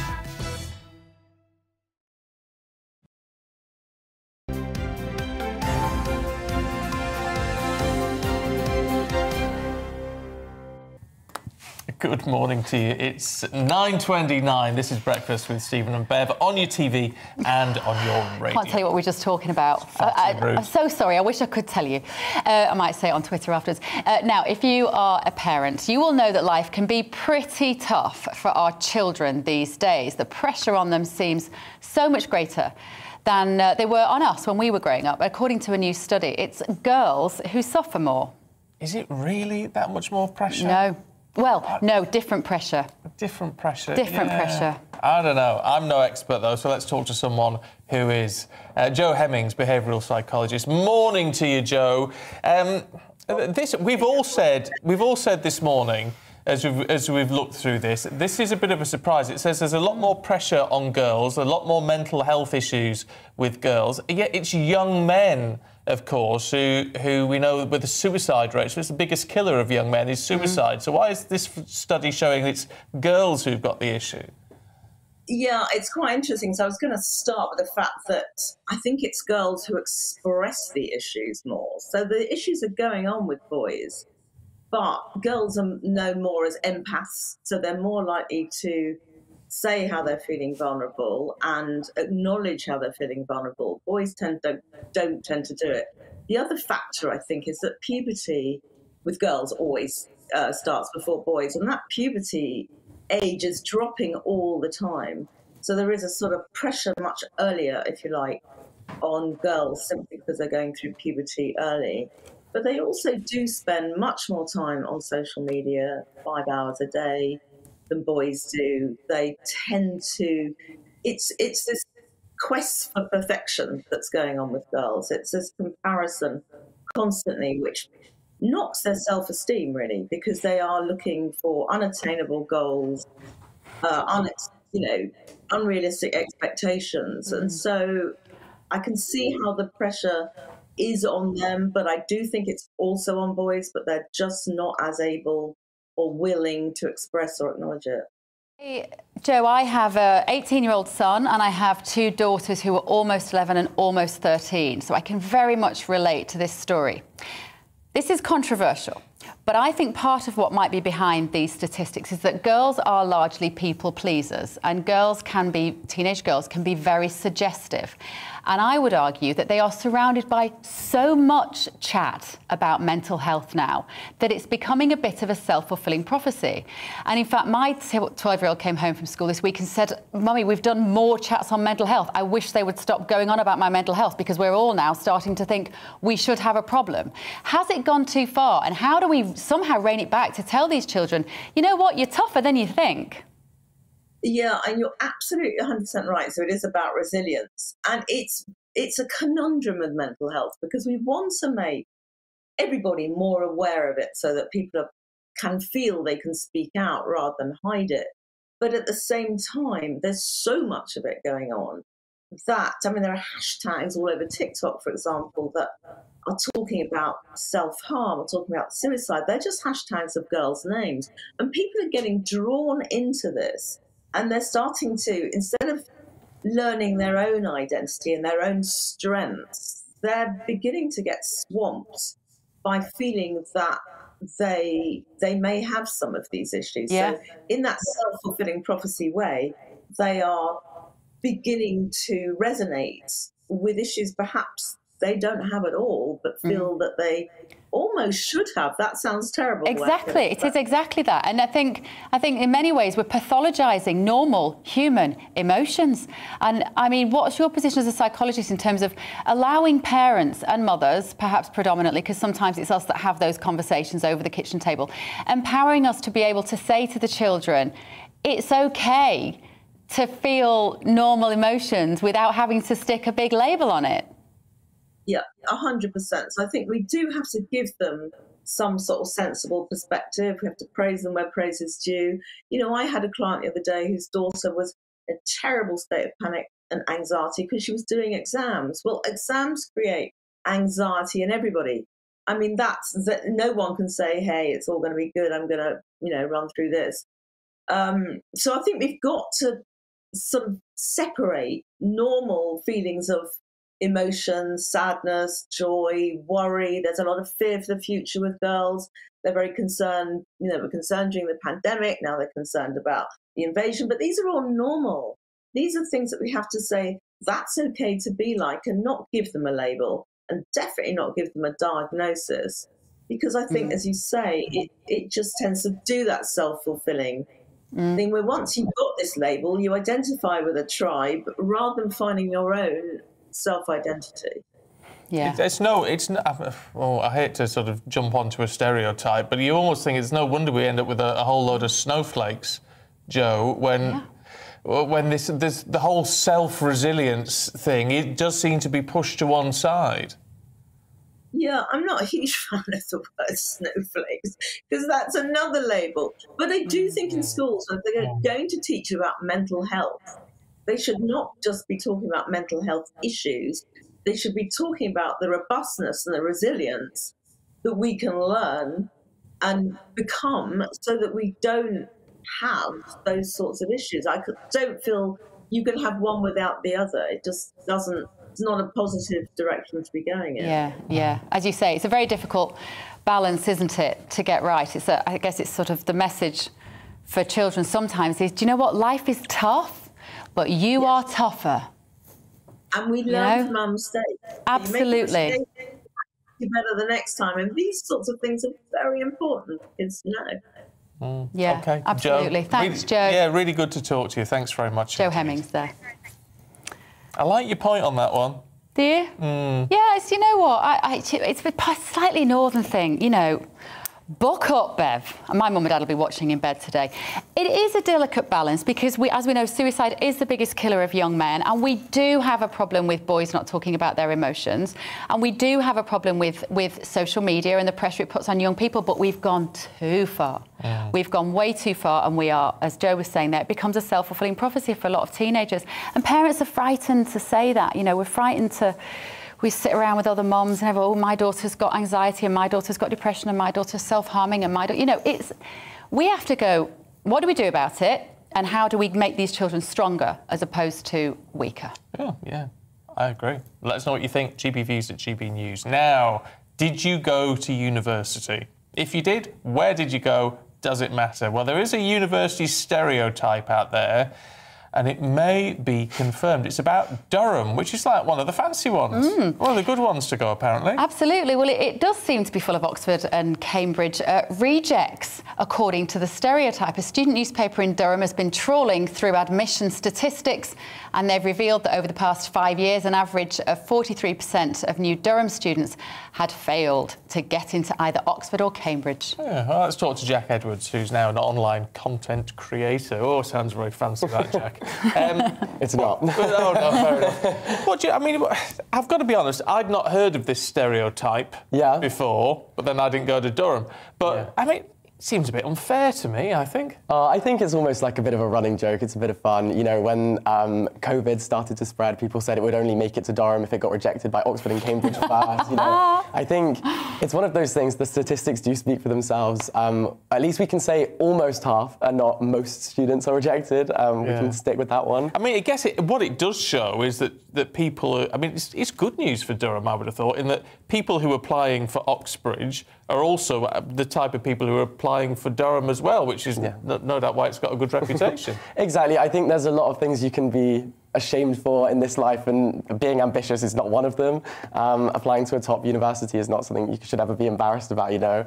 And the reality is that when you apply to university, you apply to 5 institutions, and so the people who Oxbridge attract will also be applying to Durham, to Edinburgh, to St Andrews, universities like that. And so it's inevitable that some people won't make it into Oxford and Cambridge, who have to be a bit more picky with who they accept, because the reality is that most people will put it as their first choice, and they don't have the space for that. Isn't it funny? We're talking about pressure on young people, and the idea that just going to Durham University as opposed to Oxford and Cambridge could be seen as a failure. Oh, I mean, I was super proud to get into Durham, and being surrounded by ambitious people was such a privilege to get to go there. And to be honest with you, Durham has bigger fish to fry. I mean, in terms of its admission process, it has the lowest intake of state school students in the UK. I just don't think that how many people were rejected by Oxbridge is its biggest issue. No, why do you think that is? Why do you think it's not got a big state school intake? I don't know whether people see themselves there, because it has a reputation of being very white, very middle class, perhaps snobby. There's been a fair few scandals with representation, and I think that means that people feel they shouldn't apply because they don't see themselves in that institution. There's a really, really great society called the 93% Club, who represent state school students at Durham and a lot of different universities in the UK as well, where they'll allow students to come and get professional LinkedIn photos taken, introduce them to industry leaders, and just give them those opportunities that they may not have had otherwise, and kind of level the playing field a little bit, you know? Do you think, having come out of university a little more recently than Stephen and I...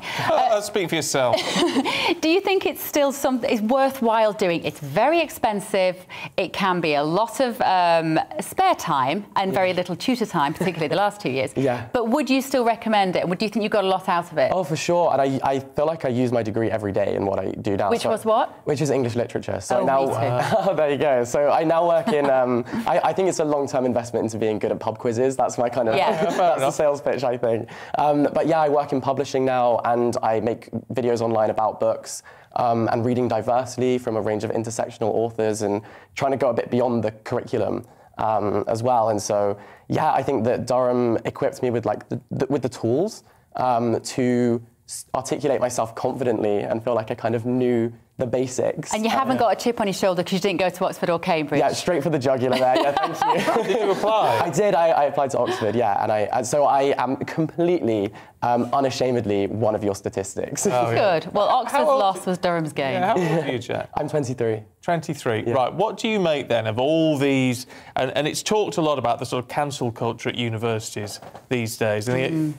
do you agree with what has gone on over the past few years with people being cancelled, or do you think universities should be a place where, in fact, the widest views can be listened to and debated? I think that they are great places where those things do happen. I think it's about where it's appropriate to have those conversations, where it's a safe space where everyone going into that room knows that that's what's going to be discussed. And freedom of speech does not mean freedom from accountability. Those are not the same thing. So I think that everyone is free to share their views, but you can't call it cancel culture when people disagree with you. So no, but that's the thing. I don't think it's because it's not really about. It's the cancel culture side of it is when they stop those views being heard, which I just wonder, as someone, especially because you're the way you sort of work within the language and within literature and publishing, how important is it that we listen to views that we actually don't agree with? I think it's really important not to end up in an echo chamber,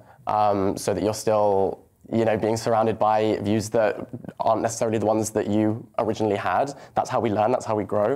I don't think every opinion that I had 5 years ago is an opinion I would have now, so that's part of the academia, right? That's part of the learning experience and the education is kind of working out what you believe in. I just think it's about who feels safe in those institutions, and if you are making someone feel uncomfortable in the place that they're studying, then is that really appropriate? I would say probably not. Can I just ask for your reflections, Jack, on the previous conversation we had with Joe Hemmings there about the kind of mental health pressure, the mental health crisis, as it's called, we have in this country.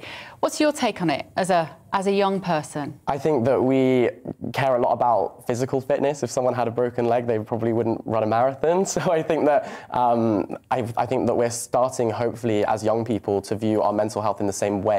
And I think we're just being equipped with the vocabulary to explain those complicated emotions. So I think talking about it is a really important thing, especially because male suicide rates especially are so high. I think that we can't overlook that. And I've worked on Freshers Week, moving people in at university, and it's really hard for some people, moving alone across the country.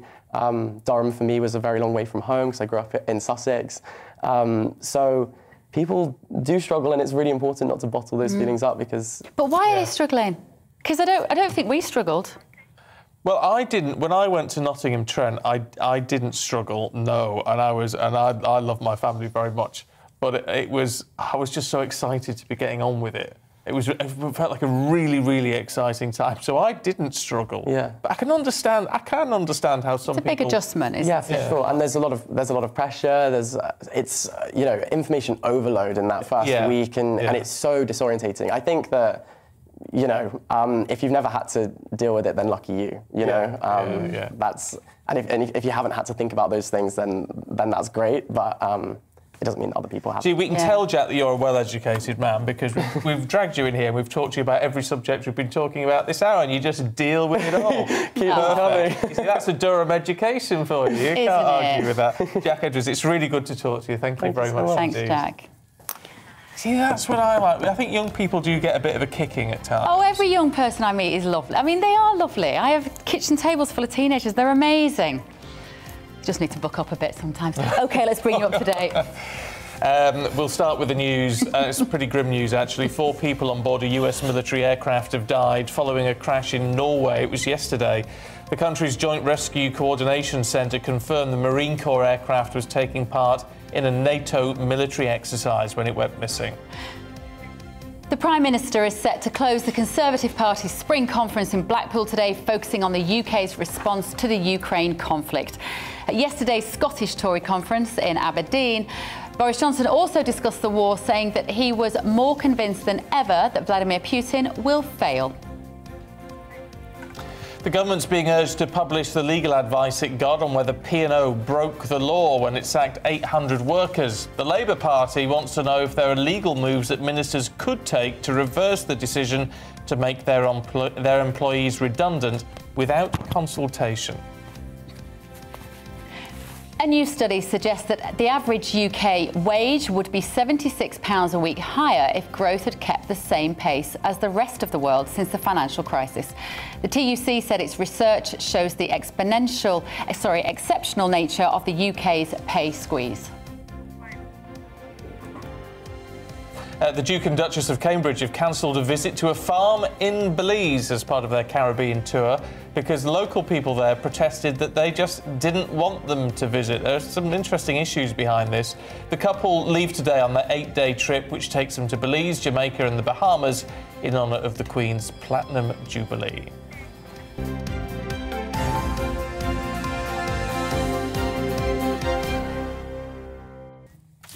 My phone's going. Is Is it? Apologies. Oh dear. OK, you just answered that. It's. Would you believe that it was Brian May's PA? I'm sorry, what? Brian May's PA. Why? Of Queen, legendary Queen. Why? Brian What May. are you doing with Brian May? Well, I know Brian a little bit.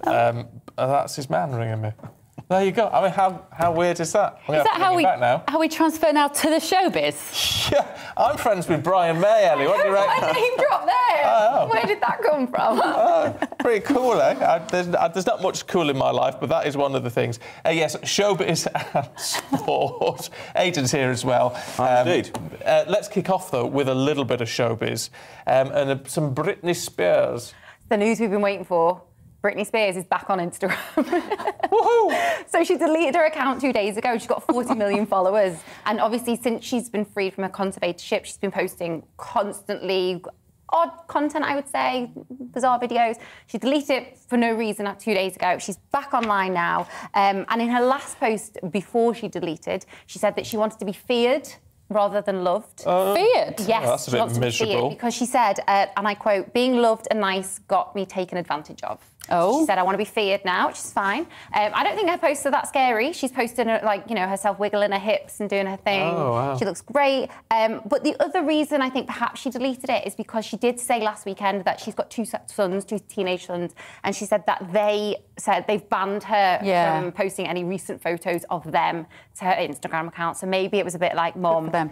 So she just deleted the whole thing. Just went. Started again from 0 followers. No. So she deactivated it. Yeah. Right. Just went off. You couldn't find her account. It was like, it doesn't exist. And now she's just suddenly back. She's still got her 40 million followers. Oh, We're good.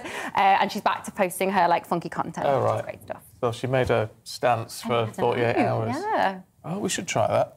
Sometimes it's quite nice. I love my social media, you know I do. I love it. I love it. I hate social media. No, I love it. I get to chat to everybody. I'm very good as well. If you message me, I'll generally message you back.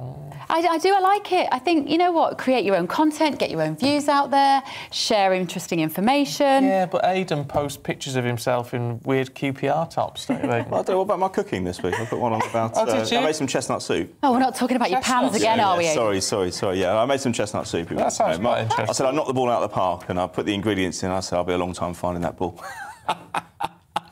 So you can do cooking and football analogies all at the same time? No! All right, tell us about Chelsea, Aidan. Yeah, there's a queue down the King's Road trying to buy this club. Everyone's saying it's in deep trouble. Well, 10 bidders came in last night expressing interest to take the club. Each bidder, well, they know what the club's worth. They have to prove their funds and where they're coming from, obviously, and where the money would go to.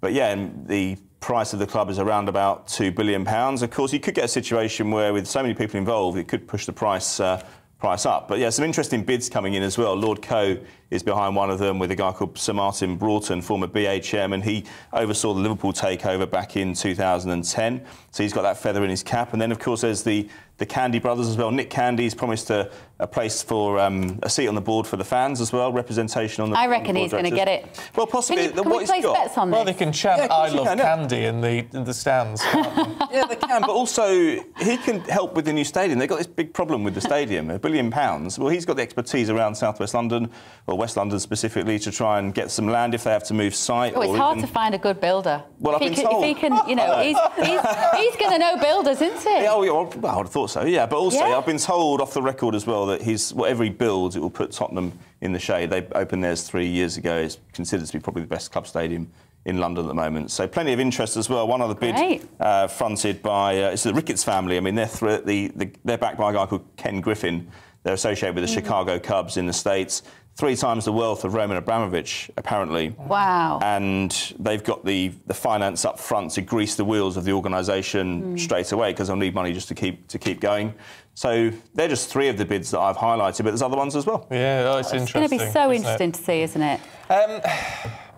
When it comes to celebrities, Ellie, celebrities need PR, don't they? They need people to say, that's not a good idea, that's not a good idea.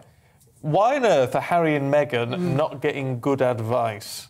Do you know, I have absolutely no idea, because they definitely have access to the best PRs, especially in America. But I think that is probably one of the things. They're focused on America now, and they're probably not as bothered about what happens back in the UK and what people say here anymore, because that's where their life is, that's where their kids are going to be brought up, and that's where their mega fame is really going to happen. And if you look to the future, there's always been rumblings about Meghan Markle going into politics and things like that. So I think that's just where their focus is now. Do you know what? I've got a bit of insider on this PR. Oh, go on. Well, only because I remember I've spoken to a few people who know them, and they've said there are lots of PR companies that won't go near them.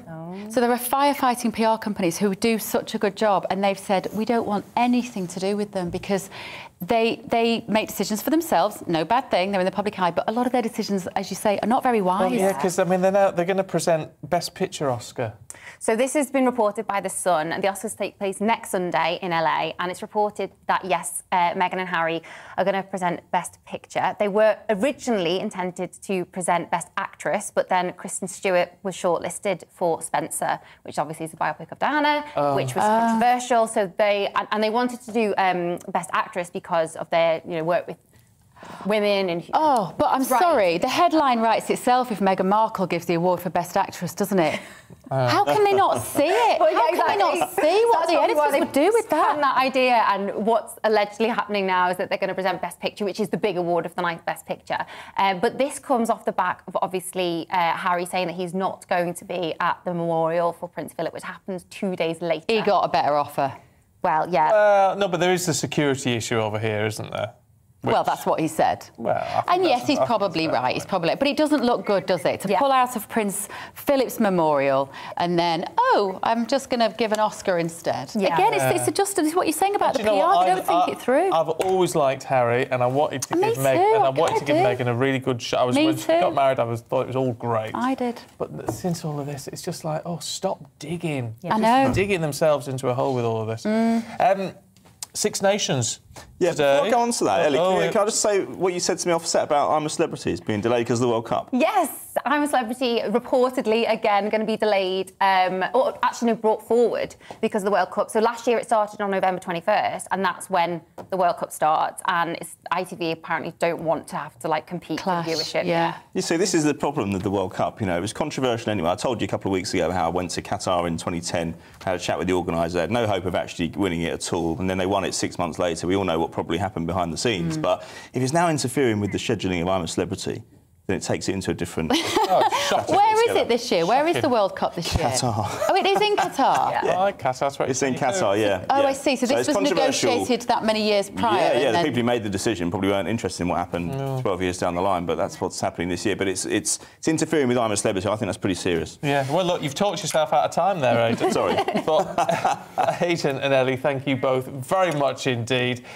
Just want to say good morning to Phil, who's in Wrexham this morning. Hope we get the City of Culture status, he says, as it would be good for North Wales. It would be very good. Well, it's a lot of investment, a lot more visitors and all that sort of thing, which is really good. And Tina and John are in, I don't know where this is, I need to Google it. They love the show, watching as usual in a very hot Pattaya. Pattaya. Anybody Pattaya sounds sort of Indonesian. Might be. Revealed my Pattaya. probably. All it's around lovely the world. and hot. Sounds very good. Morning to you all. We shall see you again tomorrow, won't we? We will. Yeah, bright and early from 6 o'clock tomorrow morning. Stay tuned. Esther and Philip are here with the Saturday selection next. Hello again, I'm Stephen. I've got your latest forecast for you for the weekend, and the weekend is shaping up set fair across the vast majority of the country. Certainly for Saturday, some warmth to be had, but for Sunday, some subtle changes, a bit more cloud and lower temperatures. But into Saturday, this area of high pressure centred towards southern Scandinavia keeps things fair across the UK.